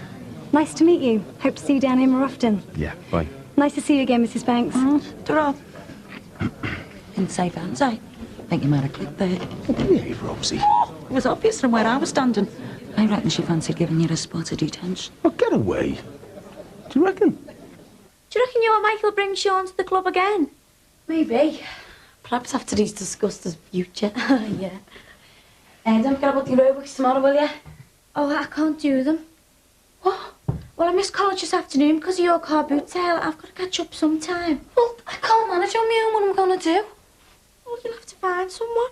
Oh, brilliant. So I've been paying you for the last 2 weeks and you go and just drop me like this. I haven't dropped you. It's only one day. Well, I've got people booked for 10 sessions. I can't just let them down. Yeah, you shouldn't take me for granted. Yeah, we're getting paid, aren't you? You just dumped the car boot thing on me. You never warned me. I told you I did. Oh, no, you didn't. You just took it for granted that I'd take over while you did your driving test. Well, I'm not doing it tomorrow. Forget it.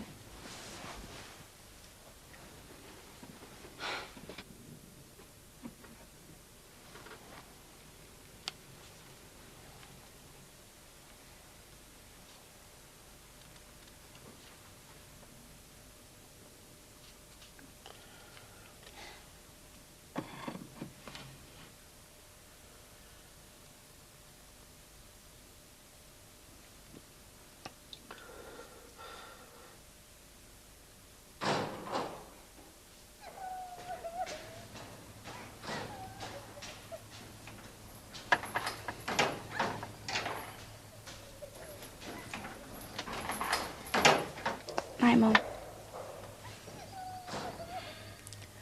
Night-night, love.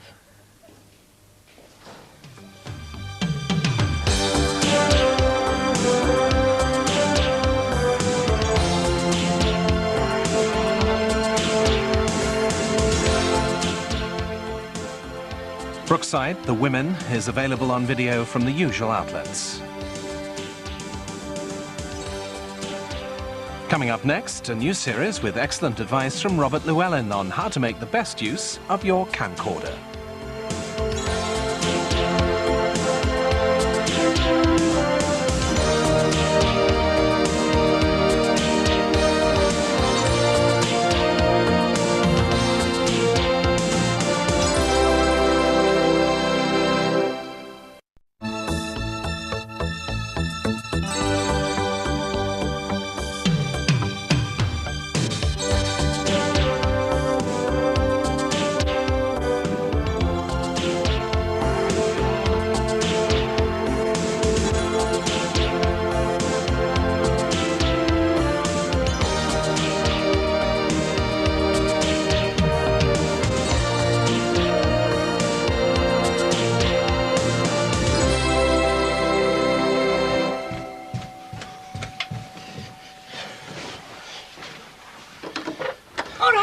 Hello, Rose. Oh, you're looking very smart. Yeah, I fixed up an appointment with Mandy's solicitor off to town to see her. Mick's coming with us. Oh, great. I'm glad you've got that on the go. Yeah. Look, I'm really made up about everybody trying to help me, you know. I mean, it really means a lot to me knowing my neighbours and everyone's behind me. You save your thanks for when we get something done for the two girls, all right? Yeah, I will. Anyway, I better be off. Look, just before you go, I just wondered if any shopping you needed doing or any washing Oh, or anything. no, thanks. There's no need for that. Well, you know, I've got more important things on your mind. Must be something needs doing. No, thanks anyway, but I'm going to need something to keep me occupied until Monday anyway. Yeah, I've got this. Mandy sent it out. I can go and visit them next week. Oh, great. Oh, at least that's something to look forward to, eh? Yeah. Now, you make sure and tell them we're all thinking about him, all I will right? do. Yeah, thanks, Rose. OK, look, see ya. OK, ta-ra, love. See you now.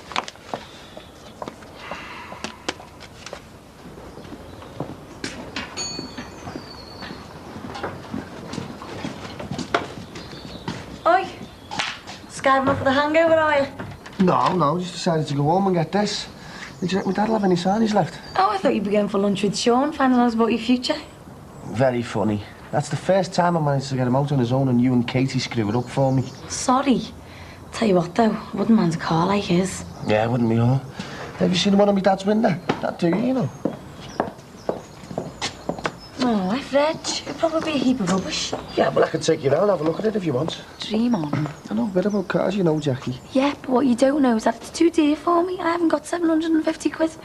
Well, I'm only trying to help. Are you bringing Sean round here again? Even if I was, I wouldn't tell you. Why not? Seems all right.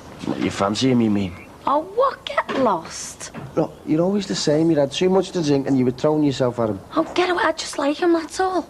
Yeah, and his money and his BM. Yeah, well, that does help. Look, I don't want you making a prat of yourself and chasing after him, OK? Well, what's wrong with getting to know him? He's me boss. It's embarrassing. Well, why is it embarrassing? Look, just stay away, OK? I don't want to mix my private life with work. I'm a big girl now. Hi, Sid. Very smart. Yeah. Hey, listen, I've made arrangements for us to call the Pats when we've been the solicitors. Let them know how we got on. OK. I got a letter from the prison this morning. I can go and see them next week. Oh, nice one. How are they? Well, they're just trying to keep their spirits up. I wish it wasn't so long before I could get to see them, though. Yeah, I'll soon pass, Sam. Yeah. Let's go and get a taxi. Jean was telling me that Bing's taking Rach to Blackpool today. Try and cheer her up a bit, you know. Yeah, I asked Rachel if she wanted to come and live with me, you know. I didn't get anywhere. Hey, look, don't rush it, Sid.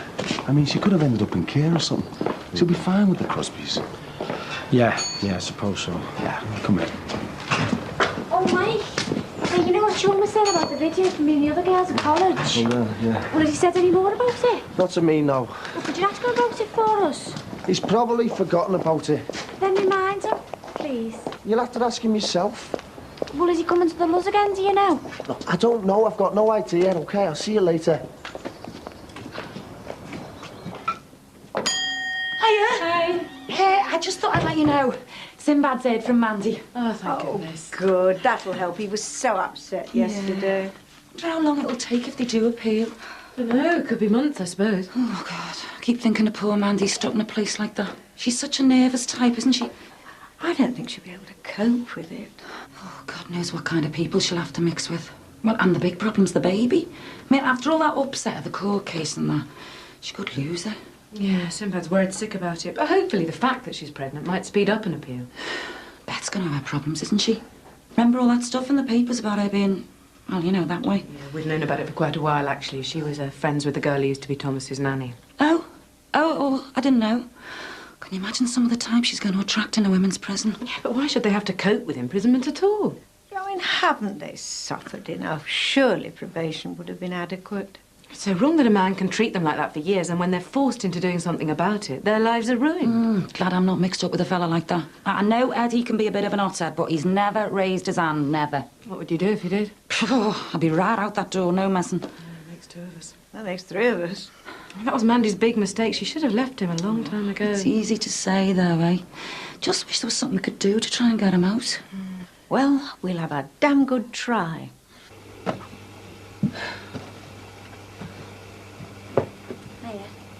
I thought you'd have college today.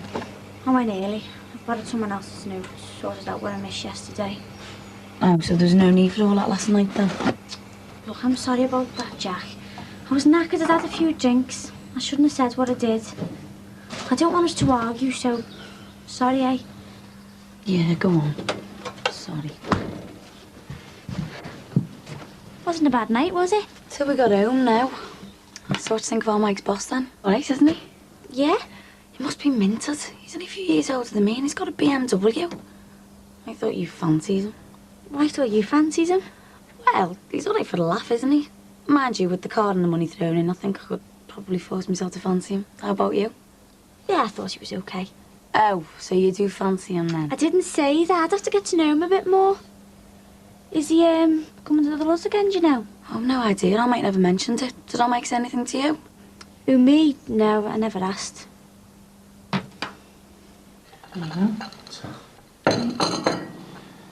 Can we get it out before the baby's born? That's what I want to know.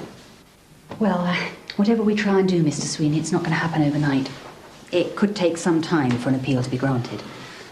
So what happens now? Well, we've registered our intention to appeal, but I'm afraid pressure of work's preventing me from doing any work in detail on the grounds of any appeal. Well, how do you mean grounds? Well, basically the facts on which we'd apply to have Mandy's conviction quashed or replaced with one of manslaughter, which, as you know, means a lesser sentence. Does the same apply to young Beth? Well, in Beth's case, if it was decided that Mandy was in fact suffering from diminished responsibility, and with the conviction of murder quashed on the basis of self-defence, then Beth could be acquitted of conspiracy, but not automatically. Complicated, isn't it? Can be, yes. You were there for the judge's summing up, Mr. Sweeney. Yeah, well, I thought the judge was telling the jury to let them off. I couldn't believe what happened. I mean, both the barrister and I believe the judge was on Mandy's side. He gave them the option for going for a verdict of manslaughter, and he did play up the defence case quite strongly. So do you think we've got a chance then? Well, I don't think we've got a chance on a technicality, but if we could come up with some new evidence. Have you had a chance to think about that? Well, you know about Rachel and her dad. You know, she said he didn't do anything. I'm still pretty sure that she's not telling the truth. It's a difficult one. Have you talked to her about it? Well, I've only seen her once, but well, I didn't really think it was the right time to mention it, you know. Yes, I see. I mean, the thing is, unless Rachel were to have a change of mind and swear an affidavit, you know, a sworn statement, there's not much we can do about it.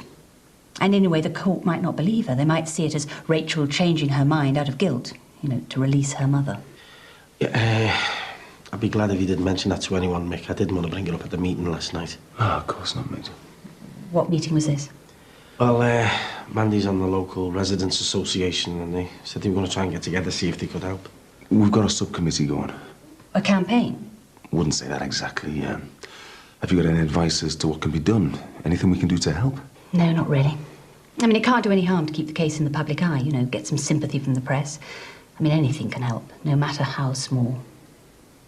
Look, will you please excuse me? I've got to get back to court. Yeah, of course. Okay, thanks. I'll see you soon. Okay. Okay. Thanks very much. Bye. Thanks a lot. Bye. So, am I doing this aerobic session this Abby then? Oh no, you're all right. It's all sorted. Have you cancelled it? You joking? I've got Christine from Leisure Centre to do it. Well, I can do it now, it's okay. Nah, it's too late now. Didn't take you long to dump me, did it? Oh, go away. You'll be back on it next time. And anyway, it's saving for me. You're paying the £6. That's not fair, is it, ripping it off like that? Oh, don't be soft. It's business. I offered her £2 less than you, and she took it. So what? Well, it's just a bit sneaky. No, it's not. I'm not like you, Casey. If I want to get where I want, I have to be sharper than the next guy. I want to get some money together and go places. I want to do something with my life. So do I, but... Then why aren't you in with me instead of wasting your time doing dance and drama? I'm not wasting my time. Oh, who says? I mean, how many girls do that and get a good job that pays good money? I mean, we haven't had many phone calls from Wayne Sleep recently, have we? I have dreams and all, you know. I have ambitions, and it isn't just about making money. I want to enjoy myself. I know you don't have to tell me that, but you won't make any money. I just wanted to get my diploma. I'm not that bothered about money. Then why did you get so flaming uptight about Christine getting £2 less than you? You're always happy enough taking the money off me. Look, I don't want to argue with you. You and me doing this business stuff, you've changed. See you later. Oh, hey, you need to go off in a huff. Oh, what have I said now?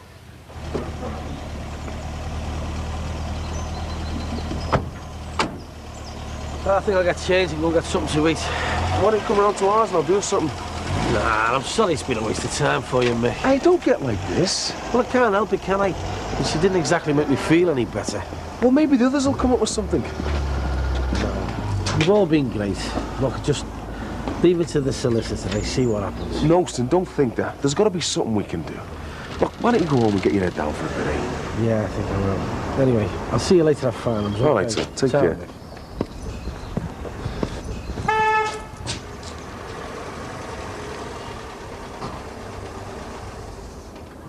Leo? Leo? What's up, sir? Someone tried to fight me. You what? What's happening? What's this about a fight? There's no need to be alarmed, Mr. Johnson. There was a bit of a scuffle. There was some name-calling and things got out of hand.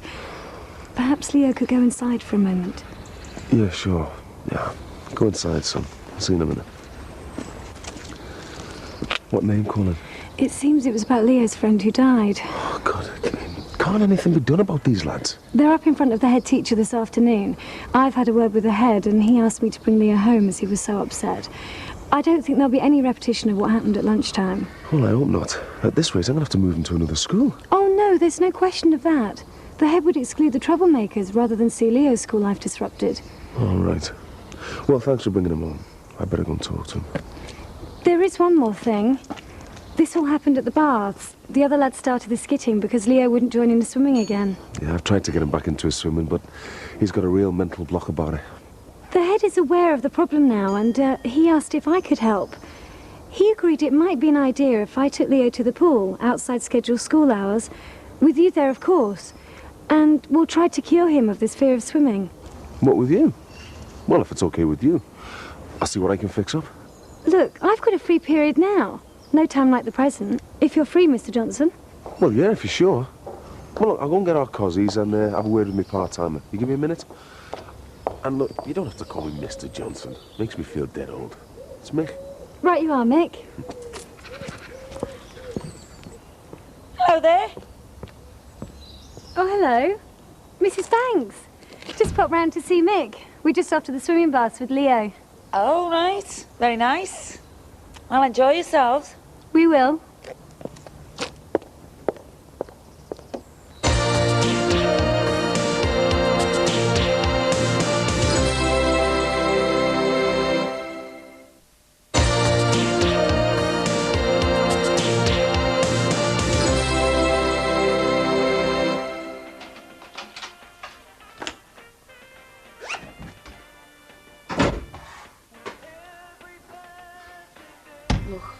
I'm sorry for what I said. You should have thought before you said it. Well, it was only like you last night. Oh, no, it wasn't. I made a remark about your driving test. I didn't try and trash everything you'd worked for. I had to try really hard to get a place on my course. I know that, and I'm sorry. I apologise. Yeah, well, you really hurt me saying all that. Well, I'm sorry. I mean, you had to go at me and all. I haven't changed. I'm just desperate to do something more with myself. It's only like you. I mean, every time I see me dad, he's always trying to help me and offer me money, and I don't want that. I just want to be independent. OK, so now we both know where we stand. Let's just stop fighting, shall we? Yeah, fine by me. Right, I'll see you later. Well, where are you going? Just out. Where? Oh, I don't know. I haven't really decided yet. Well, look, the aerobic starts in 10 minutes. You could still do it for me. I could just tell Christine it doesn't matter. No, I don't want Christine to miss out on a £6. Let her do it.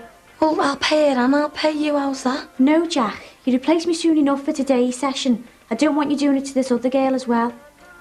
I'll do the sessions as long as I have plenty of notices and if I'm free. I'll see you later.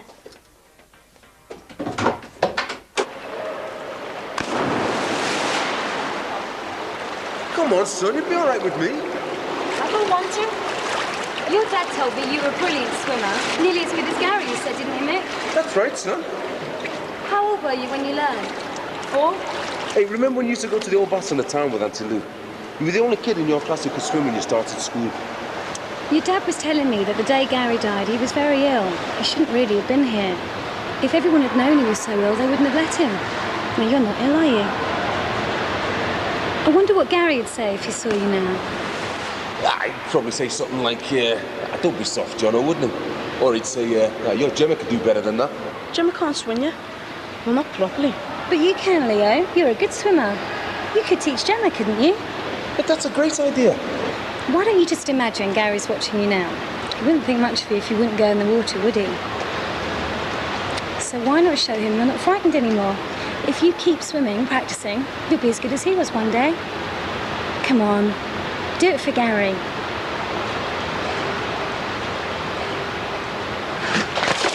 Yes! That's it, son! Keep going!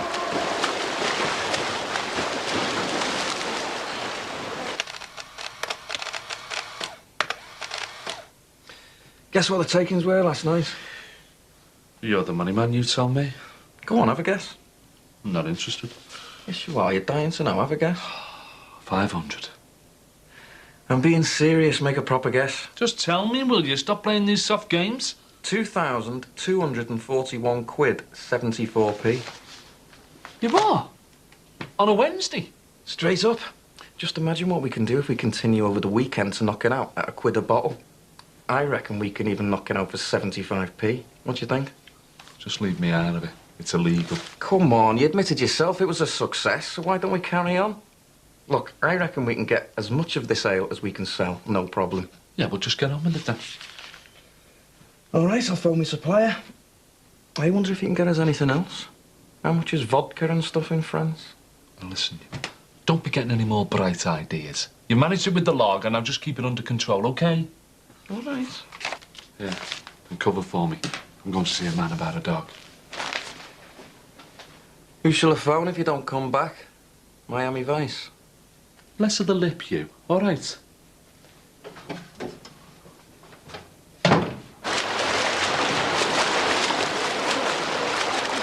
I won. Oh, you're too fast for me, Leo. Well, that's enough now, son. All right, I'll come in. Nice shoe. Well, look, I'm sorry, son, but I'm sure Miss Swift's got things to do, and so do I, so it's time to go on. Hey. Look, if you're a good lad, I'll bring you again at the weekend, all right? Come here. You'll get cheese, eh? Well, that's the problem solved. Let's hope it's the start from getting over Gary, eh? Well, it solves the swimming thing, but it'll be a while before he's completely over losing a friend. Yeah, you're probably right. I'd better be off. Do you want to live back home? Ah, no, we'll be fine.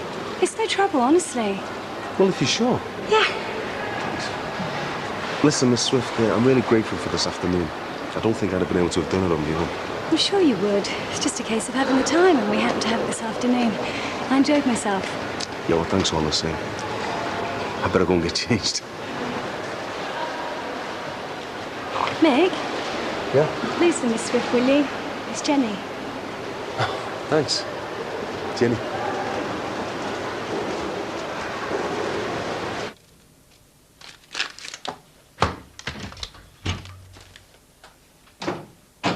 Everything on... Aye, aye. What's all this? What's all what? Planning on doing a bunk to Brazil, are we? Paying a bill. What bill? How much have you got there? £2 grand for the next load of lager. £2 grand? And how much are you thinking of getting, for God's sake? I've doubled the order, but this time he needs the cash up front. I don't like this. Hey, don't you think you better just stick to the normal load? After last night? No way I can sell this easy. Oh, yeah? And what happens if this £2,000's worth of booze doesn't show up? It will. Forking out £2,000 before you've even seen it. That's risky, that. Barry doesn't do business like this. Well, Barry isn't here, is he? Look, half an hour ago you were telling me to get on with it. Half an hour ago I was telling you to keep it under control. It is under control. It's too risky. Look who's talking, who's taking the biggest risk? Me for selling duty-free ale, or you for dealing smack? I'll stay out of your face, you stay out of mine. Then we're both happy, all right? I'm afraid Dad won't be back till later, so we'll have to start without him. Hi. Did you manage to see the solicitor? Yeah. Hello, didn't go very well. No, don't worry, come in. No, that's something else I've got to tell you. Well, come through. We'll sit in the kitchen, I think, on the table. Wouldn't be with that Miss Swift, would it? I saw the pair of you outside your place earlier Hey, on. now that's how rumours start. No, our Leo got sent home from school. A few problems. I'll tell you about it later. Hey, she got him back swimming, though. Oh, great. I made up for him. And for you and Miss Swift. Hey, behave, will you? I'm nearly going to repent you. Sit down. Oh, thanks. Right then, so how did you get on with the solicitor? Well, to tell you the truth, she wasn't very encouraging, was she, son? No. And that's something else I've got to tell you. Alison, the solicitor, she phoned this morning and she told me that Mandy's got to do a minimum of 12 years. No. 12? Good God. Who said? Is that official? The Home Office or somebody, I don't know, they told the governor today. I've got to get her out of there. She can't stay in there all that time. Hiya. What are you doing here? I just called in to see Sean. Is he in? What do you want him for? Is he in? Yeah, hang on a minute. Sean! Someone to see you. All right, Katie, what brings you down here? What he said the other night about the video. I was talking to some of my mates at college and they think it's a great idea. I was just wondering whether you were serious about it. Of course I was serious. Always interested in something new, aren't we, Mike? Yeah, defo. I wondered if we could talk about it. I don't know how you go about the money or anything. Have you got time? I'll make time. Look, why don't we go out for a coffee or something and talk about it? Yeah, Brill. All right, just get my keys and jacket. What are you coming round here asking about that for? I bet he forgot about it. It doesn't look like he has to me. Look, this is just a way of copping off with him. I'm not stupid, you know. Right, let's go. Oh, Mike, make sure you get those tapes for Tony Sykes in the post tonight, yeah? Yeah, that's what I'm doing. And do us a favour. Have a bit of a tidy up in here. Catch you in the morning. See ya. So, other girls like the idea then, yeah? Yeah.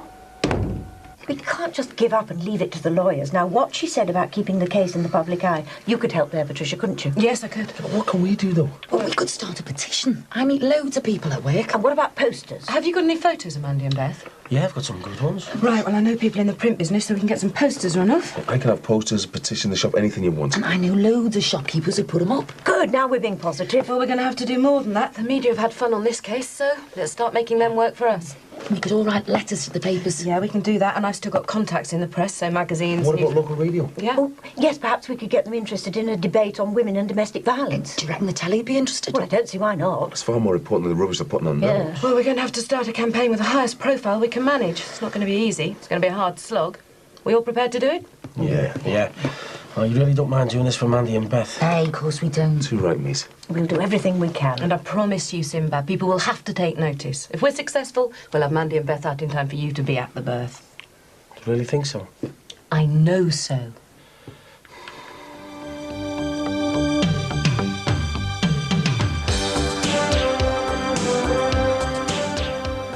Brookside creator Phil Redmond will be answering viewers' questions about this week's verdict in Right to Reply tomorrow evening at 6:30.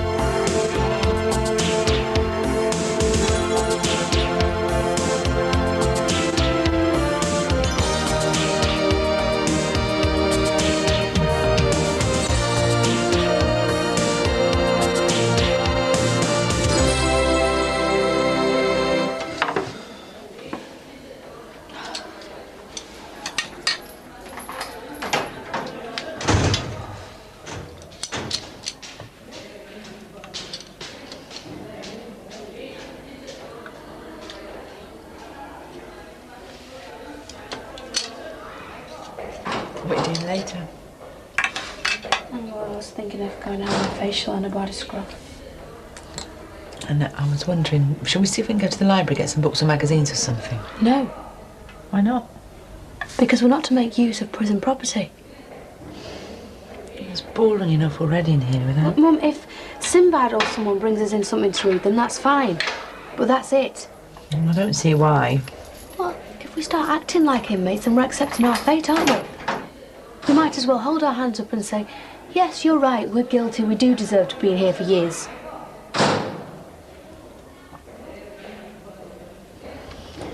How's your dinner? Not great, is it? Give me Sinbad's egg and chips any day. Beth?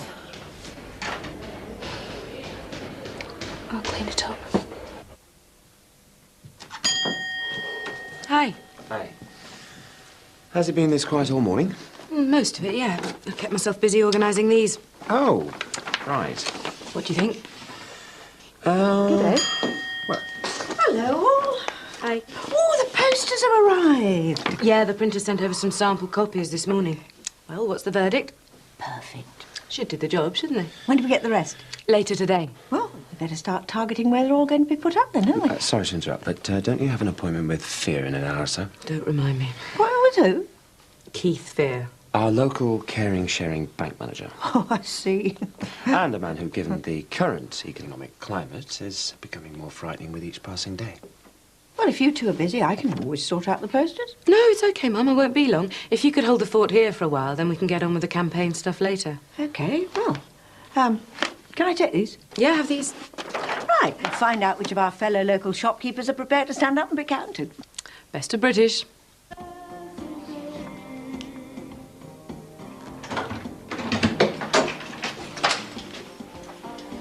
Hiya. Hiya. What happened to you last night? Oh, my mum asked me to stay over, so... How is she? She's all right. I think she gets a bit lonely every now and again, though. Yeah.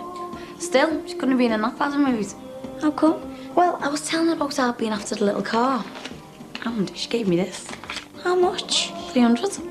Oh, you spoiled cow. I know, great, isn't it? She gonna be mobile then? Yeah, at last. A lucky thing. Here's fancy brew. No, I've just had one. So come you're slobbing around here? Shouldn't you be at college? I'm skiving. Got a bit of an hangover. Oh, aye? Yeah, I was in town last night. What, with people off your course? No. On a date. Kept that quiet, didn't you? Did I? So who's the lucky fella then? Sean. Sean who? Your Mike's boss, Sean. Are you joking? Honest. So when did he ask you out? Well, he didn't really. We only went out for a drink to talk about a video he might do for us for college. Oh, so it wasn't a proper date then? Well, it didn't start off as one, no. How? Good day. Yeah? Oh, he's dead nice, you know. Yeah, great. Was that the Echo there? Yeah. I just want to have a look at a few cars.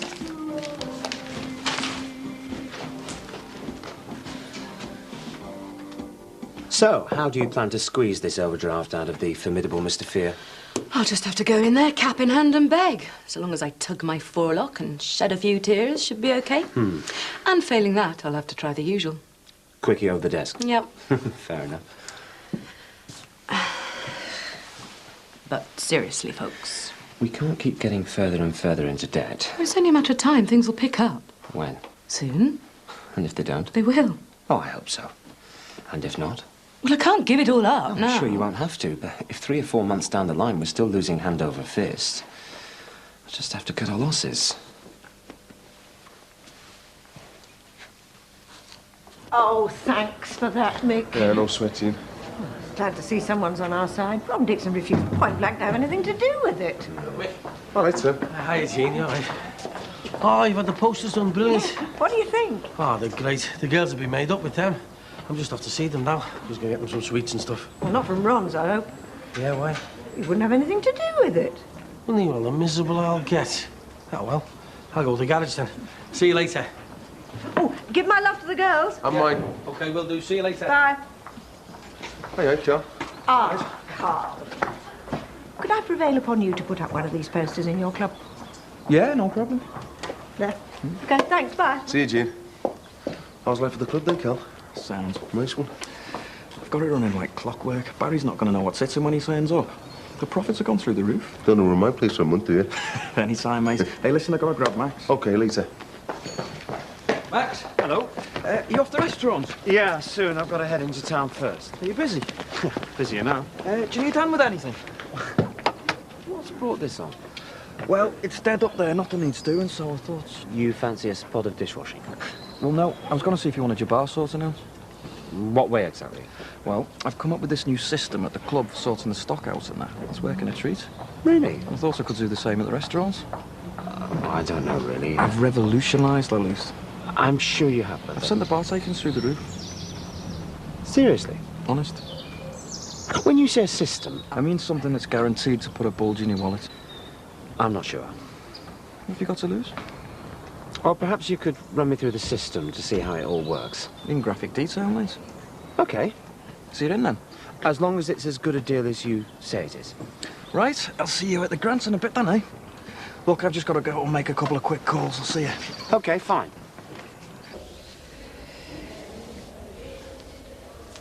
Well, it's not long to visiting time now. No. Nice to see Sinbad, won't it? Yeah. I wonder how he's getting on in the house all on his own. I don't know. At least that's one thing to be thankful for. What? We're together. Yeah, I know. And that's another reason for not rocking the boat too much, because we don't want to give them an excuse to split us up. Well, they might do that anyway. I mean, it seems weird that they put us together in the first place. Well, I hope to God they don't, because I wouldn't want to be away from you. No, me neither.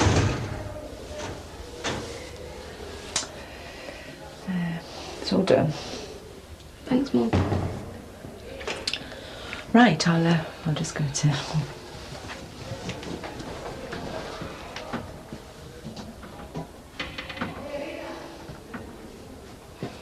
Do you know, I don't know what would be worse, going to the toilet in the same room as my daughter or a complete stranger.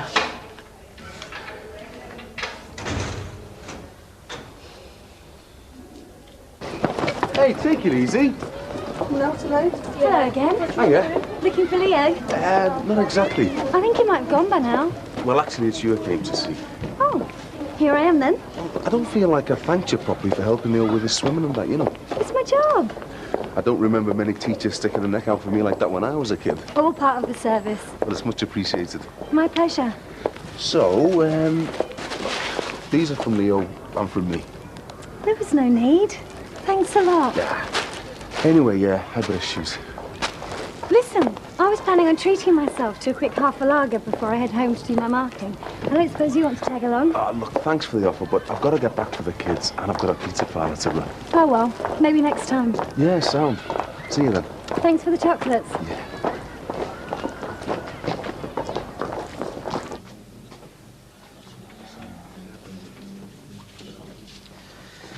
Hey, girls. Oh, hello, it's good to see you. And you. No kiss. Is that it? Come here, yeah? You okay? I've left a big bag of stuff with the garden, shampoo, chocolate and a lot. So how are you? Okay. You're getting plenty of treatment for there and there. Oh, well, I haven't needed any treatment. Hasn't the doctor been to check you out yet? Well, as long as you're all right yourself, eh? Yeah. And the first sign of anything dodgy, scream the place down. Right. And how are you, Fatty? Well, I'm as well as can be expected. When we're fed on slop and locked up 24 hours a day. That bad, eh? Well, look, I know it's easy for me to say, but if you can just be dead brave for a few more weeks, I'll get you out of here one way or the other. We've got a campaign going. You should see the posters. They're up all over town. And we've got a petition. It's only that old Nazi Ron Dixon who's refused to sign it so far. What a surprise. And there's the appeal. Read any news? Not yet, no. Well, the solicitor did say it'd take time, didn't she? So, while she's busy with all the paperwork, I'll be plastering your gobs all over the city. But keep on us, won't you? Of course I will. Because that campaign's one thing, but The appeal's our only real hope of getting out of this place. Not necessarily. It is. And we've got to fight for it all the way because we shouldn't be in here. It's wrong. We've got to get out, Sinbad. We've got to.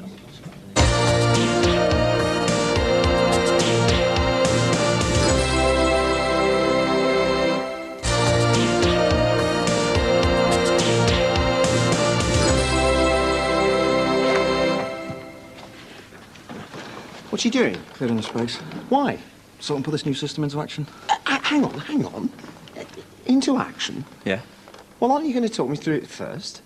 Sorry, I thought you wanted me to give it a trial run. No. I didn't mean for I've you... shifted loads of stuff now. Oh. What for? Wait and see, you won't regret it. All right, well, I'll be upstairs if you need me. Well then. Where you going? Well, I thought I'd give you guys some time alone. You're all right, now. Yeah, don't be daft. No, I'll be all right. I'll go and sew a few mailbags or something in my cell. Well, take care of yourself, okay? Yeah. I'll see you soon. Yeah, you definitely will. All right. See you later, Mum.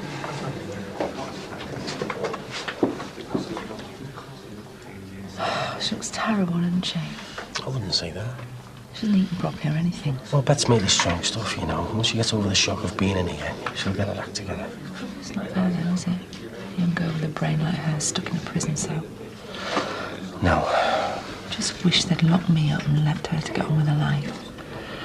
Well, when we win this appeal, you'll both be able to get on with your lives. If we win. When we win. Cheers, Donald.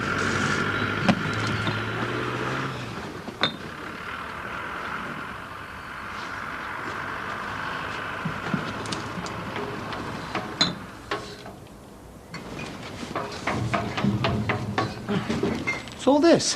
What's it look like? Don't suppose you fancy giving us a hand? I didn't know the brewery were making a delivery today. No. Good job. Not usual stuff. Much better gear, this. Oh, yeah, I'm sure it is. I just don't remember ordering it. You didn't? Did the delivery man say about a change of brand? No. Hang on a sec. What do you mean, I didn't? Order this stuff. Sorry? I did. What? I ordered the beer. Well, you've only been here an hour. When did you phone the brewery? It isn't from the brewery. I've got my own supplier. You've got what? I'm doing the same at the club. Yes, but I mean... Listen, next time you do them books, it'll put a smile on your face. Look, we have a contract with the brewery. Yeah? Well, just tell him that you're not shifting as much ale as you like. That should fob him off. Look, I'm not trying to fob anyone off. Have you any idea what they'd do to us if they got wind of this? Apart from ripping out the furniture and the fitments that they've paid for, they'd probably sue the living daylights out of us. This is top deal, mate. Trust me. No, I'm sorry, Carl. I'm sorry you're going to have to take all this back to the suppliers. I'm not interested. But who is he, anyway? Some bloke. In the trade? Not exactly. Meaning? Well, he just takes his van over to France and fills his boots.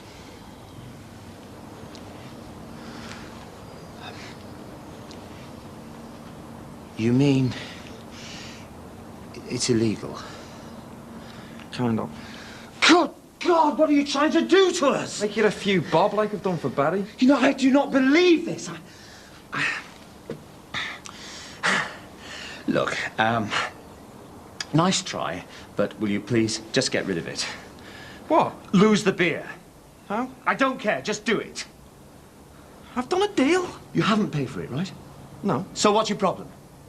Well, am I going to shift it? Well, you'll have to find a way. What about your dad's car? Well, he's at work. He's on late. Look, why don't you just give it a go, eh? No! The brewery will close us down. I will go bankrupt and my children will starve. Now, just shift it. How? All right, listen, just get it out of the way for now, right? Just stack it and cover it up, and then first thing in the morning, you arrange transport and you get it shifted. Got it? What are you waiting for?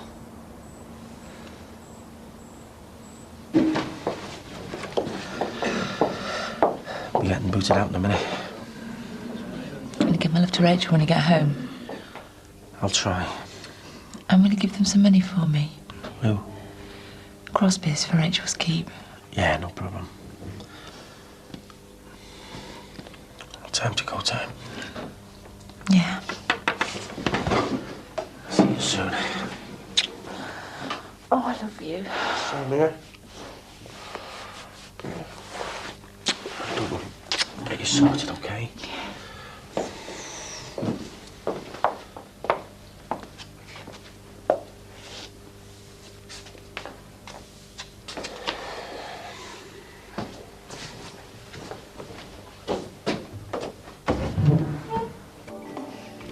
Seen anything interesting? Yeah, there's a name-edge fiesta I quite like the sound of. I can come and have a look at it with you if you want. Oh, sound. We could go tonight and then head into town for something to eat. Oh, well, I can't tonight. I'm seeing Sean. Oh, must be love. Oh, don't be soft. Yeah, well, let's just hope he's not the leader of some mad cult, eh? Jackie? Sorry. He's not like that in knob time and he's all right. Oh, glad to hear it. Look, we can go and have a look at your fiesta tomorrow, eh? Maybe, yeah. You can fit me into your busy timetable. Oh, don't be like that. I want not being like anything. I am allowed to go out on a date, aren't I? What are you talking about, you divvy? Well, I'm just saying, that's all. Okay, so you're going out on a date with Sean, fine. There's no need to make a big song and dance about it. I'm not. Go and dry me here.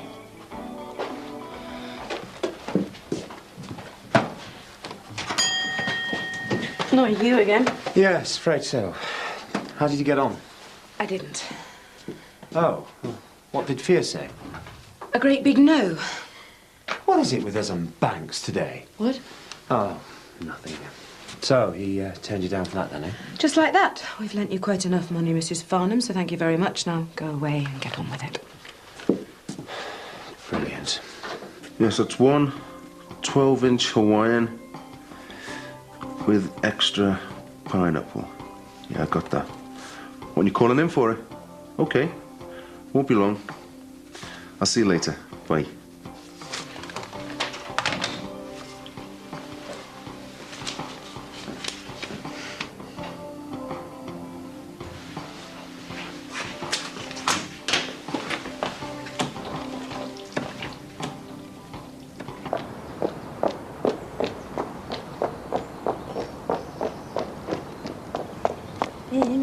Excuse me. What are you doing sat there like one of losers? Shouldn't you be out signing people up with that partition of yours and getting them poor innocent girls out of jail? I've not had a chance to put my name to it myself yet. Have you got a biro on you? No. Well, that's no good, is it? You can't expect every Tom, Dick and Harry to be walking around carrying a pen on them all day now, can you? Oh. Shall I go and try and borrow one from Ron Dixon? On second thoughts, the owl's skin print, he probably charged me for it. I'll try you making the pizza parlour, eh? You have brought the form out with you, haven't you? No, I haven't actually. God bless us and save us. Talk about lapsadaisical. Well, go and get it and I'll hang on here for you. Julia, do me a favour. Just leave it, eh? Oh, charming. I'm sorry I spoke. So, what's the next step then? Find a good loan shark? Whatever happened to Kenny Maguire? Suppose we could tighten our belts for a while. God, you sound like Kenneth Clark. He couldn't tighten his belt to save his life. You know, there is another idea I've been toying with. Oh, yeah? Putting Alice into nursery for an extra day. Well, that'd cost even more money, wouldn't it? Well, not necessarily. I'm sorry, I'm not with you. Well, if it meant that I could devote an extra day a week to getting this place up and running, it would be a false economy not to. Yeah, if you did. If? You sure you don't want the extra time to work on freeing the Jordache too? No, this place is my priority. So, you're not going to get carried away with the campaign then? No. Because quite frankly, we do have a lot of things to worry Yeah, about. I realise that. Then why are you shelling out for posters on Mandy and Beth? I told you, I won't get carried away, but I want to be involved. I can hear the alarm bells already. What does that mean? I can just see the bionic social worker in you, rearing its politically correct head as we speak. Thanks very much. Well, I'm sorry, but I'm not having my daughter packed off to nursery so that you can hang upside down from a motorway bridge, spray painting feminist claptrap for 6 months. Do you know, Max, sometimes you get me so wrong. Yes, I want to help with the campaign because I happen to think that Mandy and Beth should be released. But do you really think that I'd give up all that time with Alice just so that I could go on some crusade? I suggested the nursery because I'm desperately trying to think of a way to make this place work.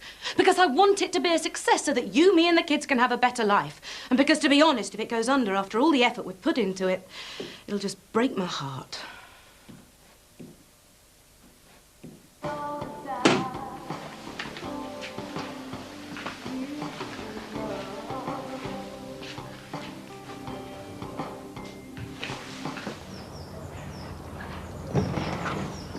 Sin? Sinbad? You all right, mate? Here a minute, eh?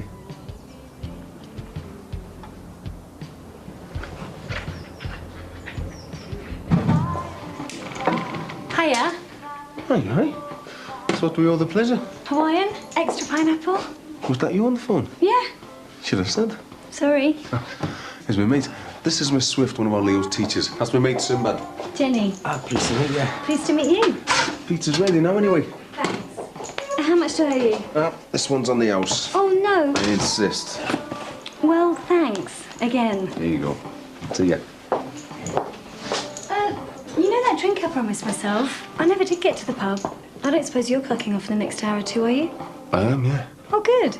I planned the night in with the kids, though, you know. Fine. Do you want me to babysit? No, you're all right, Sin. I'm sorry. Oh, well. Bye, then. See ya.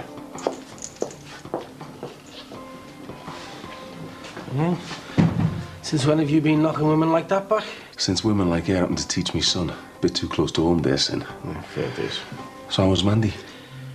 She's all right. Yeah? No, she's terrible. Beth's even worse. They're trying to put a brave face on it, but the pair of them look wrecked. What's wrong, you know, Mick? They shouldn't be in there. We've got to get them out. And we will, mate. How? We've got the appeal, we've got the campaign. Yeah, well, certainly hope something does the trick soon. Because if they've got to stay in that place any longer, it's going to destroy the pair of them. And me and all.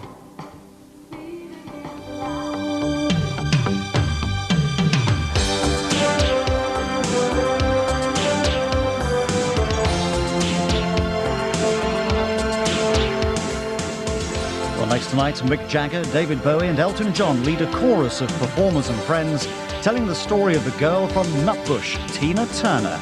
And over on ITV shortly, there's Dangerous Lady.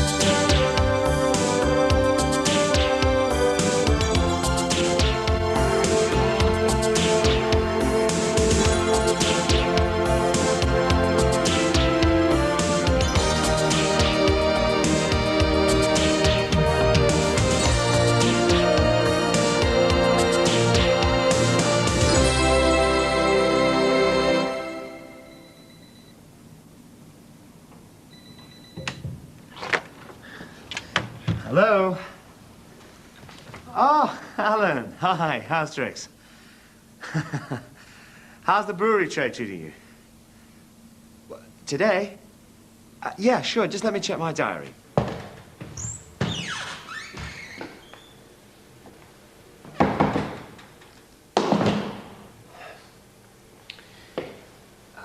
Hello, Alan? Sorry, my mistake. I'm afraid today's a bit of a non-starter. How about tomorrow morning? Yes.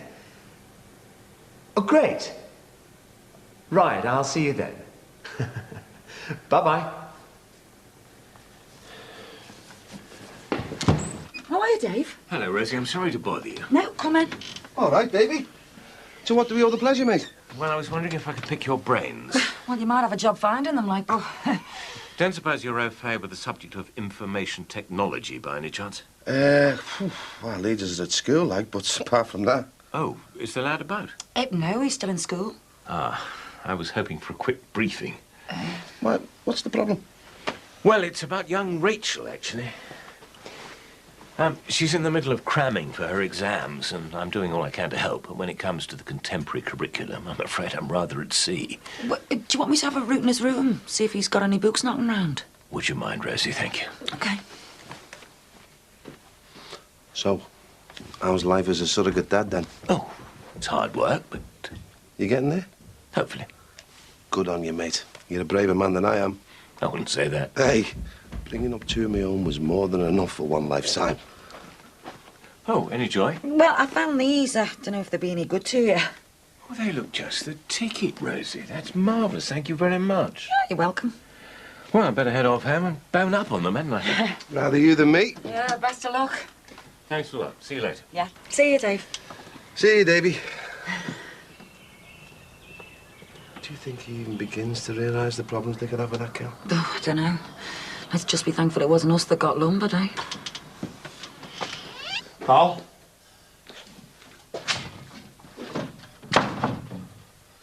Carl!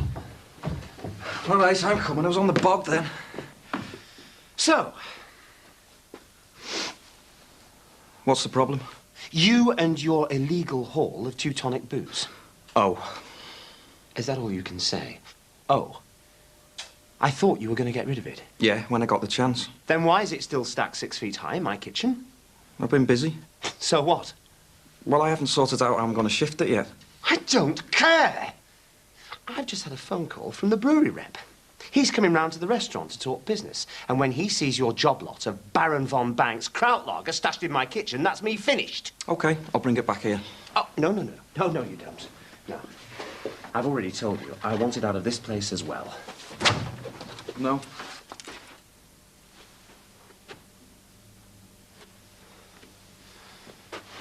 What did you say? I take my orders from Barry, and I reckon he'll be well into the way I've set this up. Listen here, you piggy little...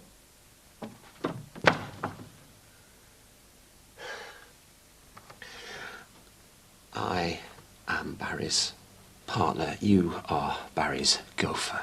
Now, in his absence, by my estimation, that makes me your boss. And as your boss, I am telling you, in no uncertain terms, that if you don't go round to that restaurant right now and lose that lager, this time tomorrow, you will be signing on at the Dole office. Only have to say please.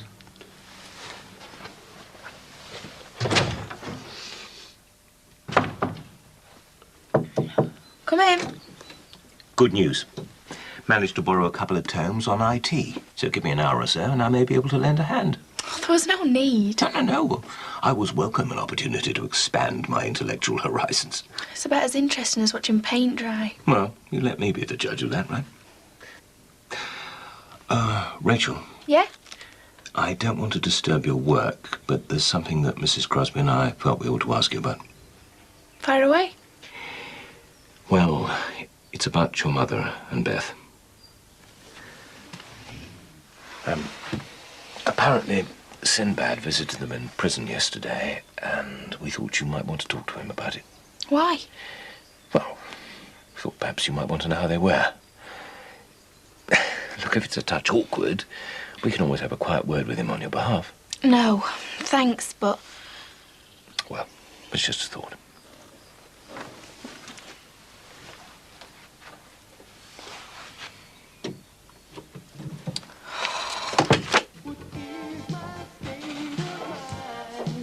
Hello?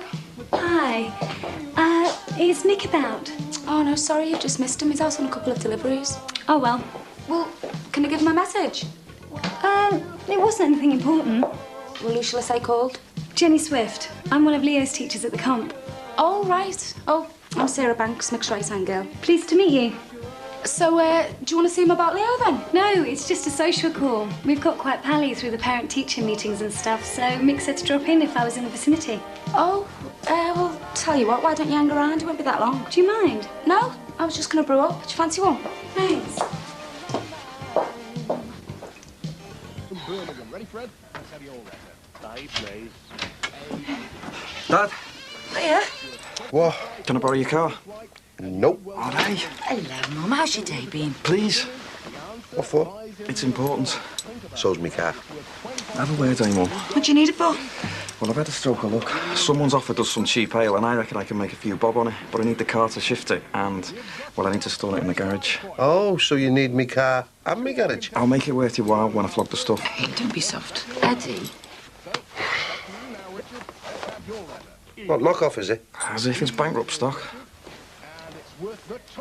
One scratch on that pig. Cheers, Dad. What's he like? Don't ask me. Right, see you in a minute. Why were you off? Round the pizza parlour to do a spot of grovelling. Oh, aye. Who to? Sarah. Mo's cried off the darts team. She's got the flu. So, we're stuck for a player, yet again. Well, you must be if you're asking her. Everyone else has turned me down. Someone's got to make up the numbers. Well, if she's got any sense, she'll tell you where to stick your darts. Which side are you on? Me own. See you in a minute. There you go. Thanks. So, how long have you worked here? On and off the best part of a year. And when you say you're mixed right-hand girl? I mean for slides and pizzas, nothing else. Just wondered. Why? Professional interest, that's all. Nah, Mick's not my type, I'm afraid. Hiya. Hiya, love. Are you eating pizza again? No, I just wanted a quick word. Oh dear, what have I done now? Nothing. I was just wondering what you had on next week. Nothing much, why? Don't fancy turning out for the darts team, do you? Well, you don't have to. It's just Mo's let me down and we're going to be short otherwise. Really desperate. All right, so you've asked everyone else then, have you? I didn't mean it like that. No. Is it a big game? Oh, sorry, this is Jenny, Mick's mate, and this is Rosie, me, Her kind of semi-ex-mother-in-law. We've already met, haven't we, Mrs. Banks? Yeah, nice to see you again. So, what's this about darts? Well, it's just a normal match, but you know they get a cop on if you don't pull a full team out. To be honest, I can't really afford a night out from this place. Fair enough. I've been known to throw a mean dart in my time. Yeah? So, if you're desperate. Well, it's only a kind of local team, you know, just mates and that. Well, Jenny is Mick's mate, doesn't that count? Just tell me where and when. You sure? Yeah. Okay, it's the Leaden Pool in Belvale, next Tuesday, 8 o'clock. I'll see you there then. Great. Right, thanks for the tea. What about Mick? I'd better make tracks. Will you tell him I called? Yeah, all right. See ya. Bye. I'll get some practice in.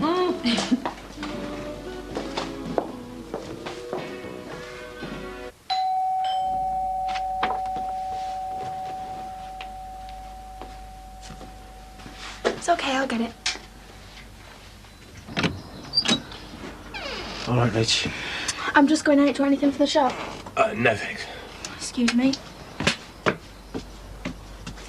Sorry about that, Sinbad. Come in.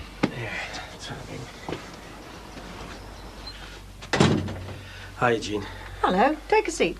So, Fred, Rachel's just gone AWOL. Oh, dear. how's she keeping? Not too bad, really. How are Mandy and Beth? They're okay. Has Rachel asked after them? Shall I take that as a no? Fred, you'll have to for the moment. She needs time. Yeah. Anyway, I'm being on Mandy's behalf. She asked me to give you this. What? It's cash for Rachel's keep. No, really, it's... No, there's no need. Please take it. It'll make Mandy feel that she's still got a say. Thank you. No, thank you. For everything. It was nothing, Sinbad. Well, God knows where she would have ended up without you. Well, let's hope between us all we've managed to keep her on the straight and narrow. Yeah. And if you don't mind, I'll make the cash a regular thing. If that's what Mandy wants. Yeah, it is. Fine. So, Rachel hasn't asked after them at all, then? Afraid not. There's no point in asking whether she's shown any interest in moving back across the road. It's not going to happen, is it? I don't think so, no. Trouble is, Mandy's still kidding herself that she's going to come round. Can't see it, old son. Not in the short term, anyway. What's she going to do, then? I mean, she can't stay here forever. Well, perhaps not forever. Look, given the situation, do you think perhaps we ought to come up with a more formal arrangement? How do you mean? Well, make it official that Rachel is resident here. Use this address for school, medical records, passport, whatever. Oh, I don't know. Does seem the most sensible option, you know. And it wouldn't do her any harm to make her feel that she really belongs somewhere. That's not up to me, though, is it? I mean, that's a decision Mandy'll have to make. Surely she wouldn't object. To what? I mean, being told that our kid is virtually up for adoption with the people across the road. Oh, it wouldn't be like that. We know it wouldn't. But if I have to go up to that jail and try to explain to Mandy what you want to do, I mean, I bet she'll see it that way. I'm telling you, it'd break her heart.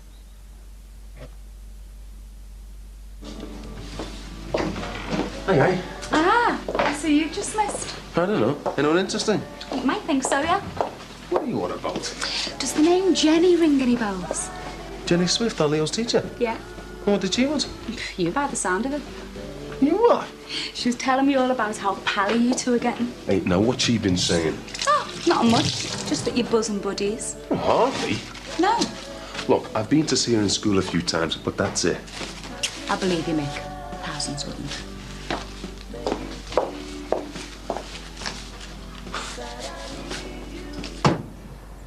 I can't fit any more in there. Well, better get your skates on, come back for the rest. Well, can't we just take your car, fill that up? Sorry, no. Well, what about this brewery fella? I thought he was due in a minute. Oh, didn't I mention it? I rang him back and told him to put it off till tomorrow, just in case. So I've just... You've done as you were told, like a good boy. Now go on, off your pop. And listen, don't forget, when you've finished here, I want you to go round to the club and shift the beers from there as well, right? Hi, love. Hello. Not exactly even in here, is it? No. Can I help you with anything? I don't think so. I just fancied a nose. Fine. Hello, love. How are you keeping? All right, thanks. Have you heard from your poor mother? No. Oh, must be terrible for you, all this upset. Yeah. Still, at least there's people like the Crosbys kind enough to take you in off the streets, eh? Hmm. Like something out of Little Orphan Annie, isn't it? Hey. Hi. Are you following me? That someone else has had you bitten off? Not exactly. I'm afraid this lot's all a bit too arty for me, love. Give us a shout if we start stocking cheap pegs. Will do.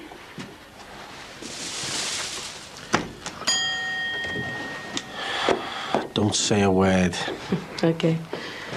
Have you got any writing paper in that? Yeah, about this stuff. Oh, yeah, brilliant. I'll have a couple of pads of that then. Yeah, matching envelopes. Sure, yeah. So, no need to ask who you're writing to. Nope. How are they? All right. And the baby? Well, Mandy went for one of those amnio whatchamacallits the other day, so we're just waiting for the results on that. Any news on the appeal front? Nah, but it's early days, isn't it? Yeah, well, I'm popping in to see Mum later, so we'll sort out a plan of action for the posters. Great stuff. I've just been round there myself, actually, talking about Rachel. And? They want to make her stay at the bungalow permanent. How permanent? It sounded to me like they practically wanted to adopt her. Oh, God. And I'm not being funny, like, but at their age, taking on a kid like that with all she's been through. Oh, you don't have to convince me of the risks. I mean, they've been brilliant, but... Well, maybe I should have a word with them, see exactly what their plans are. I don't know what's for the best anymore.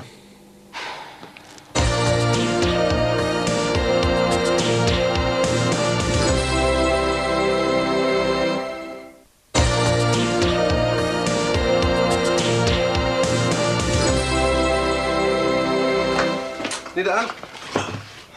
Well, that was good, Simon. I've just finished. Oh, I'm sorry, lad. I'm knackered. So what are you planning on doing with all this lot, then? Hey? I'm going to get a pitch down at Stanley Market. Yeah, good idea. But, in the meantime... What are you doing? I'm taking me cut. Half for the car ride, the rest for the rent of me lock-up. Cheers, son. Good night, kids. See you in the morning. How's the petition looking, Sin? Hang on.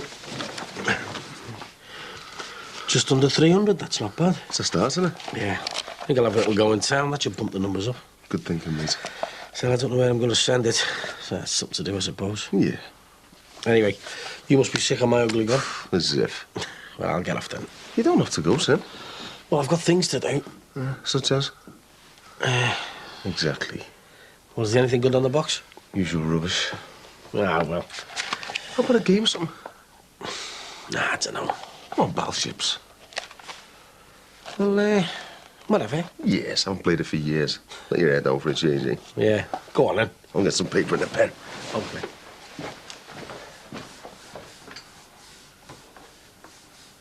Hi. Hiya. Oh, hello, darling. Rachel, your bath's from. Oh, thanks. I don't remember anyone running a bath for me when I was at home. Paid no attention to her. She was spoke rotten as a child. How is she? Bearing up. And what about you two? Oh, we're fine. Have you come to talk about campaign tactics? Amongst other things, yeah. Sounds ominous. I was talking to Sinbad earlier on. So we? I know. He filled me in on your plans for Rachel. So, what do you think? Was it true? What? That you're hoping that she'll become a permanent fixture here? Yes. Well, in that case, I think you're making a big mistake. Why? Because in the final analysis, she's not your responsibility. Not in law, perhaps. But morally, given the circumstances, I think she is. I don't see that at all. And what do you see, Patricia? I see my mother and father, who should be relaxing into their semi-retirement, being saddled with God only knows what kind of problems. Rachel's not a problem. Not now, no. But once the full impact of what's happened sinks in, who knows how she'll react. So that means we should turn our backs on her? No, but have you thought this through? Why don't you think it through, Patricia, and then tell us what you think might happen to Rachel if we did ask her to leave? I'm not saying just throw her out. Just look at the alternatives. Which are? She goes back to live with Sinbad, a move, by the way, to which he's vehemently opposed. Mandy gets released from prison, and everyone lives happily ever after. A highly unlikely scenario. Or more probably, she ends up in some dingy bedsit, alone, at 16 years of age, and a prey to every lowlife and sleazy character that happens along. So, that's that then. We appreciate it's us you're thinking of that, but we can cope. And we are not going to abandon that poor girl. Right. C3. Battleships, you jammy get. Oh, is that it? Yeah, you know what it is. Yes, do you fancy another? At the door.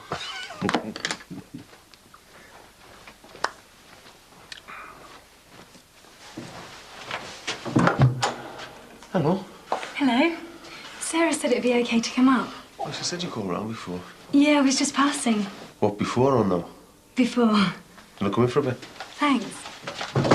Right, sir. Ah, yeah. Oh, sorry. Right, well, I'll get off then.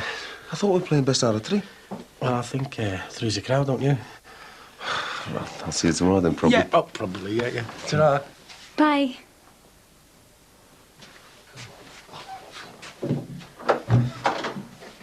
See you soon. Yeah.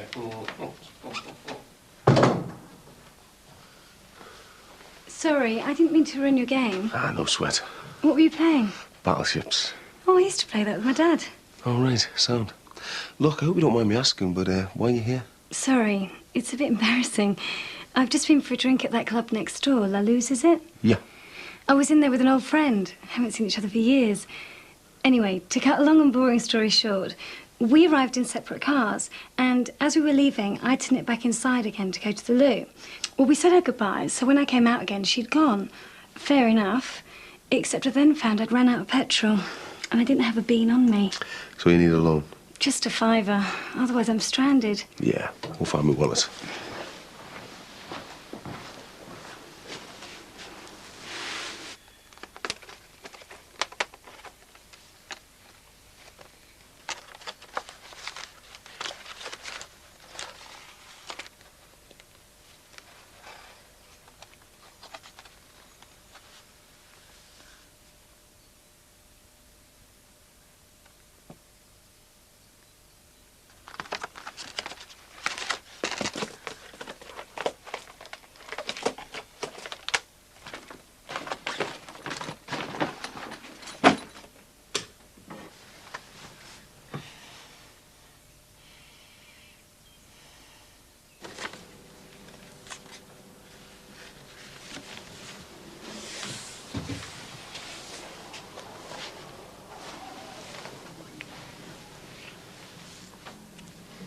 Sorry about this, I can't find my wallet. Is this it?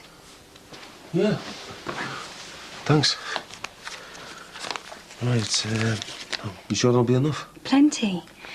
I don't suppose you've got a petrol can I could borrow? Yeah. I'm parked outside the club, so I'll have to fill the tank by hand. Okay. Oh, there you go. Thanks. I'll pay you back as soon as I can. I just give the money to Leo. Okay. Night then. Yeah, see ya. Thanks again. Yeah, you drive safely, eh? Bye now.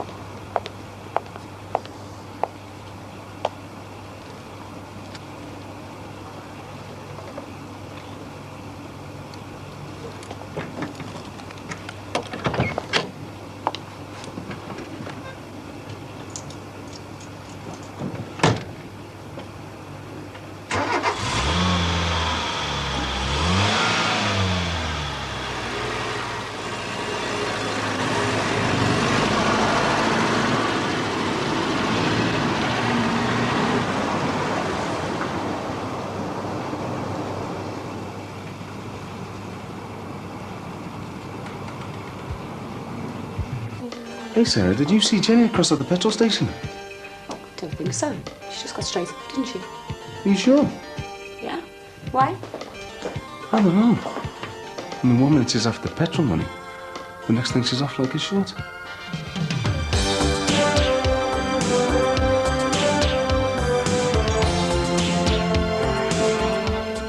Well, the video, Brookside the Women, is still available from the usual retailers. Coming up next on 4, advice from film director Ken Russell on how to shoot the perfect wedding video in iCamcorder.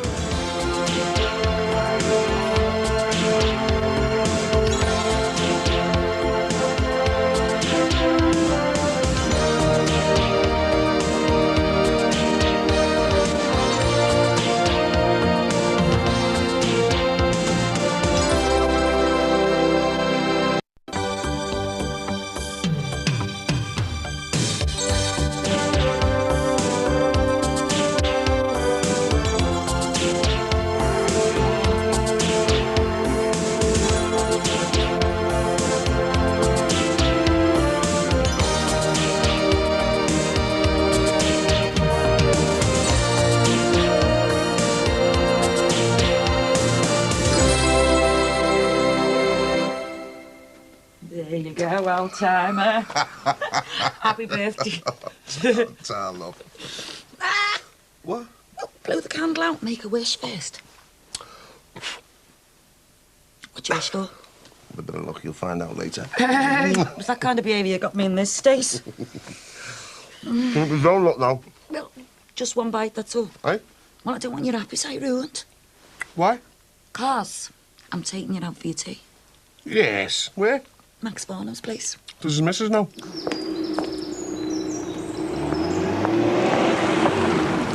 Carl? Yeah? A word, please.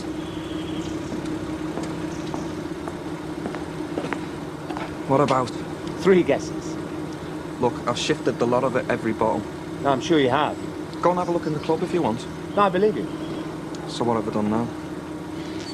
There's just one thing I need clearing up. I take it you've had several deliveries of your dubious brew over the last week or so? A couple, yeah. Well, what I need to know is, where did you get the money to pay for this stuff? Out the club. And do I have to go through the books with a fine-tooth comb to find out how much money you've embezzled? I haven't embezzled nothing. I've got it all written down somewhere. Well, then I suggest you apply your fertile imagination to the immediate problem of how to get that money back. And what about all the ale we've sold? The club's made a profit because of that. Right, well, look, I'm willing to let that side of things go, but as far as the unsold stock is concerned, you better get a full refund, pronto. Otherwise, you're down the river.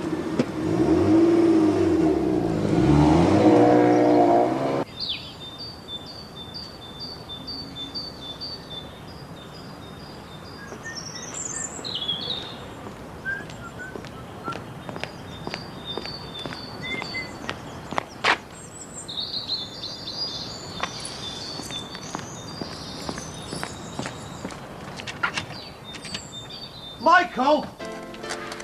Not bad, this, is it? No. Good evening. Oh, hiya. Everything to your liking? Yeah, sound. Is it a special occasion? Well, Eddie's 43rd. Oh, congratulations. I don't know if I want congratulating. That big 5-0's getting nearer every year. You know what they say. You're as old as the woman you feel. Oh, charming. Can I offer you anything else, wine list? No, I'll stick with me bottles, thanks. Ah, right. Like father, like son, eh? Oh, aye, yeah. Except he's got an old garage full of them. Rosie? Well, I might have a drop after. I'm all right for now, thanks. Oh, very well. Right then. Bon appetit. Bon appetit. Where do you think he is?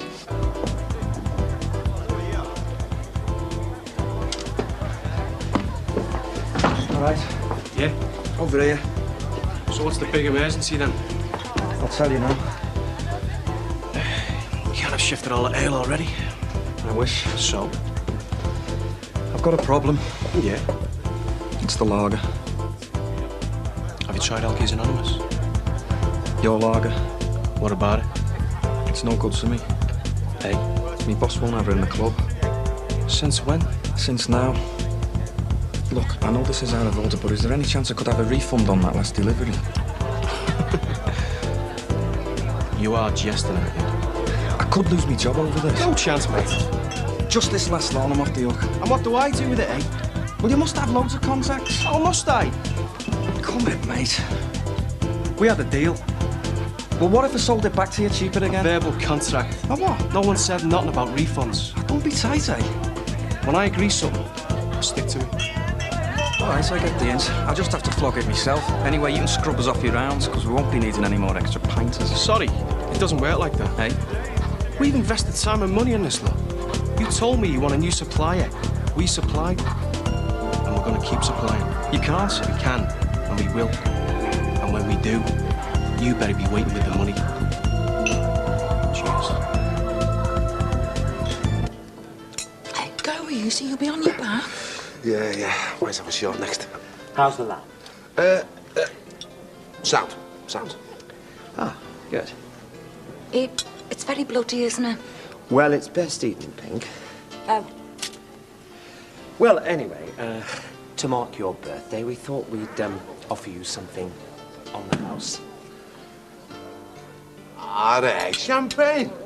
Well, it's Asti Spumante, actually. Oh, thanks very much. Our pleasure. Oh, hey, Max, listen. We're having a few bevies round at ours, Lacey, you know. We thought we'd make a night of it, like somewhere. If you fancy knocking in. Great. I just have to see what Patricia's up to first. Well, the offer's there. Thanks. It's very nice of him, wasn't it? Yeah. Just get stuck in, eh? 43. I don't know. You don't know what? Bit old to start changing nappies again. You'll cope. I'll be practically drawing me pension when she's 20. Don't remind me. Yeah, it's weird, isn't it? Chances are we won't be around to see the grandkids. Then again, we might live to be 100 and see the great-grandkids. Now, you're going to pour me some wine? Yeah.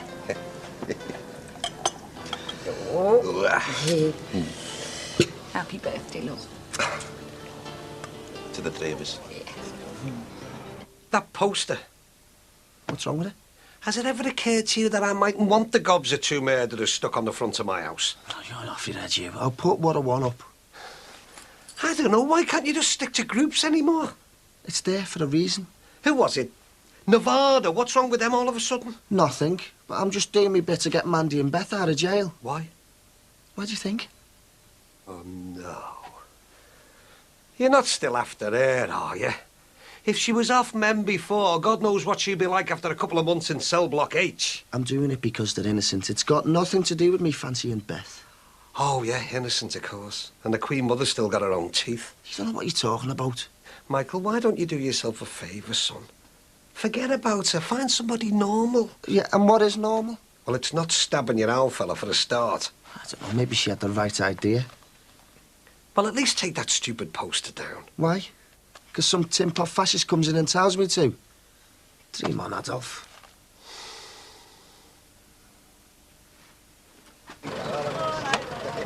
See you now.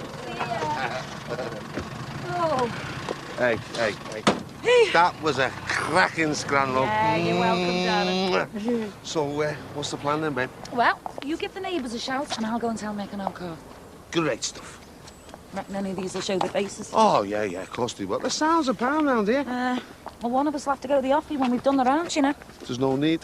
There's a garage full of lager in there. Oh, you can't. I can do anything. It's me birthday. I'll see you later. Hey.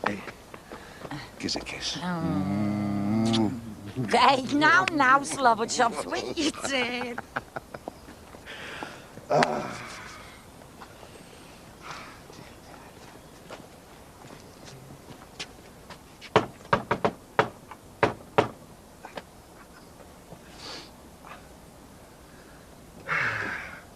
Evening, all. All right, Ed. Is that it? Aren't you going to wish me happy birthday, like? Hey? 43 years young today. Oh, I see. Well, many happy returns, mate. 43, eh? Yep. Gosh, I wish I was 43. Never mind, I can wait, eh? So you've been out celebrating, have you? Only just started, mate. That's why I'm here. We're having a few bevies round our house, Lisa. Do you fancy it? Go on, Ron. Go on, if it gets me out of this place for an hour. That's the spirit. Mwah. See you later. Yeah. Ta-ra, Ed. Oh, hello again. Hi, Rosie. How are you? I'm all right, thanks. Been to see Meg? I wish I can never catch him in. Oh, isn't he there? No, just Sarah. I was on my way round to ask him out and all. Oh, really? Yeah, it's my fella's birthday. We're having a bit of a booze up back at the house. Sounds interesting. Call in if you like. Oh, no, I wasn't. Oh, more the merrier. Are you sure? Yeah, defo. Oh, thanks. You can walk back with us now. Okay. I'll just go and leave a message for Mick. Is there anything good on the telly tonight? Oh, just some Tom Cruise film. Oh, well. I'm knackered anyway. I'll probably just go straight to bed. Oh, God, that'll be Sean. He's early. Do you want me to let him in? Oh, yeah, go on. Come on, look a show. Will you get him a cup of coffee or something?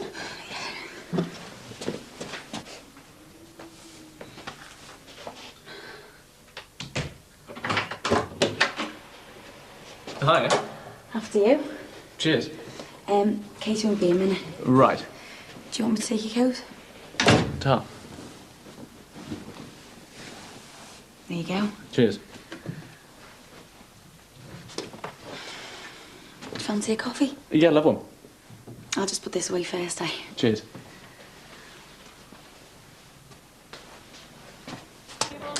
Oh, yeah. mate, Come in. Happy birthday.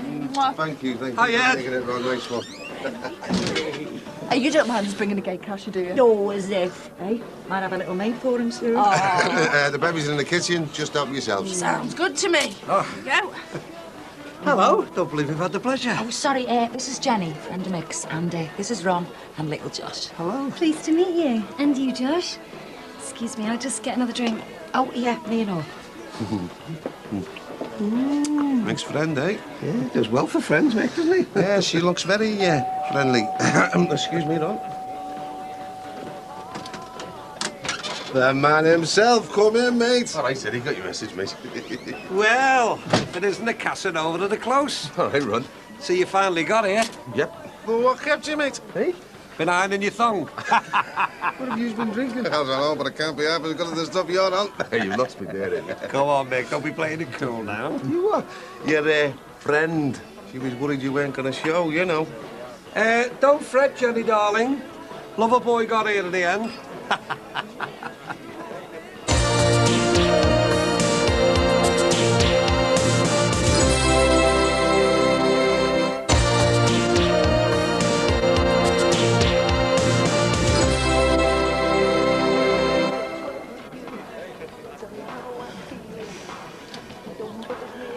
We'll find some noodles.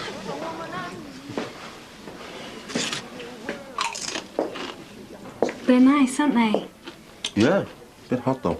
Not the crisps, Eddie and Rosie. Oh, sorry, Actually, I didn't realise you knew them. I didn't until the other day.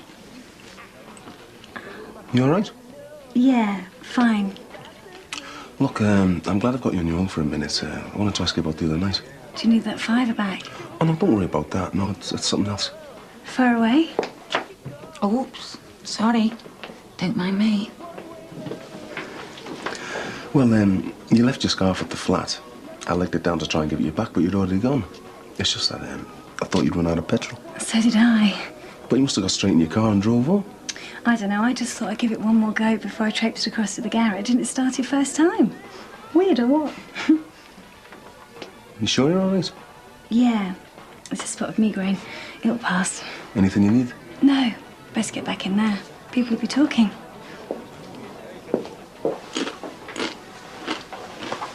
You're a bit of a dog horse, aren't you? How do you mean? Putting the moves on Katie. No.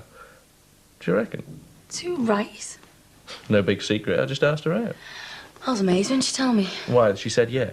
Well, you're a bit of a div, aren't you? Thanks a lot. No, I suppose didn't think she was your type, really.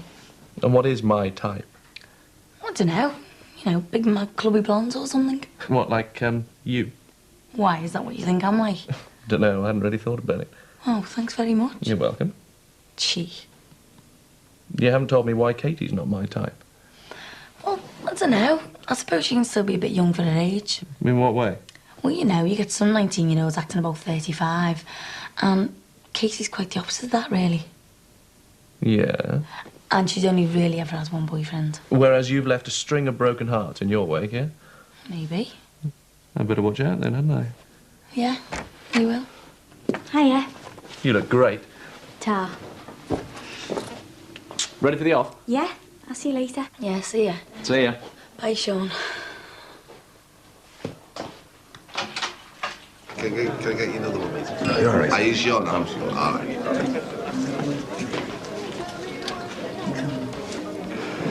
Are you all right? Yeah, fine. Okay. I mean, he might have only known one position when he was with Teasy, but nothing's stopping him now. I'm telling you, son, the thing with women is always let them think they're getting their own way. How's the headache? I feel a bit rough, to be honest. Do you think you'd be better off tucked up in bed? Yeah, you're probably right. I'll make my apologies to Rosie and head off. Do you know where the nearest bus stop is? You can't be hanging around for buses this time, Liz. I'll phone you a taxi, sonny. I haven't got enough cash on me, again. Neither have I. Look, I'm sure Rosie will lend you the cash. To be honest, I don't really like getting taxis on my own at night, especially in this state. Oh, right. Are you over the limit? No, I've only had the one. I don't suppose... No. No what? You couldn't give me a quick lift home. You'd be back in no time. I don't know about... Go on then, go and grab your cozy. Oh, thanks. Rosie. Yeah. I'm sorry about this, but Jenny's got a bit of a migraine, so I volunteered to run her home. Oh, she all right? How are you feeling, love? So. Look, I won't be long. Okay. You take as long as you like, lad. Yeah, all right, what's up? Thanks for the invite. Hey, you're welcome. Bye. See you later. Have fun. Ta-da. See you, Mick. See you, Jenny. 3 guesses what I'll be using to cure their migraine. Not going to your dad's birthday bash? Didn't know he was having one. Oh dear. Perhaps you weren't invited. I'm working anyway, aren't I? Very wise. Get the hours in while you've still got a job. Look, Max, we've established the fact you can sack me as and when you want, so just save the sarcasm, eh? Okay. So, what news? Did you see your friend? Yeah. And did you get your refund? No. Not very good news, then. Seems to me you'll have to start selling your supplies door to door. Because if you don't get that cash back... Night-night.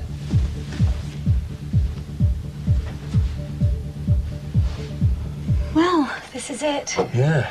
Listen, you okay? Yeah. As soon as I got in the fresh air, it eased up. Good. Well, Do you want to come up for a sec? I said I'd get back to the do, you know. I still haven't given you that money.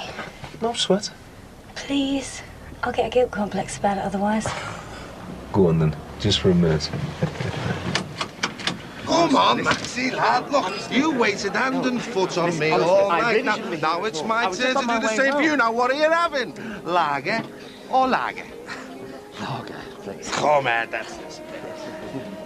So how's the petition going? Oh, great. Virtually everyone round here signed it. Hardly. I haven't yet. Thank God for that. Well, it just so happens I've got a page of it here. Oh, nice one. Michael. Have you got a pen? Yeah. He'd sign his own death certificate if he thought it was the in thing to do. It's a bit harsh, isn't it? Yeah, just because you're in with the Hanging Flogging Brigade. Thank you, Fidel Castro. How about you, Max? Have you put your name to this? Or you're in with Genghis Khan and his missus? Sorry. This petition for the girls. Your Pat signed it, but I don't think you have. Nice one, Maxie. So how come you haven't signed it? Well, because I didn't want to. Oh, so you're in favour of wife batters and child abuse then, yeah? Now then, soft lad. No, but I also have some very strong views on murder as well. They're not murderers. So what are they doing in jail? Let's cool it down, eh? You'll have the neighbours complaining.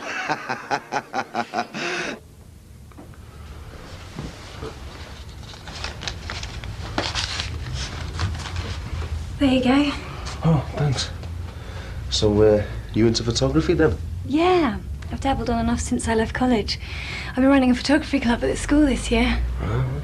You take them yourself? Yeah. They're good, aren't they? Not that I know anything about it, like. Thanks. Have you got a hobby? Oh, yeah. Full-time one. I call them Leo and Gemma. Must be tough bringing them up on your own. Yeah, we got by. Do they still see their mum? Once in a blue moon. They must be really protective of you when a woman appears on the scene. Hey, they haven't had a string of aunties, if that's what you get at. No, I know, but when are you going to get married again? How do they feel about that? How do you know what I was going to do? Sorry, Rosie mentioned it. Oh, right. And there's been no one since? No. No. Do you mind if I use your toilet? Feel free. It's just through there. Thanks. Well, the fact of the matter is, I shall not be press ganged into putting my name down to anything. It's emotional blackmail of the lowest order. Hey there. Anyway, this vigil thing's on next week. Read about it in the Echo. Women against violent men, it's called. Might be worth having a nose, eh? Yeah, sounds interesting. OK, love. I don't know, it was Veal last month, wasn't it? How can anybody get so worked up about a few cows? I could. Yeah, well, if people were as concerned about human beings as they are about some chop on legs, then the world would be a better place. You just think? Mick will be well on the job by now. Yeah. Don't know how he does it. Good jammy get. Hey, thanks for the coffee. Eddie Banks will be. Wondering where I've got to.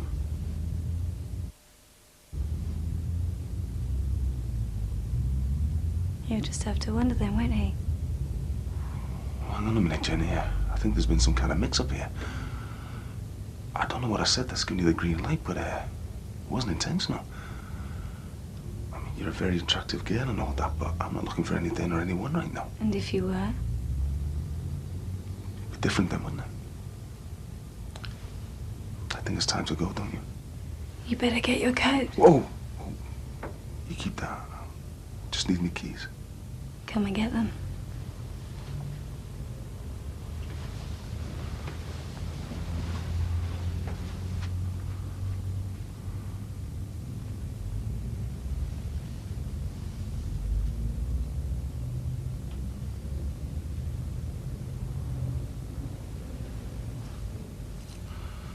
Thanks again for the coffee.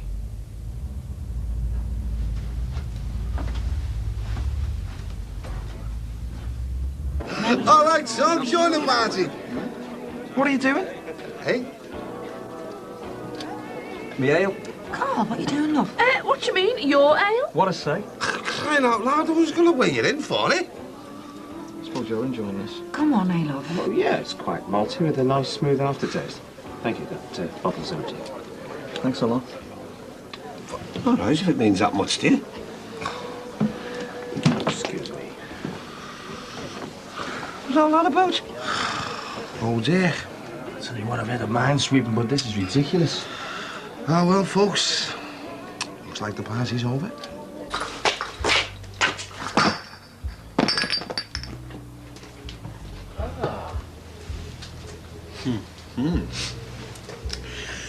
You get money back on the M's.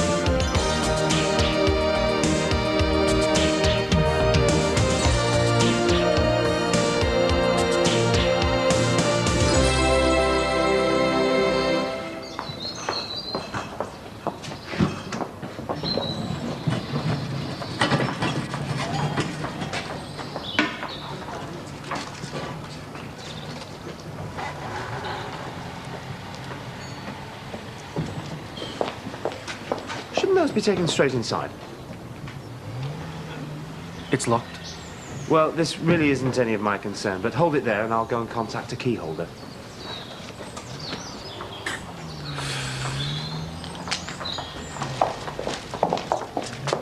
Hello.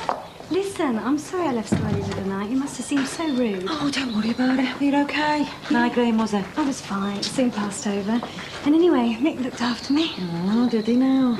Rosie. Hey, so you're going to tell me all about it then, or what? Sorry, I've got to get back to work. But I'll fill you in on all the details tonight at the darts match. Oh, right. You still coming? Yeah, of course. I've been practicing all weekend. Oh, right, good. We're still a player short, though. Afternoon, Rosie.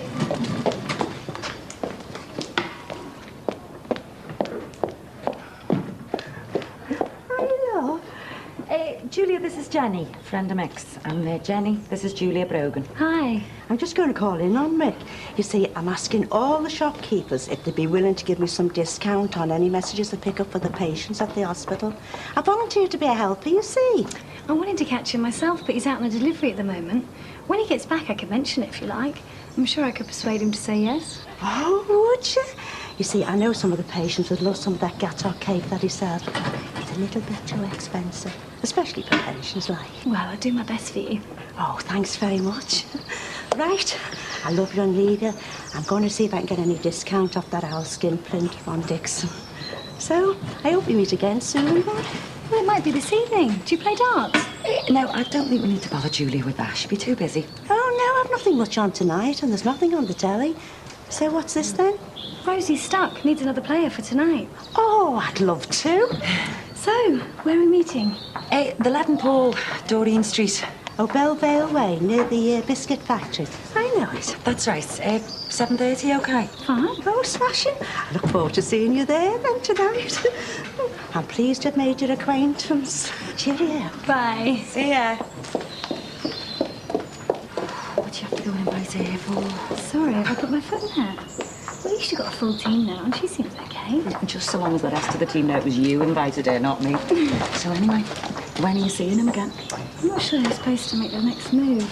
I'll just have to wait and see. Right, I've really got to dash. I'll see you tonight then. Yeah. Bye. Ta-ra!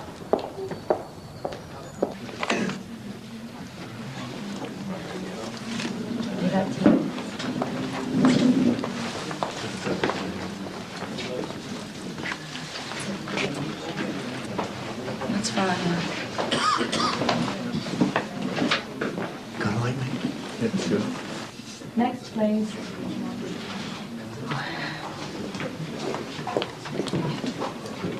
George.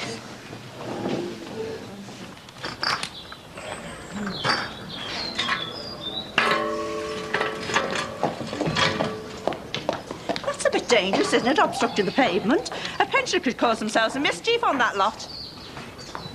Hey, I've just seen Rosie Banks with Mick Johnson's new lady friend, and they've asked me to represent your ladies' darts team tonight. Really? I knew we were hard up, but... We'll have less of that. I used to play with Jean Crosby at the over 55s, and she said I had quite a sharp delivery. Really? Yeah. Mrs. Crosby's a lovely woman. Good breeding. Similar to myself. No way. There we go. Hold on a minute, please. Excuse me, just hang on. Somebody will be along in a minute to open up, all right? Right. Look, do you want me to call the head office and complain? Head office? Yes. I don't think the brewery would like their employees upsetting the customers. We're not from any brewery, mate. We're independent importers.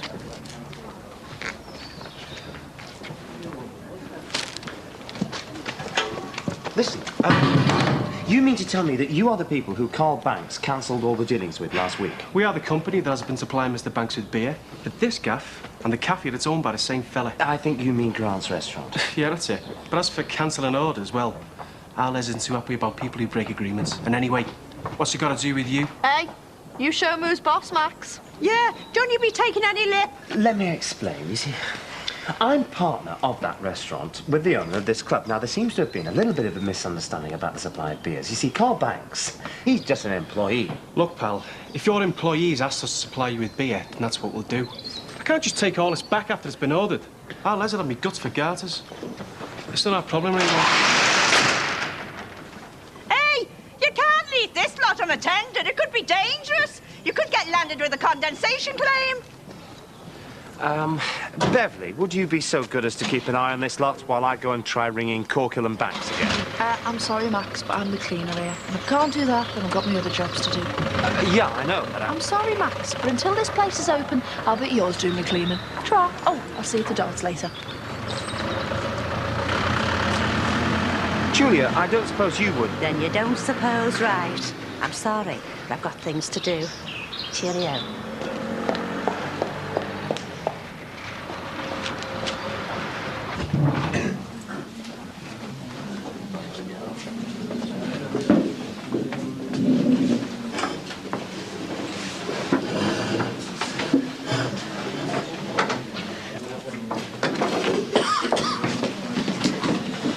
Hello, Jane.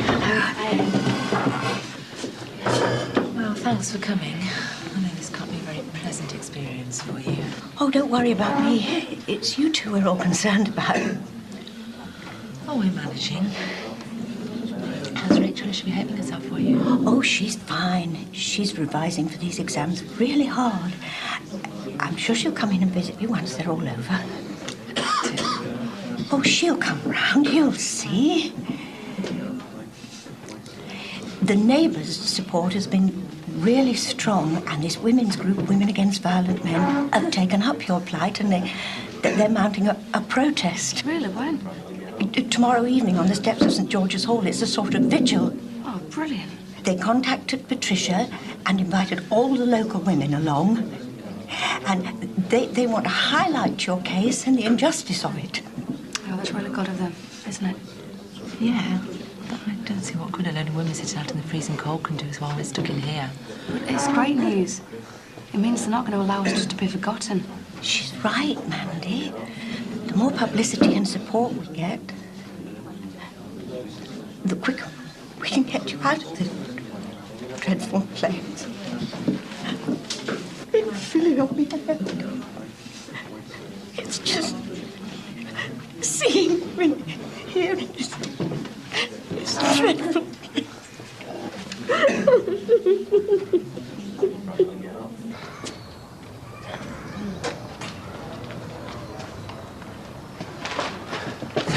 God for that. Where the hell have you been? I've been to the bank for change. Why is this beer still being delivered? I thought I gave you strict instructions to get rid of the damn stuff. I did cancel it. I just don't think they were very happy about it. Whereas I'm absolutely delighted about it, and I'm sure Barry will be tickled pink when he comes back to find both his establishments closed down. Look, I told Donnelly I didn't want another delivery. I didn't know he'd just dump it outside. Hey, the club won't get closed down just because of these deliveries, will it? It will if you don't take this stuff back to wherever it came from as soon as possible. And how am I going to move it? I haven't got any transport. It's not my problem. But you better get it sorted out, because if the club is closed down, it won't just be you out of a job, but the rest of the staff as well. And they, along with Barry Grant, will want to know why.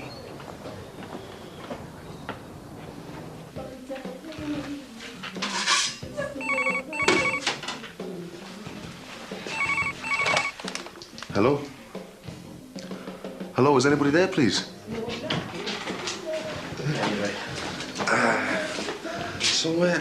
How's Manny getting on?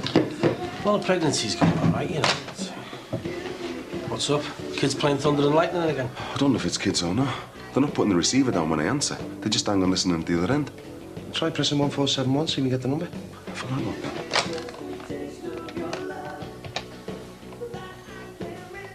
Sorry, no number is stored.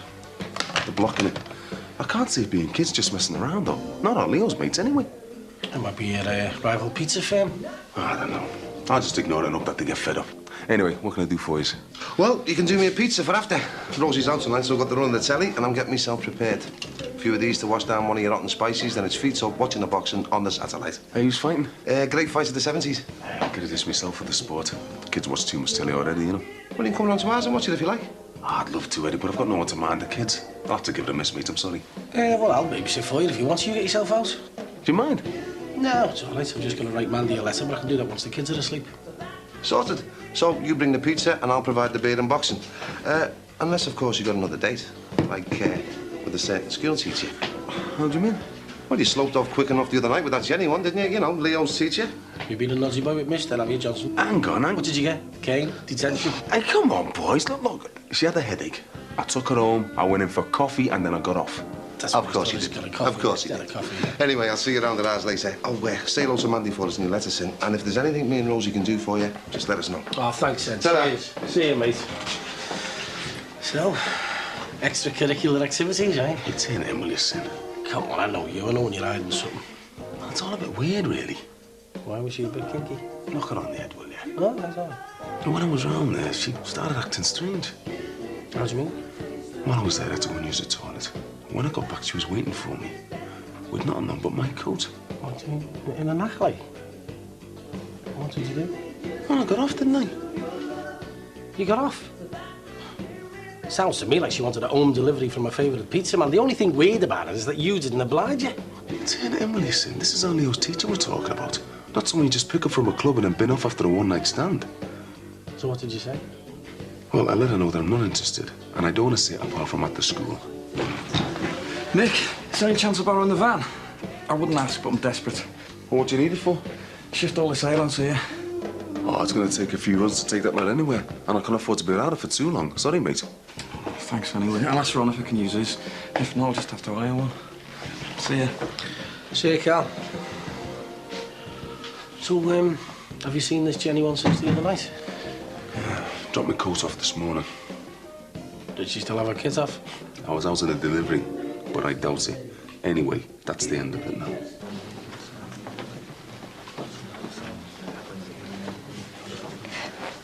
I'm so sorry I got so upset just now. It was the shock of seeing you in this awful place. Well, I didn't think it would be as bad as it is in here. All those months that I thought nothing could be worse than living in that house with the body buried outside. I thought prison would be some sort of relief from it. I didn't know it would be as bad as it is. Come on, be brave. I'm so sorry. But please remember that we're all thinking about you, and we will do our best to get this campaign going. Thanks, Jean. Bye-bye. Bye. Bye.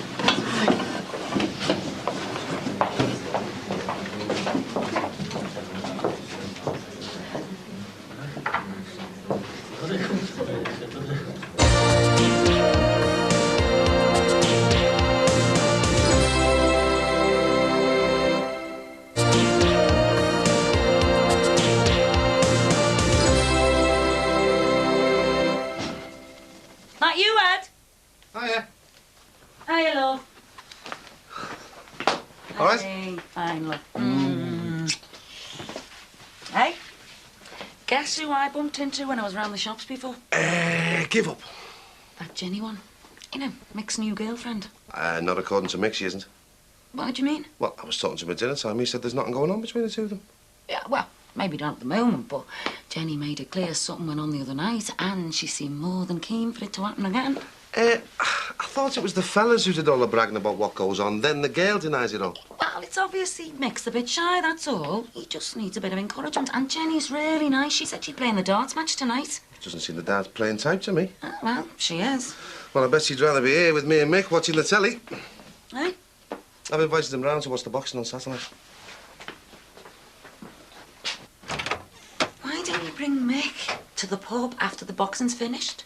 Give him a chance to see each other. Oh, I'm not sure about that, love. I mean, I don't want to be setting him off if he's not keen, like. Yeah, but if he is, how else are they going to see each other apart from at school? That's not the best place for him to be asking her out now, is it? I suppose not, but why are you so keen on sorting out Mick's love life anyway? 'Cause he's a nice fella, but he's obviously lonely. It's not like it's just going to be four of us, is it? I mean, he's going to be having a pint with you, she's going to be playing darts with us. It's not like we're forcing them together now, is it? But you know, I don't like going to your darts matches. And anyway, I thought Cupid used a bow and arrow, not a set of darts. Yeah.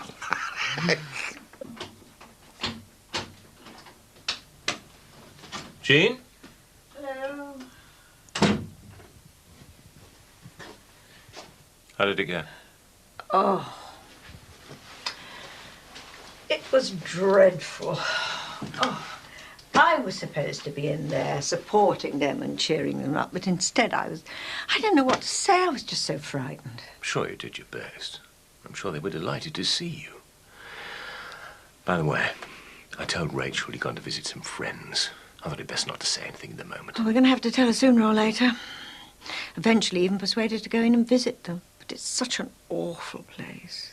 Well, it is a prison, my love. It's not supposed to be comfortable or pleasant.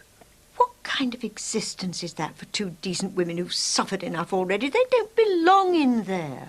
I don't see what you can do to change that at the moment. Well, starting with the vigil tomorrow, we've just got to let everyone know the injustice of it all. Now more than ever, we've got to do everything we can to help them gain their freedom. Cheers, love. Tell. Here you go, girls. Thanks. I've been really looking forward to this game. I even put a board up in the staff room so I could practice during my lunch breaks. Yeah, well, you better play well tonight because you're going to have Mick watching you. Really? Eddie's bringing him down later. Don't mind, do you? No, not at all. So then, you going out with them or what? Well, no. It's early days yet, but... Not yet, but if her aim's good tonight, she could score. Hey! So, do you know anything about this vigil thingy tomorrow night? Not really, just that it's a women's group campaigning against violence, I think. Campaigning against fellas, more like. I mean, they won't even let men in. And why are they so interested about Mandy and Beth? Well, I don't think it's just the Jordashes. I think it's more like women getting beaten up by their fellas and that. It's great that a group of women can get together and say publicly, enough's enough. Hey, you're not one of those feminist nutters, are you? No, but I'd defend myself if a man ever laid a finger on me. Even Mick? Well, he could lay whatever he wants on me.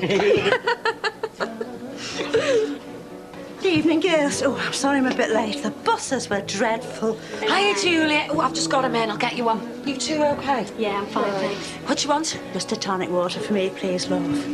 I've come prepared. Oh, looks like we found our secret weapon here, girls.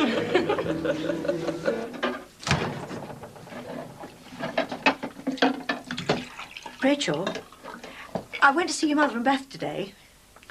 Why didn't you tell me? We don't mind if you go and visit them. Splendid. Any bourbons left? You don't have to lie to me about Mrs. Crosby going to visit the prison, you know. Oh. Well, the thing is, Rachel, I just didn't want to upset you, that's all. It's okay. I'm not bothered. Your mother was asking about you. Oh. Are they okay? Well, they haven't found things very easy. I mean, if you could go in and see them, if you'd like to. No, I'm not really bothered. Right, I better get off to bed then. Night. Night. Night. See you in the morning. Well, at least she asked about them. Do you think she's starting to come round at last? Oh, fingers crossed. It would do Mandy so much good if we could get Rachel in to visit her. Thanks, love. There you go, mate. Nice one, Ed. Cheers. Look, I'll only be able to stay for the one. By the time we've drunk these, got the bus back again, Sarah will be ready to go. Yeah, all right. Let's just see how this lot are getting on, eh? Did you know Jenny was going to be here? Well, yeah, but... I thought you were keen to get me down here. It was Rosie's idea, but I didn't think you'd mind. I just don't like being set up, Ed. It didn't seem like you needed setting up. Oh, I'm really sorry, mate. I didn't realise it was just a one-night stand when you were here. Look, nothing happened the other night. Well, that's not how Jenny's making it out to be, mate. Oh, no, so what's she been saying? Yeah.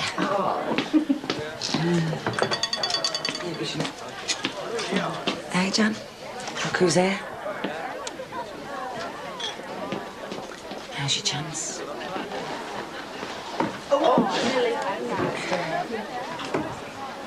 Hi, lads. Hey, Mick. Look who's here. How's the game getting on? Let's go and see how it's going, eh? Come on, love. I didn't know you and Rosie's darts team. This is my first game. Look, have I been set up here? I only knew you were coming when I got here tonight, honestly. Well, you knew before me. Look, Mick, I'm really sorry. This wasn't my doing. And I'm sorry about the other night. I really got the wrong impression. I'm so embarrassed. Believe me, you're the last person I wanted to see tonight. I feel such an idiot. Yeah, let's forget it. No, the other night was unforgivable. I realise you don't want to go out with me because I'm your son's teacher. I do understand. Look, it's not your fault. I think you're very nice and all that, but for the past few months... Well, never mind. Let's just say I'm not ready for any kind of relationship with anyone, especially my son's teacher. Okay. And I am really sorry. Look, it's forgotten, all right?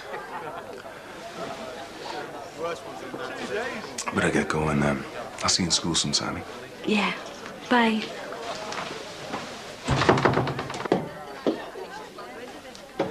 That's clever.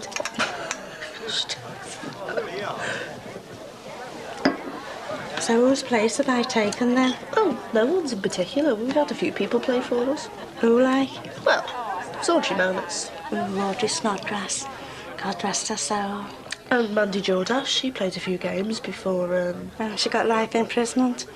I'm not too sure I want to be in this team. I think my place could be cased. Oh, those two poor women in that jail. Sinful. Mind you, from what I've heard, I think that Beth won't be made up in there, if you follow me meaning.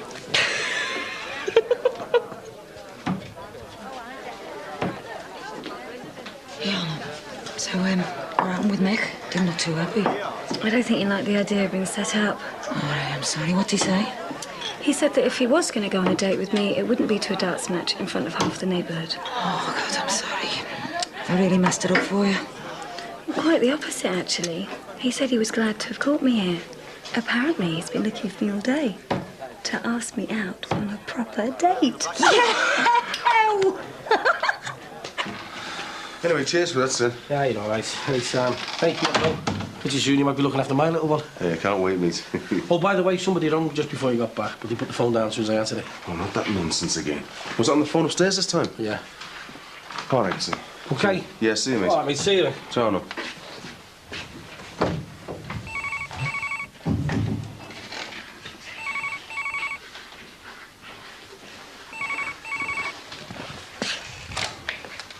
Hello? Hello?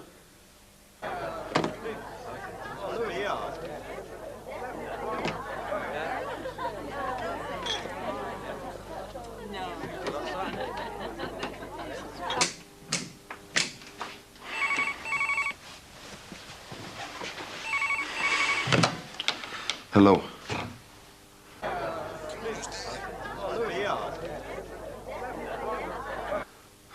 Well, if you think you can intimidate me or frighten me, then you're wrong.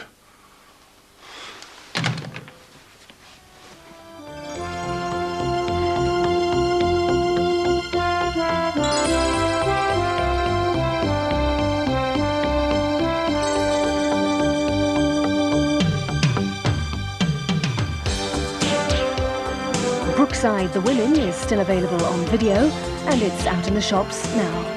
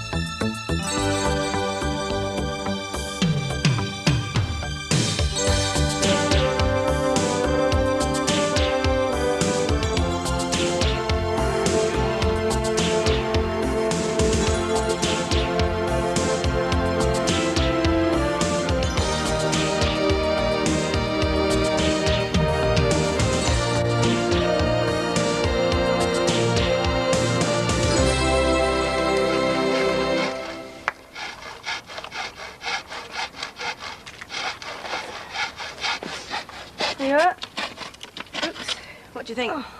Oh, good. It's eye-catching. Right, give us a hand. You know, I think I'll rename that restaurant Farnham's. My sleeping partner's comatose. Just had this irate supplier going on about his aubergines. Well, he can stuff them. What are you on about, Max? Work. Hello. What's this? I'll post it for the vigil. Ah, so you're going then? Yes. Who's manning the store now? Well, we're going over there in a minute. The shop won't make any money unless it's open. Max, this is important. We've got to be on those steps with as many women as possible. All for Mandy and Beth, eh? Well, that's why we're going. But It'll be mostly just women who want to voice their protest against violence. But it gives us the chance to protest about the injustice done to Beth and Mandy. They were both found guilty, you know. So were the Guildford Four, Max. Right, I think that's about it, don't you? Should we go and rally a few troops? Never mind about that. How about rallying a few customers? Bye, Max.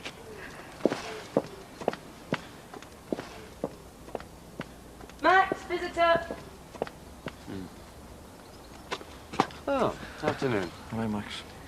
Problem. Now there's the surprise. What? Well, I think like any good manoeuvre, this ale going back's got to be done as quickly as possible. Agreed? Agreed. I'm on my own. Where's Corkill? Missing, as usual. But there's tons of ale and it's going to take all day. Look, I run a restaurant. I do not deal with contraband alcohol. Look, if I get there and they start arguing the toss... Well, I mean, it'd be better if someone like you, with your experience, could explain things on behalf of the management. I don't care. I don't want to get involved. Look, I know I've screwed up, but you're a suit. They'll listen to someone like you. Please, Max. All right. But listen, we do it my way, okay? Nothing heavy-handed. Whatever you say, boss.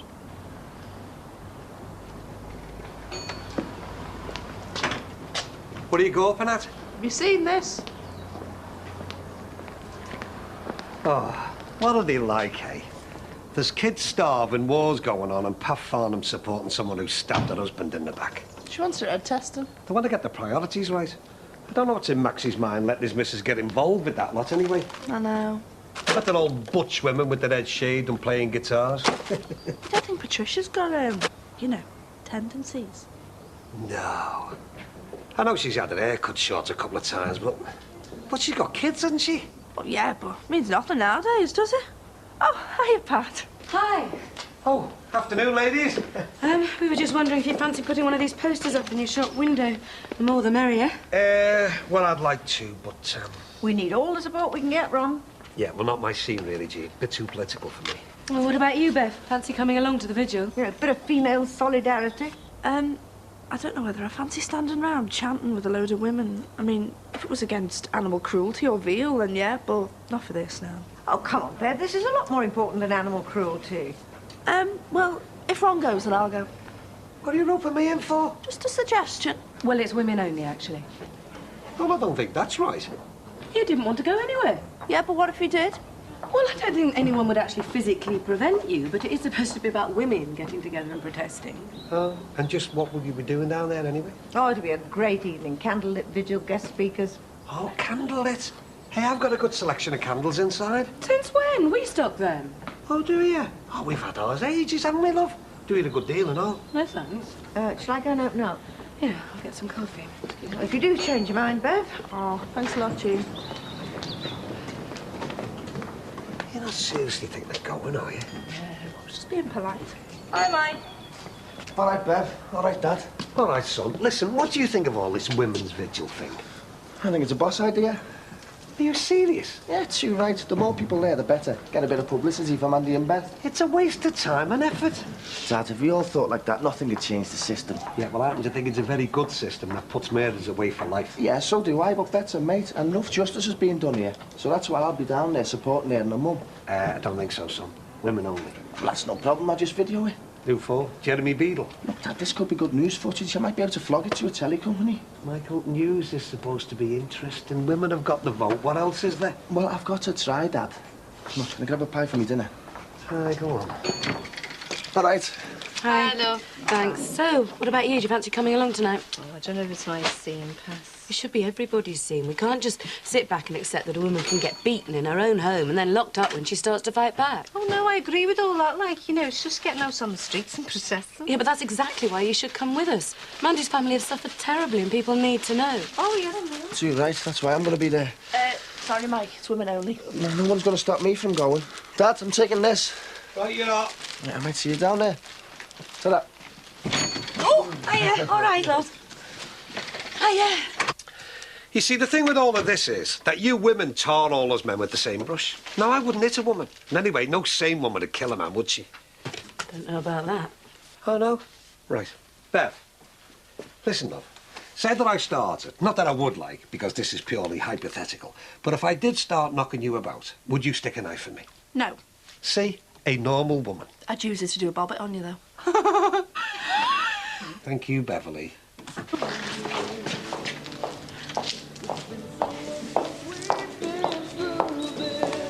Hello, Mick. Didn't expect to see you. I read about that. Yeah. Listen, Jenny, I don't mean to be funny, but I am busy. Mick, it's okay. I know what you're trying to say. I'm here to see you about Leo. Leo? Look, there's no reason why he should miss out just because you and I have had a bit of a tiff. I'm not with her. I'm his teacher. I'm concerned about him. You know he slipped back a bit after Gary died, and I'd like to help him. Well, A bit of extra tuition. when?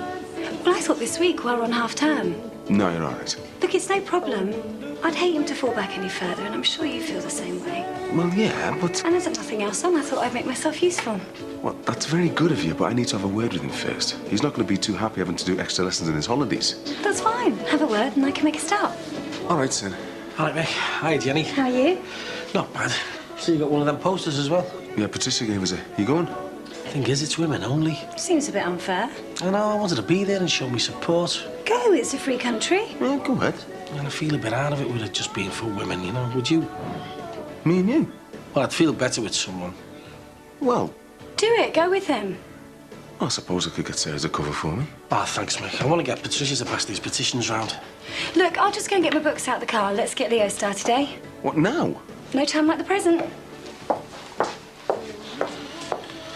Nice girl. I tell you what, she can't leave you alone, can she? Hey, she's not here to see me. She's here to give Leo extra tuition. I've told her there's nothing down between me and her. She's accepted that, so... Well, she keeps hanging around, yeah. It's obvious, Mick. It's on a plate there for you. Don't resist it. She teaches Leo, and that's it.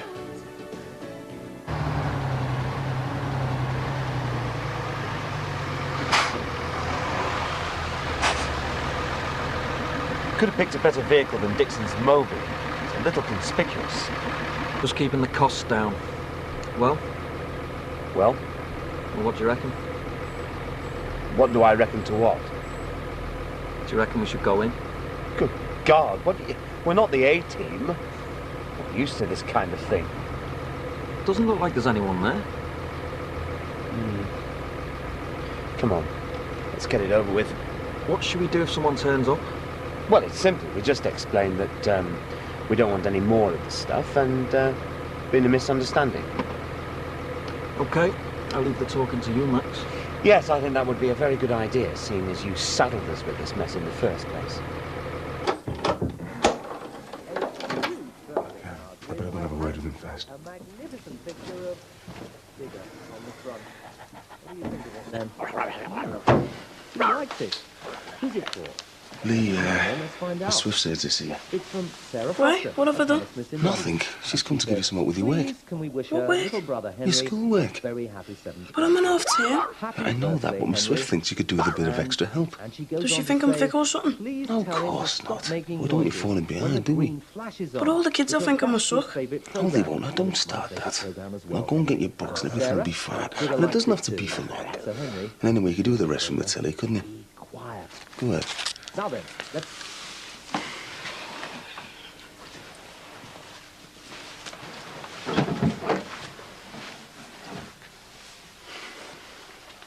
Is he okay?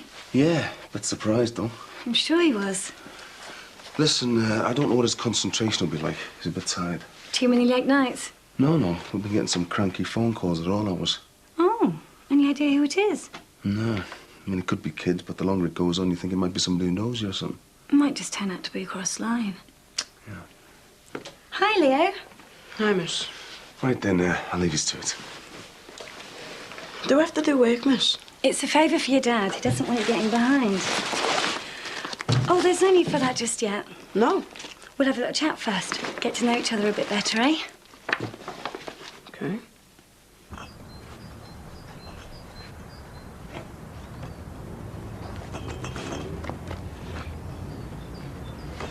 Don't worry about stacking them dead neat, Max. Just dump them. I don't want to aggravate anybody. Look, I just want to get out of here. If that Les bloke shows up, there could be aggro.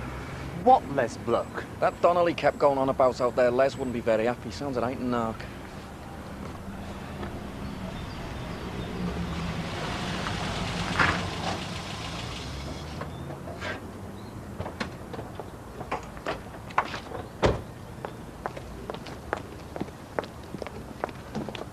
What's your game? Who are you? Never mind who I am. What the hell are you playing at?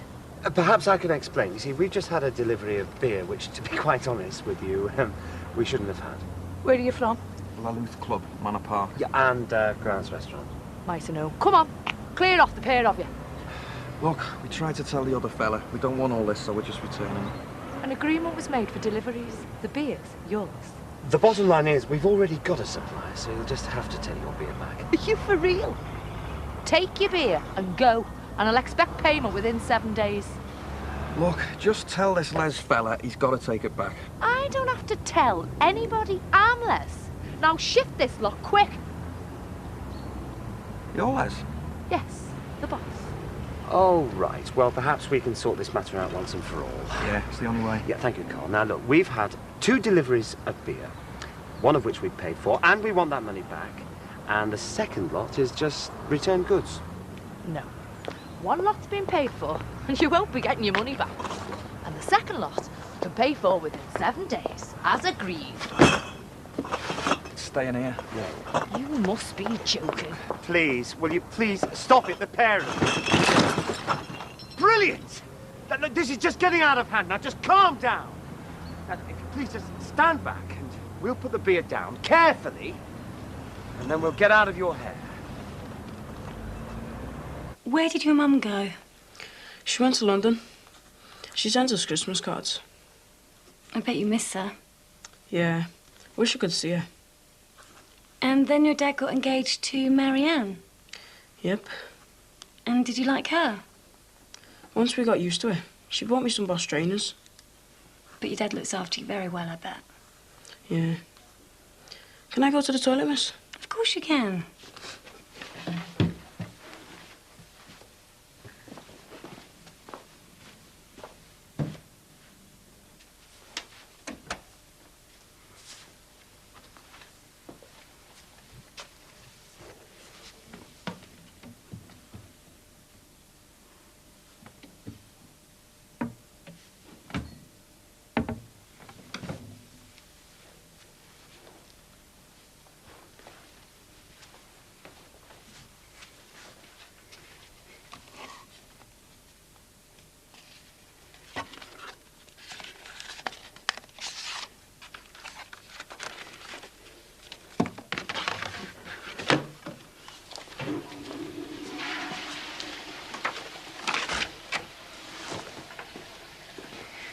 I don't think we'll start work today.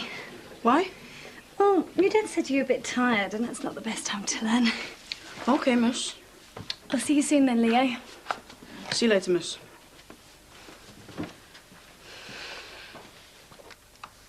This time digger. No address.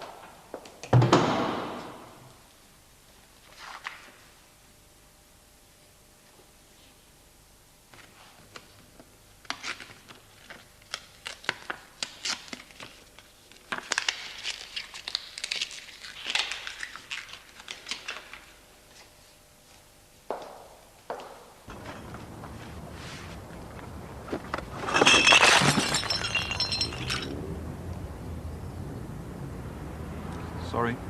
That's all right. It's your beer, sunshine. Look, please, let's not get into all that again, eh? May as well tell you now, you've wasted your time here, lads. Well, there's still the little business of the money you owe us. Don't you ever listen. I operate a system of no refunds. Well, you can speak to whoever you like, but we still need a full refund. Dream on. I'm the boss. We'll see.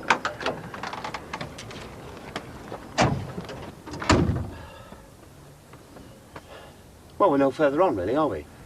You got the rail back. And what about our money? Easier said than done. Well, we'll let her cool down, and then hopefully she'll respond to a little bit of logical business sense. I'll get my solicitor to bang off a warning letter. Do you think that's a good idea, Max? I mean, the club has been selling illegal booze. How did you get me into this?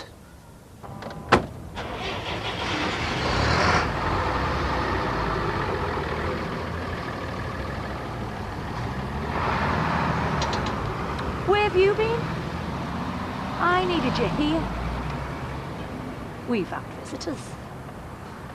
A little upstart from that La Luth club. And he had some wet bloke with him. They brought all the beer back. Tell you, they haven't heard the last of this. I want this sorted.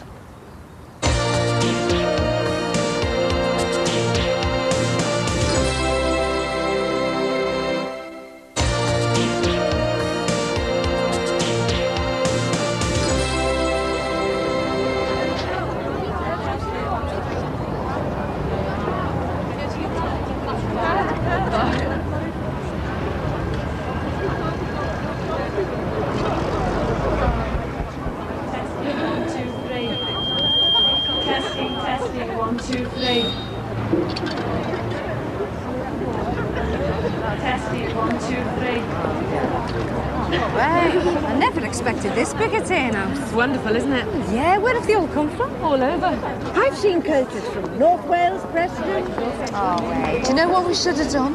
Taken a photo. You know, to show Mandy and Beth the people are behind them. Well, with a bit of luck, there'll be some pictures in the local press. Yeah. I better get my banner up. I'm glad we got here before the speeches. Who's speaking? Members of Women Against Violent Men. Hoping they're going to mention Beth and Mandy. Oh, yeah. The more people who know about this, the better. Do you know this is brilliant? It really is. Hey, Sim, what a turnout. Yeah, might even cop off. There's plenty of choice. Hey, there's Mike. Dick over there. All right, Mike. All right, boys. Didn't expect to see you here. Not you. Feels a bit weird being the only fellas, doesn't it? Could be heaven for you, that Mike, couldn't it? Have you seen anyone you fancy yet? After you back already? Have you seen Pat Farnham? Yes, he's over there with Jackie C and Mum. Oh, brilliant. Come on, then, let's get over and have a word. What through all that now? Just follow me, but tell me the engine crew. Mind your backs, please. Sorry, mind your backs. TV crew coming through. Sorry, excuse me. Hey. Oh, yeah, what a nosy beer. Hiya. Hi, Glenn.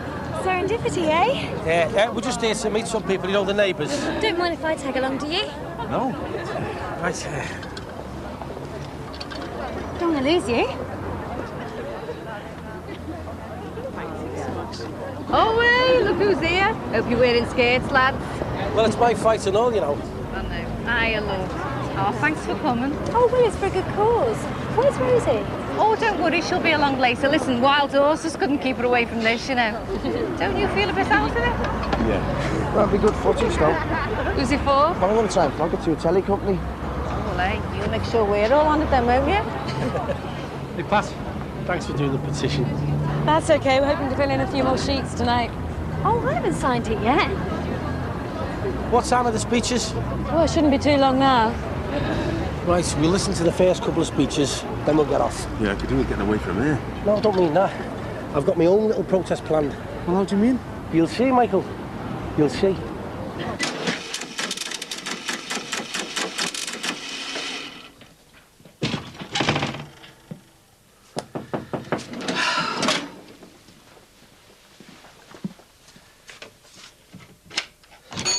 Bit late, aren't we, Maxie? Oh, thanks, Ron. I just need some coffee. Gonna be up all night, are you?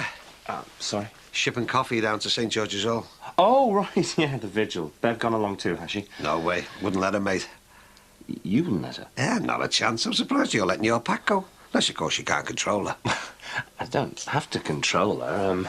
She makes up her own mind. Oh. So you agree with what she's doing? Well, no, not entirely.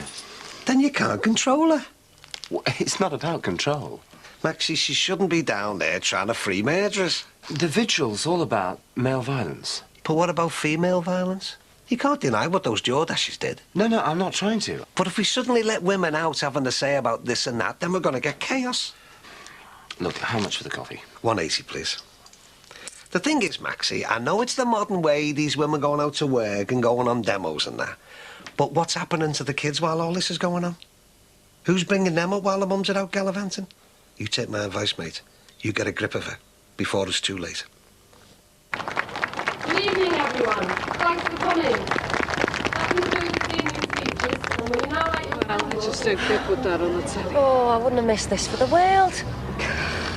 Makes you feel part of something special, doesn't it? Oh, no.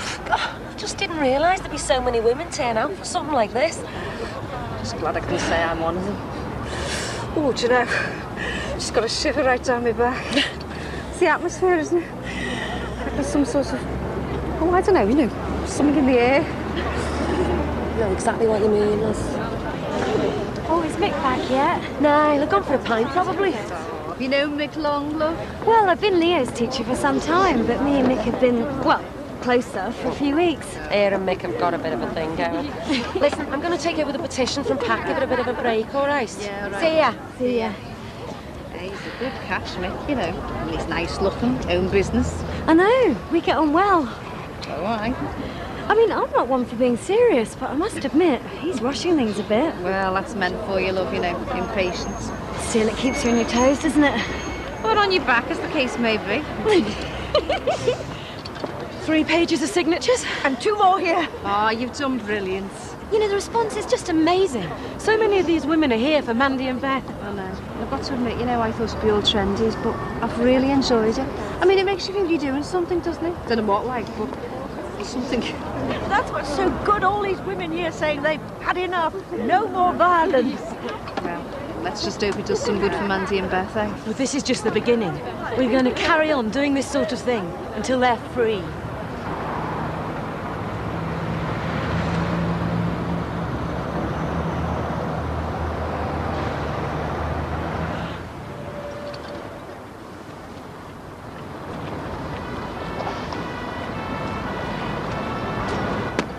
You could have told me I had this in mind, Sin. Well, I wanted to surprise you. Well, it'd be some sort of a surprise if we get done for criminal damage. Hurry up, Sin. All right, what's up? Are you in a hurry to get back to Jenny? Well, you're joking, are you? I can't seem to lose the woman. Everywhere I go, she's there. She'll take the hint. Now, this should get us in the papers.